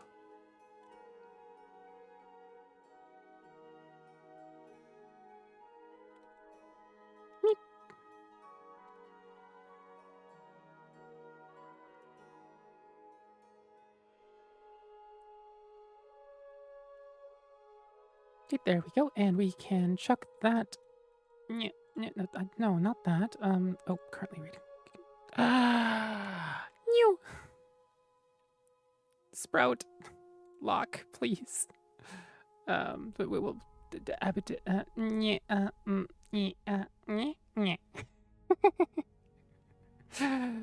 me reduce the size of this real quick here, and give it the corner. There we go, the corner treatment. Oh, you can have kitty ears. I'm going to speedrun the chain points. Oh, Luna, got to go for work. See you around October. No, the pony fic. Oh, well, that's... Watch later, okay? You can watch later. But yes, I can't have kitty ears. It's, you know, I'm a succubus. I have to, you know, be able to fit in and, you know, camouflage. So, kitty ears. Yes, miss? Do you need my attention?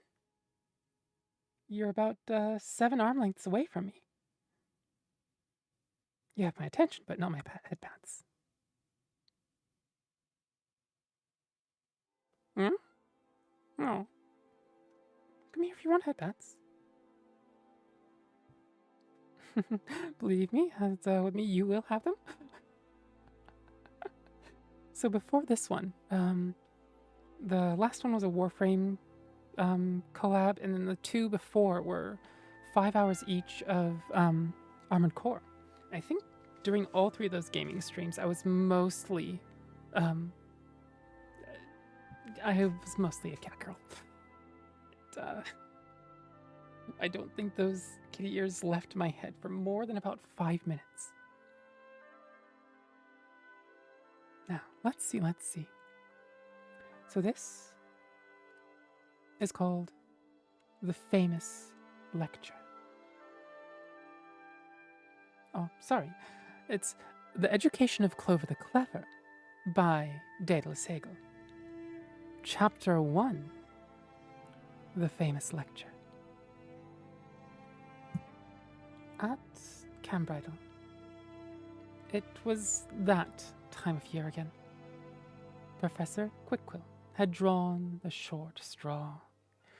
The entire faculty dreaded this day, and took careful note months in advance for the race to book their vacations so that they could be as far away from the university as possible.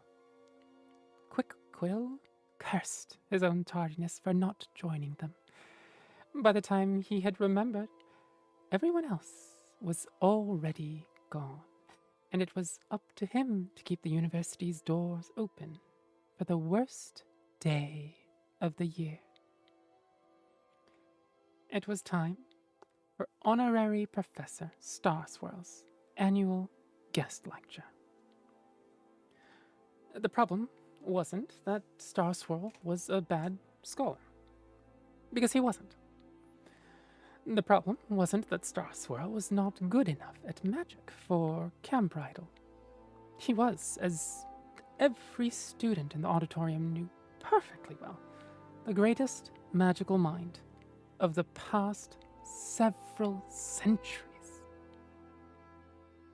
The problem wasn't even that Starswirl had been expelled from Cambridle in his own student days after causing tens of thousands of bits of property damage, and the disappearance of a fellow student who was never seen or heard from again, or that he had humiliated and incurred the enmity of half the senior faculty, or that his continued triumphant career was an embarrassment to the university, although all those things were true.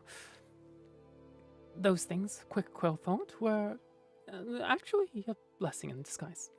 If not for those things, he shuddered to contemplate, they would have no choice but to make Starswirl a permanent member of the faculty, and would have to deal with him all year long.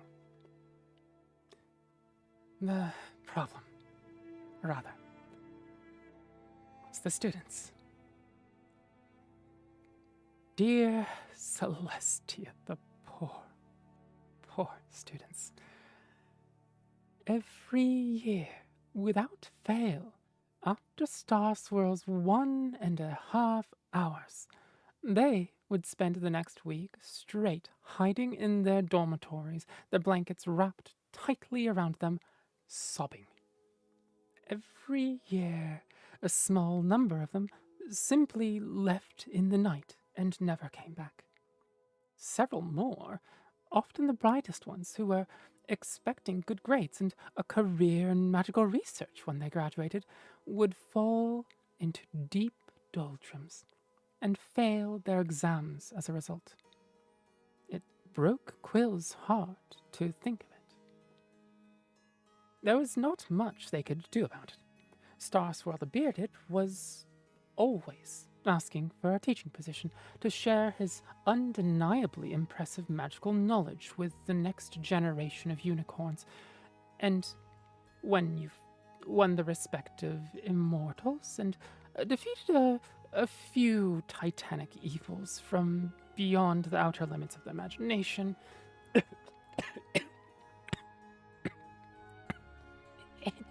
it gets very difficult to deny you anything. Letters of recommendation from both princesses, and the death threats from Griffin King Blaze were all very compelling. The best the faculty had been able to do was to agree to let him have one lecture every year, open to all. Needless to say, in the past 15 years, no student had ever attended twice. And much as Quill would have liked to, they were expressly forbidden from warning anyone away from attending. It would be impolitic. Once, a student had asked Starswirl to repeat something. They had to carry her out of the auditorium in tears. Quick Quill walked up to the podium and stood facing the crowd. He gulped. Panini, bless you. Oh, thank you. The auditorium was packed to capacity.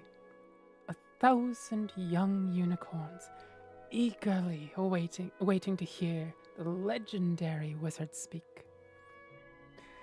If only they knew what they were in for, Quill thought. Good day, every pony. Good day, every pony. Quill nervously spoke into the magical microphone. And welcome to this year's guest lecture by the renowned Professor Starswirl the Bearded. The professor requires no introduction. A proper introduction would take all day and would be an urgent warning, Quill thought. And I am honored to be the one to welcome him back to Camp Idle. The subject of today's lecture will be the amniomorphic spell. Quill glanced at Starswirl, who waited by the faculty entrance in the bottom right corner of the room, and pleaded with his eyes. Please don't deviate from the plan we approved earlier. Starswirl gave the briefest, slightest nod. Quill turned back to the crowd. I should say that due to a mix-up in the teaching plans, an extremely carefully planned and executed mix-up, Quill thought, today's lecture is not part of the regular classes of this term, and the material will not be on the exams. Please consider it to be an extra opportunity to further your studies above and beyond the plan. The faculty had learned that lesson well. A few times, Starswirl had inadvertently been allowed to participate in the regularly scheduled lesson plan. The university had been flooded with letters from angry parents saying that their foals had been completely unable to progress beyond that point in their studies, including a great many alumni threatening to cut off their donations. Quill heard Starswirl grunt in disappointment. So, without further ado, Professor Starswirl the Bearded. Quill bowed and backed away from the podium as Starswirl stepped forward, the bells on his robe and hat jingling with each step. The auditorium was filled with the sound of 1,000 hooves pounding on desks. 1,000 magical auras held 1,000 quills, ready to write.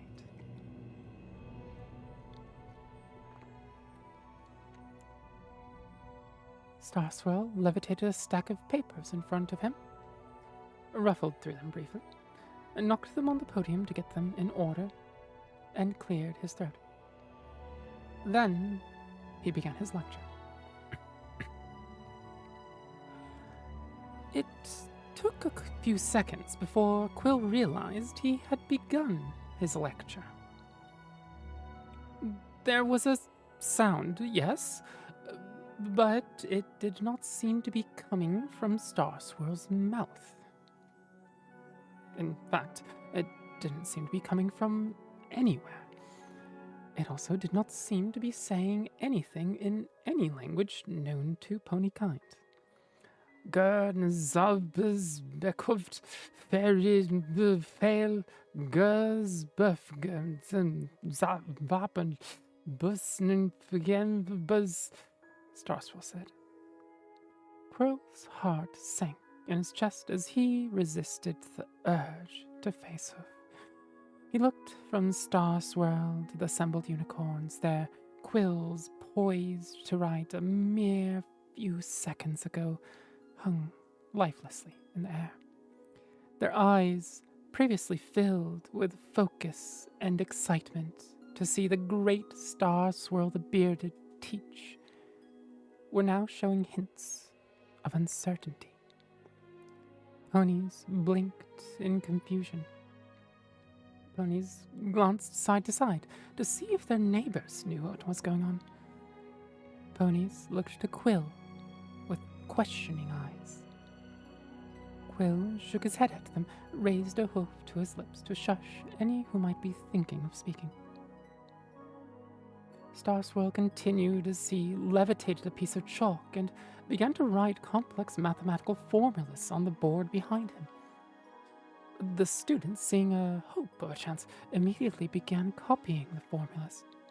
Most of them soon gave up as the chalk simply continued writing faster than a pony could speak. Soon the board was almost completely covered, forcing Starswirl to grab a sponge and wipe a path for more writing, the chalk following closely behind the sponge as they moved over the board. Quill recognized the elaborate formulae for calculating magical power usage at irregular angles, and knew that any student who didn't fully comprehend the first set, the one that was now being wiped away, would be completely unable to follow the rest. Oh, work meeting done. I'm back. Oz, hello. We're reading some My Little Pony fanfic. Gern Zabs Beckavas Pabaf Gepavgar Keb Krel Rockgovznanva.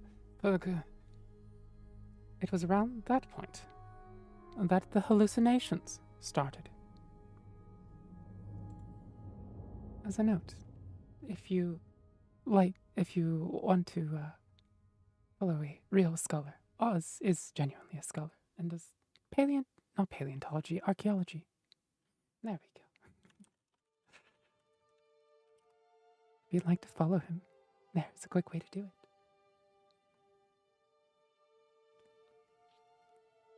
It was around this point that the hallucinations started. This was going to be like the introduction to basic arcane theory class, all over again, Quill thought. Or worse.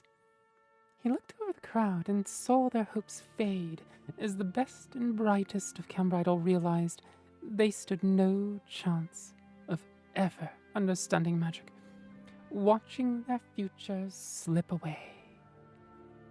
All the Quills had fallen still now. Every pony in the room was silently enduring their own private hell. All except one. Quill raised an eyebrow. A lone mare was writing furiously, intently focused on the board. Thank you for the follow, Jam. Welcome to the Succubard's library. I need to take a quick 3-minute ad break because the pre-rolls just turned back on. Don't worry, I won't continue reading until you all get back, I promise. And then we can continue reading.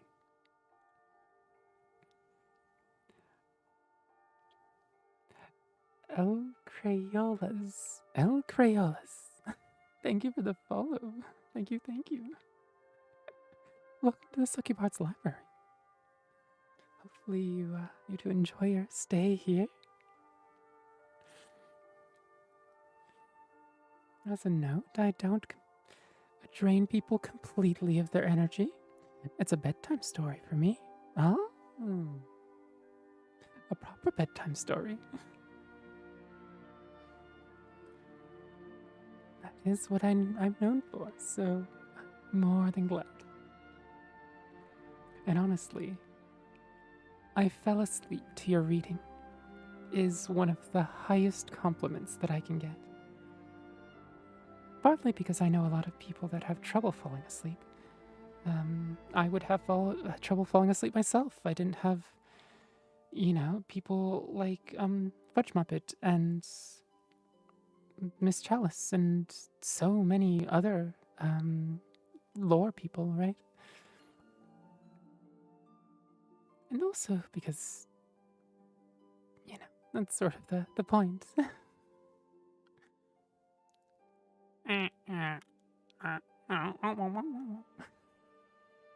Unfortunately, if I turn my head all the way, then it starts thinking that I'm going.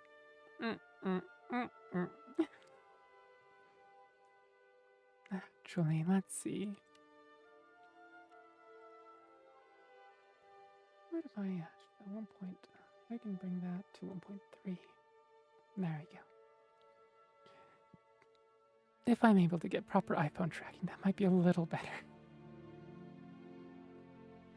Jan, that's so me. I'm really bad at sleeping. Oh, I feel it. I feel it. Even when I'm with a partner, like sleeping in the same bed, I have that there. Usually, most of the time. It's like super, super quiet, like just above the point where I can comprehend it easily, because there's a certain volume where you can hear the words, but it takes brain power to decipher the fuzzy edges of it. And I bring the volume just a click above that, where my brain can be passive and still really comprehend the words.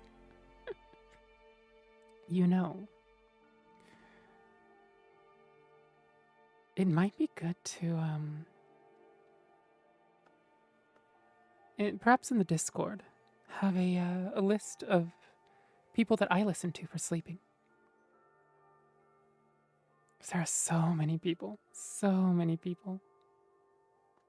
Some of whom this particular accent is based on, right? It's the first English accent that I learned was a U.S. Pacific Northwest accent. This is Seattle, Oregon, that region, right? The top left of the contiguous U.S. And then it was David Attenborough with his halting, often old-sounding voice. But a good one. Not quite sure what accent his speech is in. Many, many hours spent listening to his wonderful commentaries over nature videos. And then there's the standard RP, right? A lot of this I trained, practiced, reading to various people, bedtime stories to various people over the years. Reading Terry Pratchett. I figured Terry Pratchett, maybe some of the humor would sound better with, RP. I don't remember what accent Terry Pratchett had himself. I've rarely heard the man speak, but I figured that this would be, and a way to honor the memory. And then there's various accents that I have a command of, right? I've got this, yeah. I don't remember if this is Cockney. There's a bit of Cockney in there, but there's a bit of Scottish, yeah. And then there's like the Irish accent, which I'm just learning.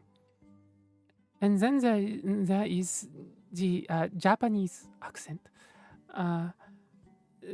This is not really my accent, but I know Japanese, so I can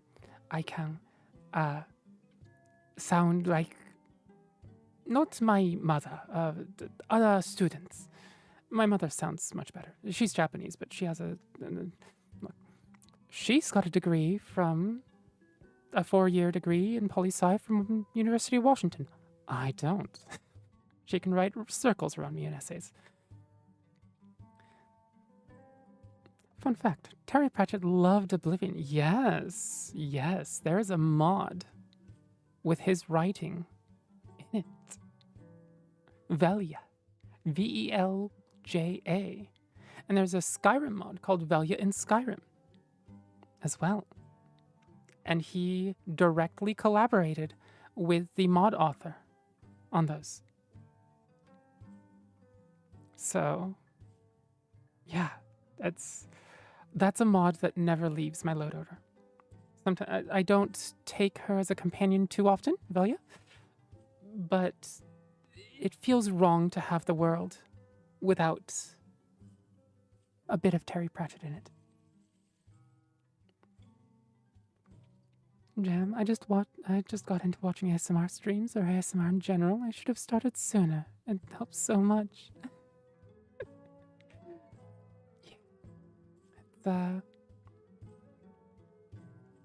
Yeah, I know that feeling. And hopefully I'm at least worthy of the ASMR tag. Because I could put this in the writing and reading tag, but it feels like I'm closer to ASMR. What I'm doing, the words I'm saying, I guess the words I'm saying are reading, but I think my delivery feels more ASMR. I hope they bring her into Oblivion. Yeah, that would be really nice. I have no clue what's going on with the mod, the Oblivion Remastered modding community at the moment, but I don't think they have to change too much for porting a lot of mods in. Just somebody has to do it. So, let's get back to Star Swirl the Bearded's famous lecture. Shall we? Oh, Nightbot being a good bot. Good little bot.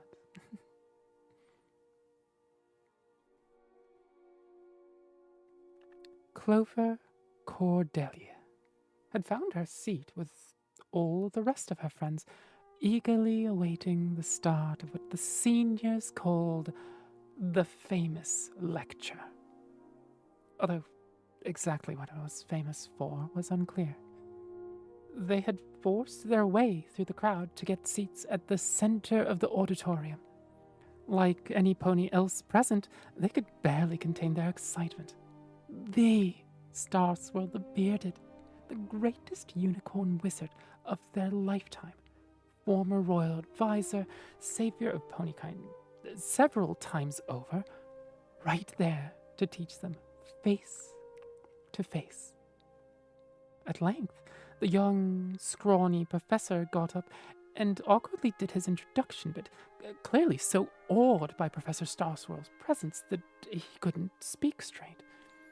Clover stomped her hoof with ferocious enthusiasm as the great unicorn had stepped up to the podium.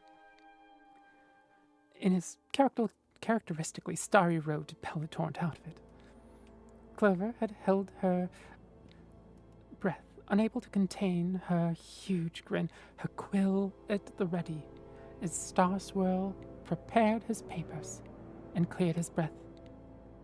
And then unearthly sounds had come from nowhere and everywhere. Clover's friends all looked at one another, puzzled. They all saw the young Professor Quill cringe and had no idea what was happening. But Clover wasn't paying attention to them. Clover was thinking. I know I've seen this effect somewhere. I know I've read something about something like this in one of the advanced books. It's a sensory inversion spell that replaces sound with non-sound and vice versa. And repeating the effect on my mind, the effect on myself, should cancel it out. If I can just remember the formula, it should go something like this. She cast the spell on her own ears, and instantly the unnatural noise disappeared, replaced by perfectly ordinary speech coming from the professor's lips. Since before the Saddle Arabian Federation conquered the Near East, so I cannot honestly claim to have invented it by myself, but I was the first to update it to modern medical practice that does not require a thoroughbred understanding of ancient Saddle Arabian sorcery. It could only be learned by making sacrifice to some rather unsavory entities that live beyond the desert dunes and hunger for pony blood. I hope that frivolous personal anecdote gave you all the time you need to follow along. Now then, the spell hinges on 3 main components. Here, he levitated the chalk and began to write, and Clover raced to get it all down. Simple swirl trotter charge. You may think you recognize these formulas as Stephen Hawke King's law of magical calculus, but you are mistaken.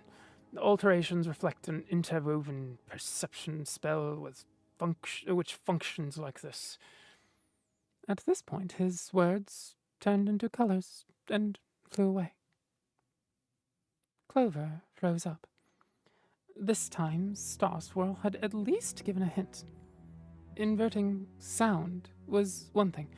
Rearranging senses entirely was much more complicated. But it was here in the formula somewhere. Clover quickly levitated Hawk King's A Brief History of Magic up out of her bag and flipped it until she got to the relevant tables. She looked from one set of the laws to another, picking out the differences and writing them down in the margins. When properly arranged, they formed a localized counterspell. Clover cast it, and the floating colors were once again replaced with words.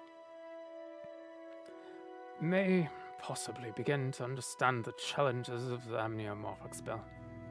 If not, you will not hear my earnest pleas to leave it alone, rendering this exercise fairly pointless in any case. Once the amniomorph has been energized, it is mobile, but requires a conscious mind to guide it, while simultaneously maintaining the magical bindings at a constant charge and configuration. Imagine doing a crossword puzzle while hanging upside down from a vine and dodging arrows. The pony sitting to Clover's left had fallen off her chair and lay shivering on the floor, muttering, "Voice of voices." Clover shushed her. Time passed as the lecture continued in this fashion, twice more altering the mode of delivery. First, by making the words themselves temperature dependent, so that Clover had to magically alter her body temperature to understand them, and finally by surreptitiously moving the entire auditorium into Star Swirl's own imagination, from which Clover promptly escaped. By the end, Clover was finding it difficult to counter all the spells at once, while still following everything Starswirl said and wrote on the board. But eventually, his time began to run out. Quill turned away from the audience to wipe the sweat from his brow with a levitating handkerchief. He had been watching the clock tick 1 minute at a time to keep his eyes away from the crowd, and now the time was almost up. Please let him finish on time, Quill thought. I don't think anyone's ever tried to cut him off before he's finished. Please don't let this be the first time. He allowed his eyes to pass over the assembled students and instantly regretted it. A study in despair, numbering 1,000 ponies strong, weeping, wailing, gnashing teeth. One pony appeared to be hyperventilating, his legs pulled up against his chest, rocking slowly back and forth, empty eyes staring into space. Many had taken to covering or plugging up their ears to keep out the unearthly speech that, by the looks of it, was already driving some of them mad.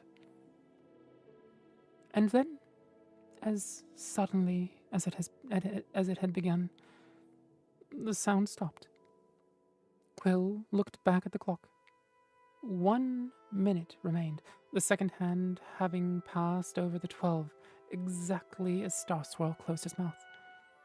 One last sound passed through the room, this time that everyone could understand.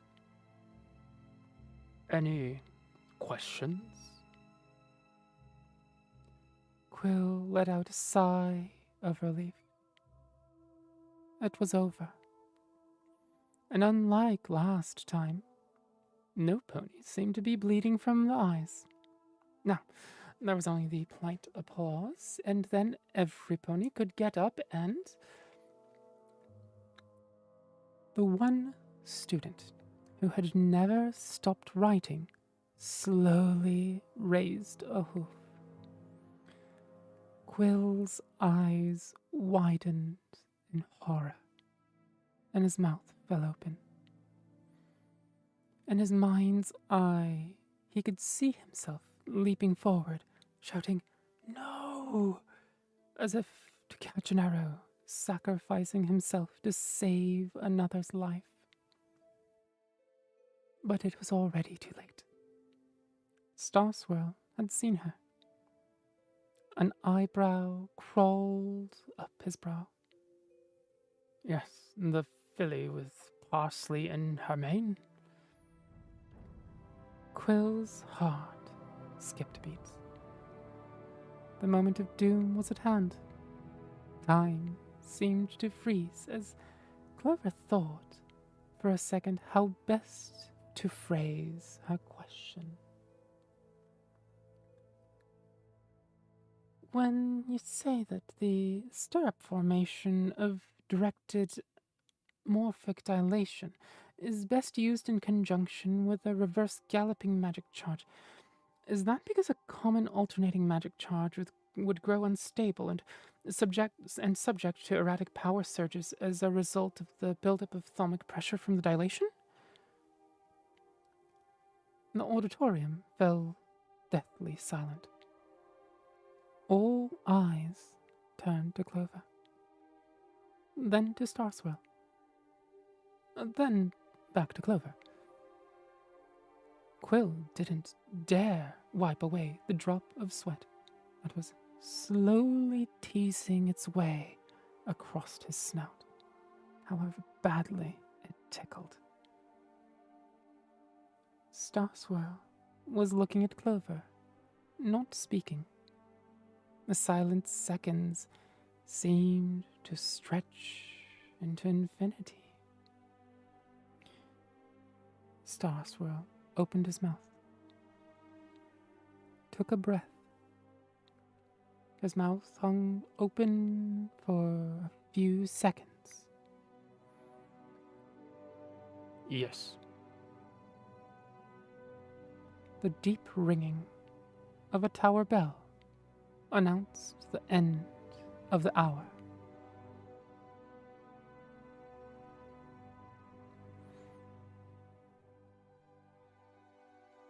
And that, my dear listeners, was Chapter 1, the famous lecture from Daedalus Eagle's The Education of Clover the Clever.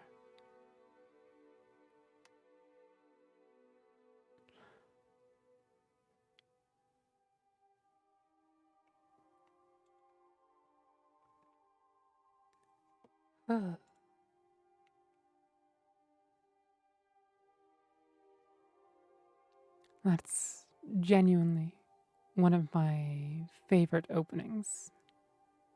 Gods. If we weren't already 4.5 hours, oh gods, 5 hours into a reading stream, I would, give in to the urge to read the first chapter of the Twilight Enigma? No, not the Twilight Enigma. Sorry. The Celestia Code. There we go. The Twilight Enigma is the third book in that series. The Celestia Code, the Luna Cipher, the Twilight Enigma, and then the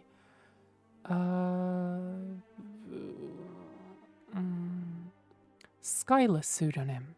There we go. That's a 4-part series written by Esau, Iisaw. Celestia Code is a wonderful book. That one I have proper permission to read the whole thing on stream if we wanted to.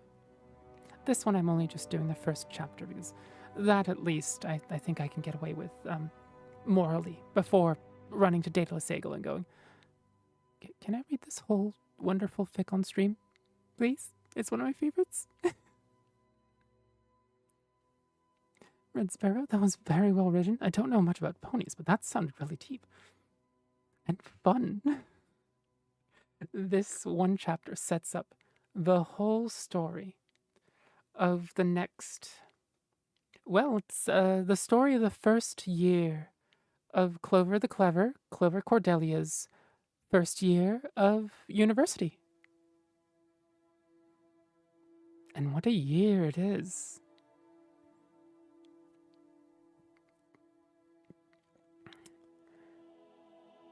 Oh, let's see now what was involved. I could look at the chapter list and, oh, yes, there's definitely some, interdimensional shenanigans going on.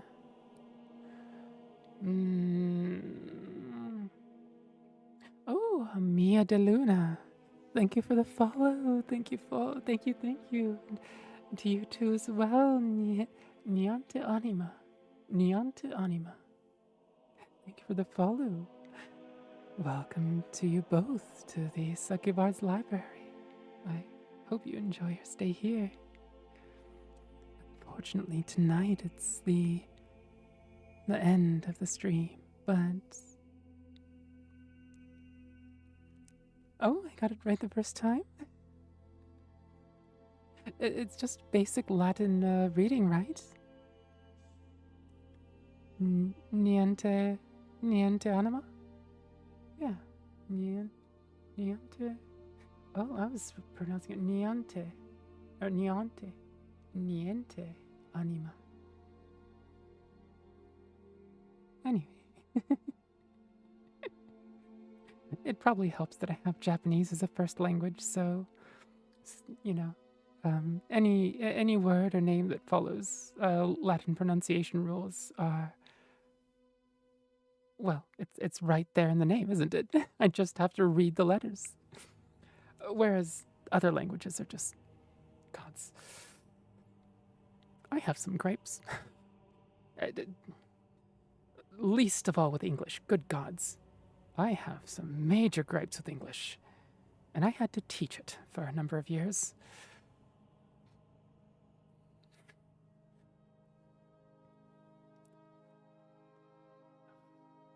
Nora, so you came in during a My Little Pony fanfic reading today, but most of the time we're actually reading Elder Scrolls books, and every once in a while we'll actually have a reader submit a piece of their own writing to me for me to read, which we read Rogue's oh, what was it? What's the famous lecture?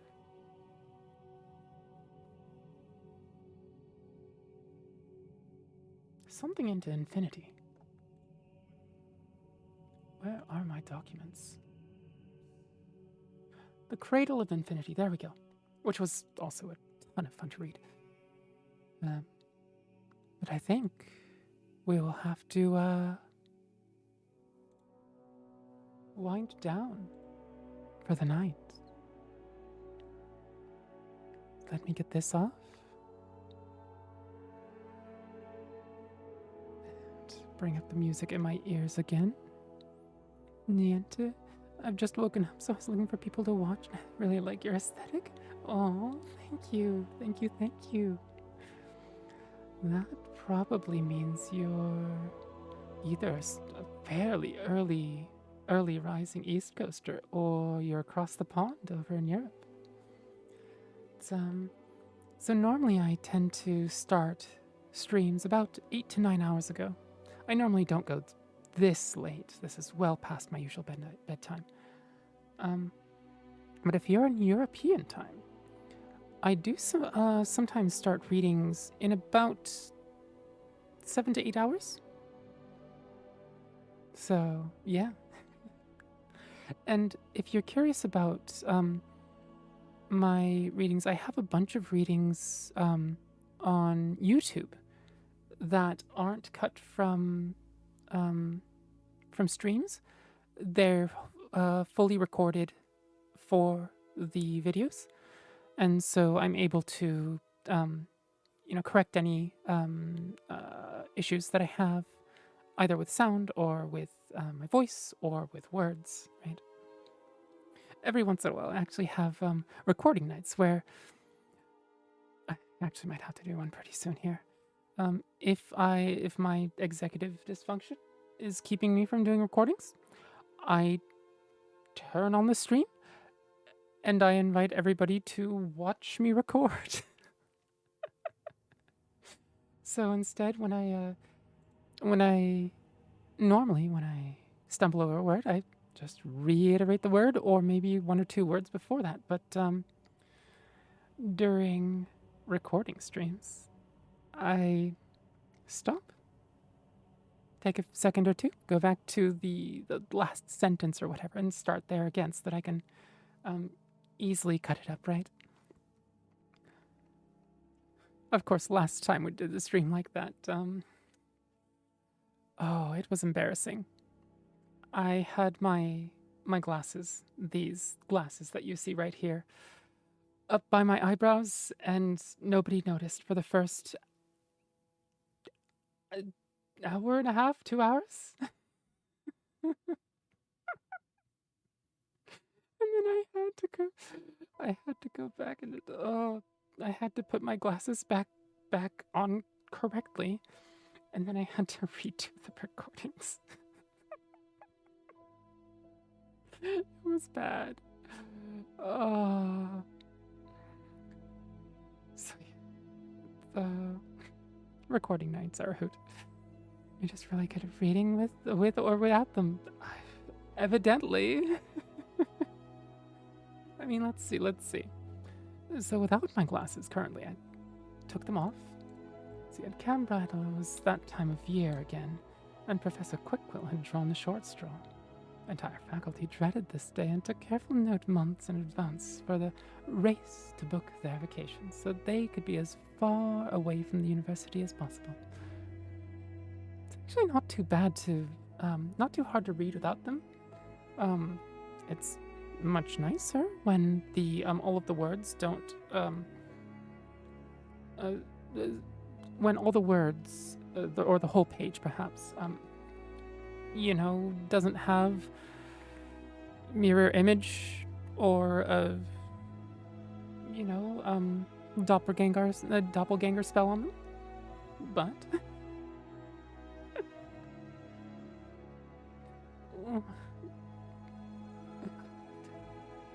I'm going to sip and stretch because I know if I go off air, I'm not going to stretch.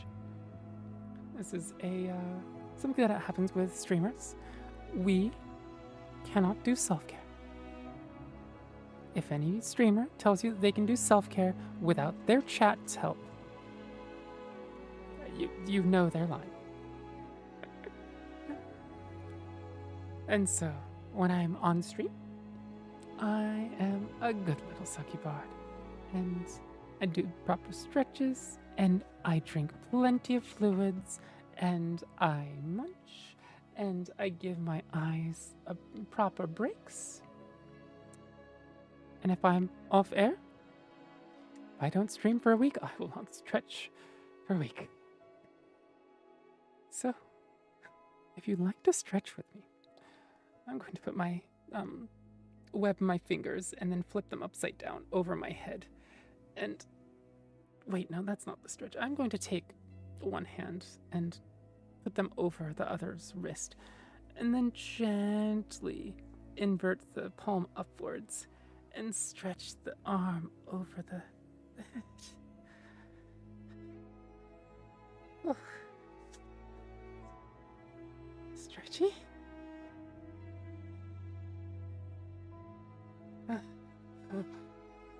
And that'll get you a stretch all the way from basically your elbow all the way down to the bottom of your rib cage. Further, if you bend further, but I'm sitting, so I can't get it to really go further without some issues. I'm just gonna go the other way.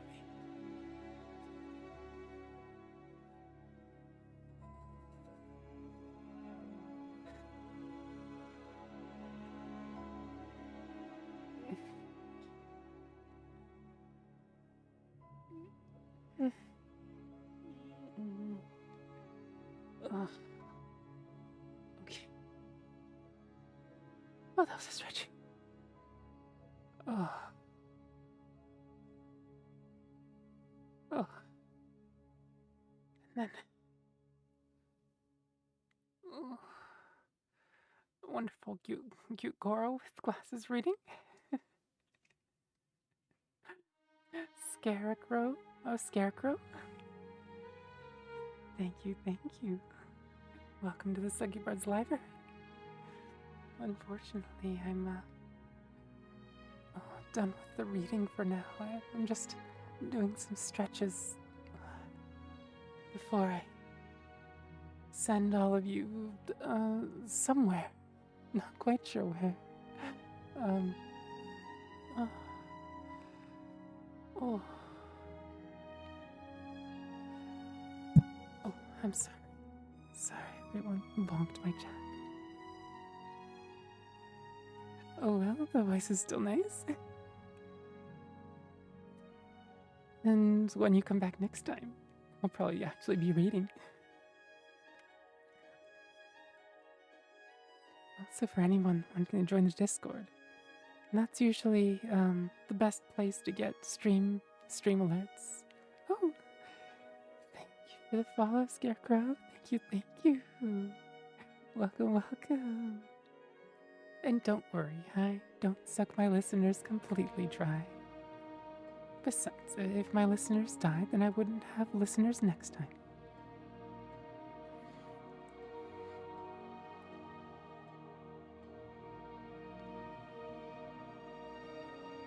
Let's see.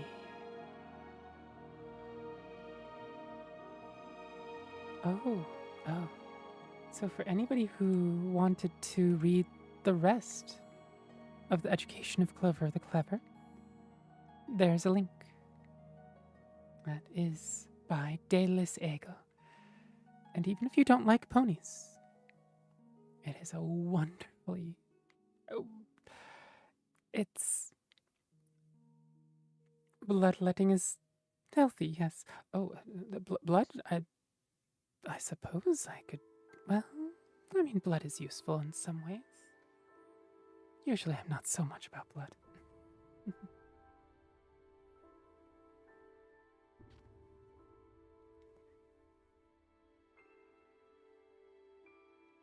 Let's see. Right. So it says it's a sequel to The Crown of Night. Speaking strictly, The Crown of Night is a prequel to The Education of Clover the Clever. Education of Clover the Clever is a complete work. I believe The Crown of Night is still...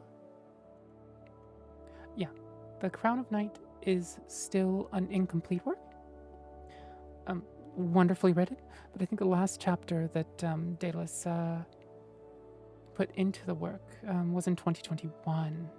Most of that he wrote through 2013 through 2015. So I don't know if they will ever quite get the spark to finish it, but even so, the various arcs within The Crown of Night is wonderful, and you do get to see the background of Star Swirl the Bearded. But for Clover the Clever, it's, in a way, it's very much a comedy routine, right? Where, what's the dual, the two-person comedy routine that has somebody and a straight man?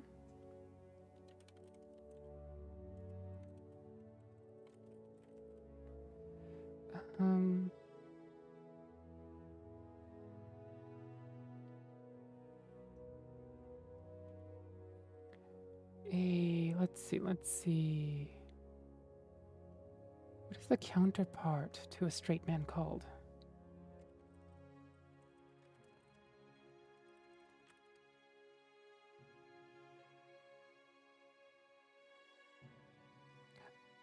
Oh, I guess the funny man. Or the banana man. Shall we just call it the banana? The banana and the straight person. But Clover the Clever is very much us interjecting in ways that we absolutely would to the just world-twisting wackery and zaniness that Star Swirl the Bearded really participates in daily. He is the greatest magical mind of the past several centuries, and his life shows it.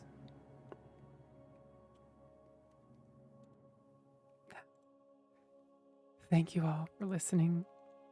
It was a wonderful, wonderful stream.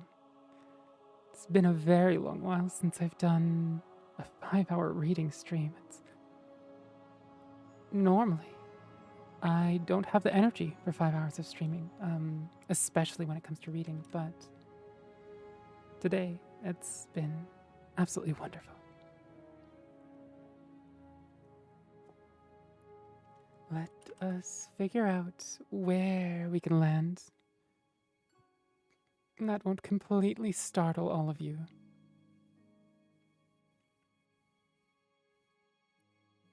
Thank you for having me. Of course, Niente Anima. Is Niente alright? Or would you prefer Anima?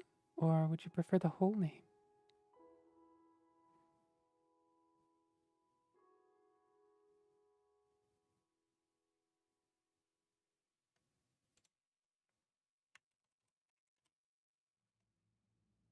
Niente is perfect. Right? Sounds good. Now let's see.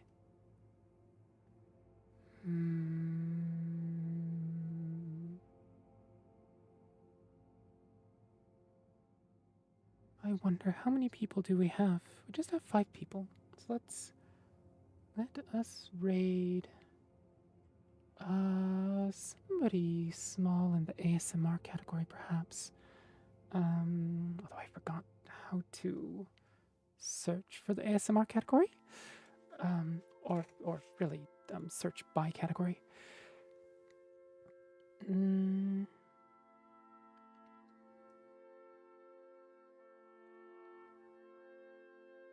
Browse by category. Or tag, I guess. ASMR not found? What?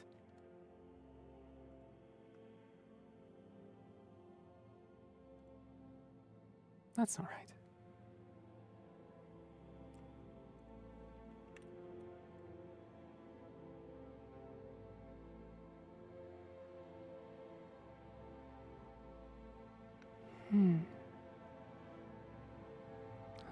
Let's see.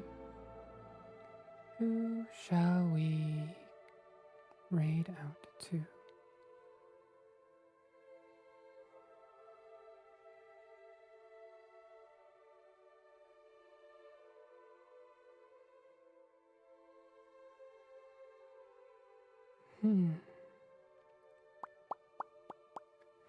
I wish I knew how to search by category. Oh, I figured out how to search by category.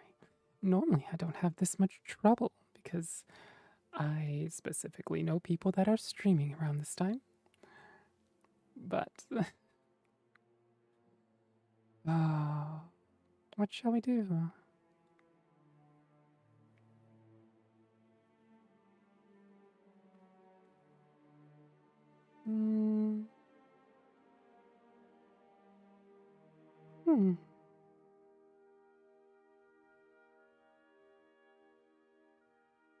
Let's do this one. All right. I know there aren't too many of you anymore, but those who are still there, I hope you had a wonderful time. Night-night. Sweet dreams. I'll see you here again.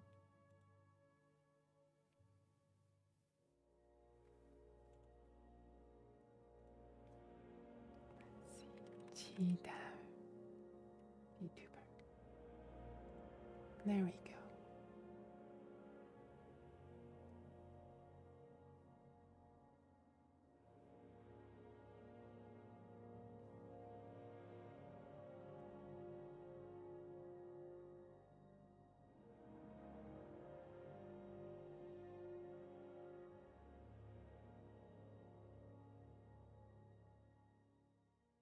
And we'll start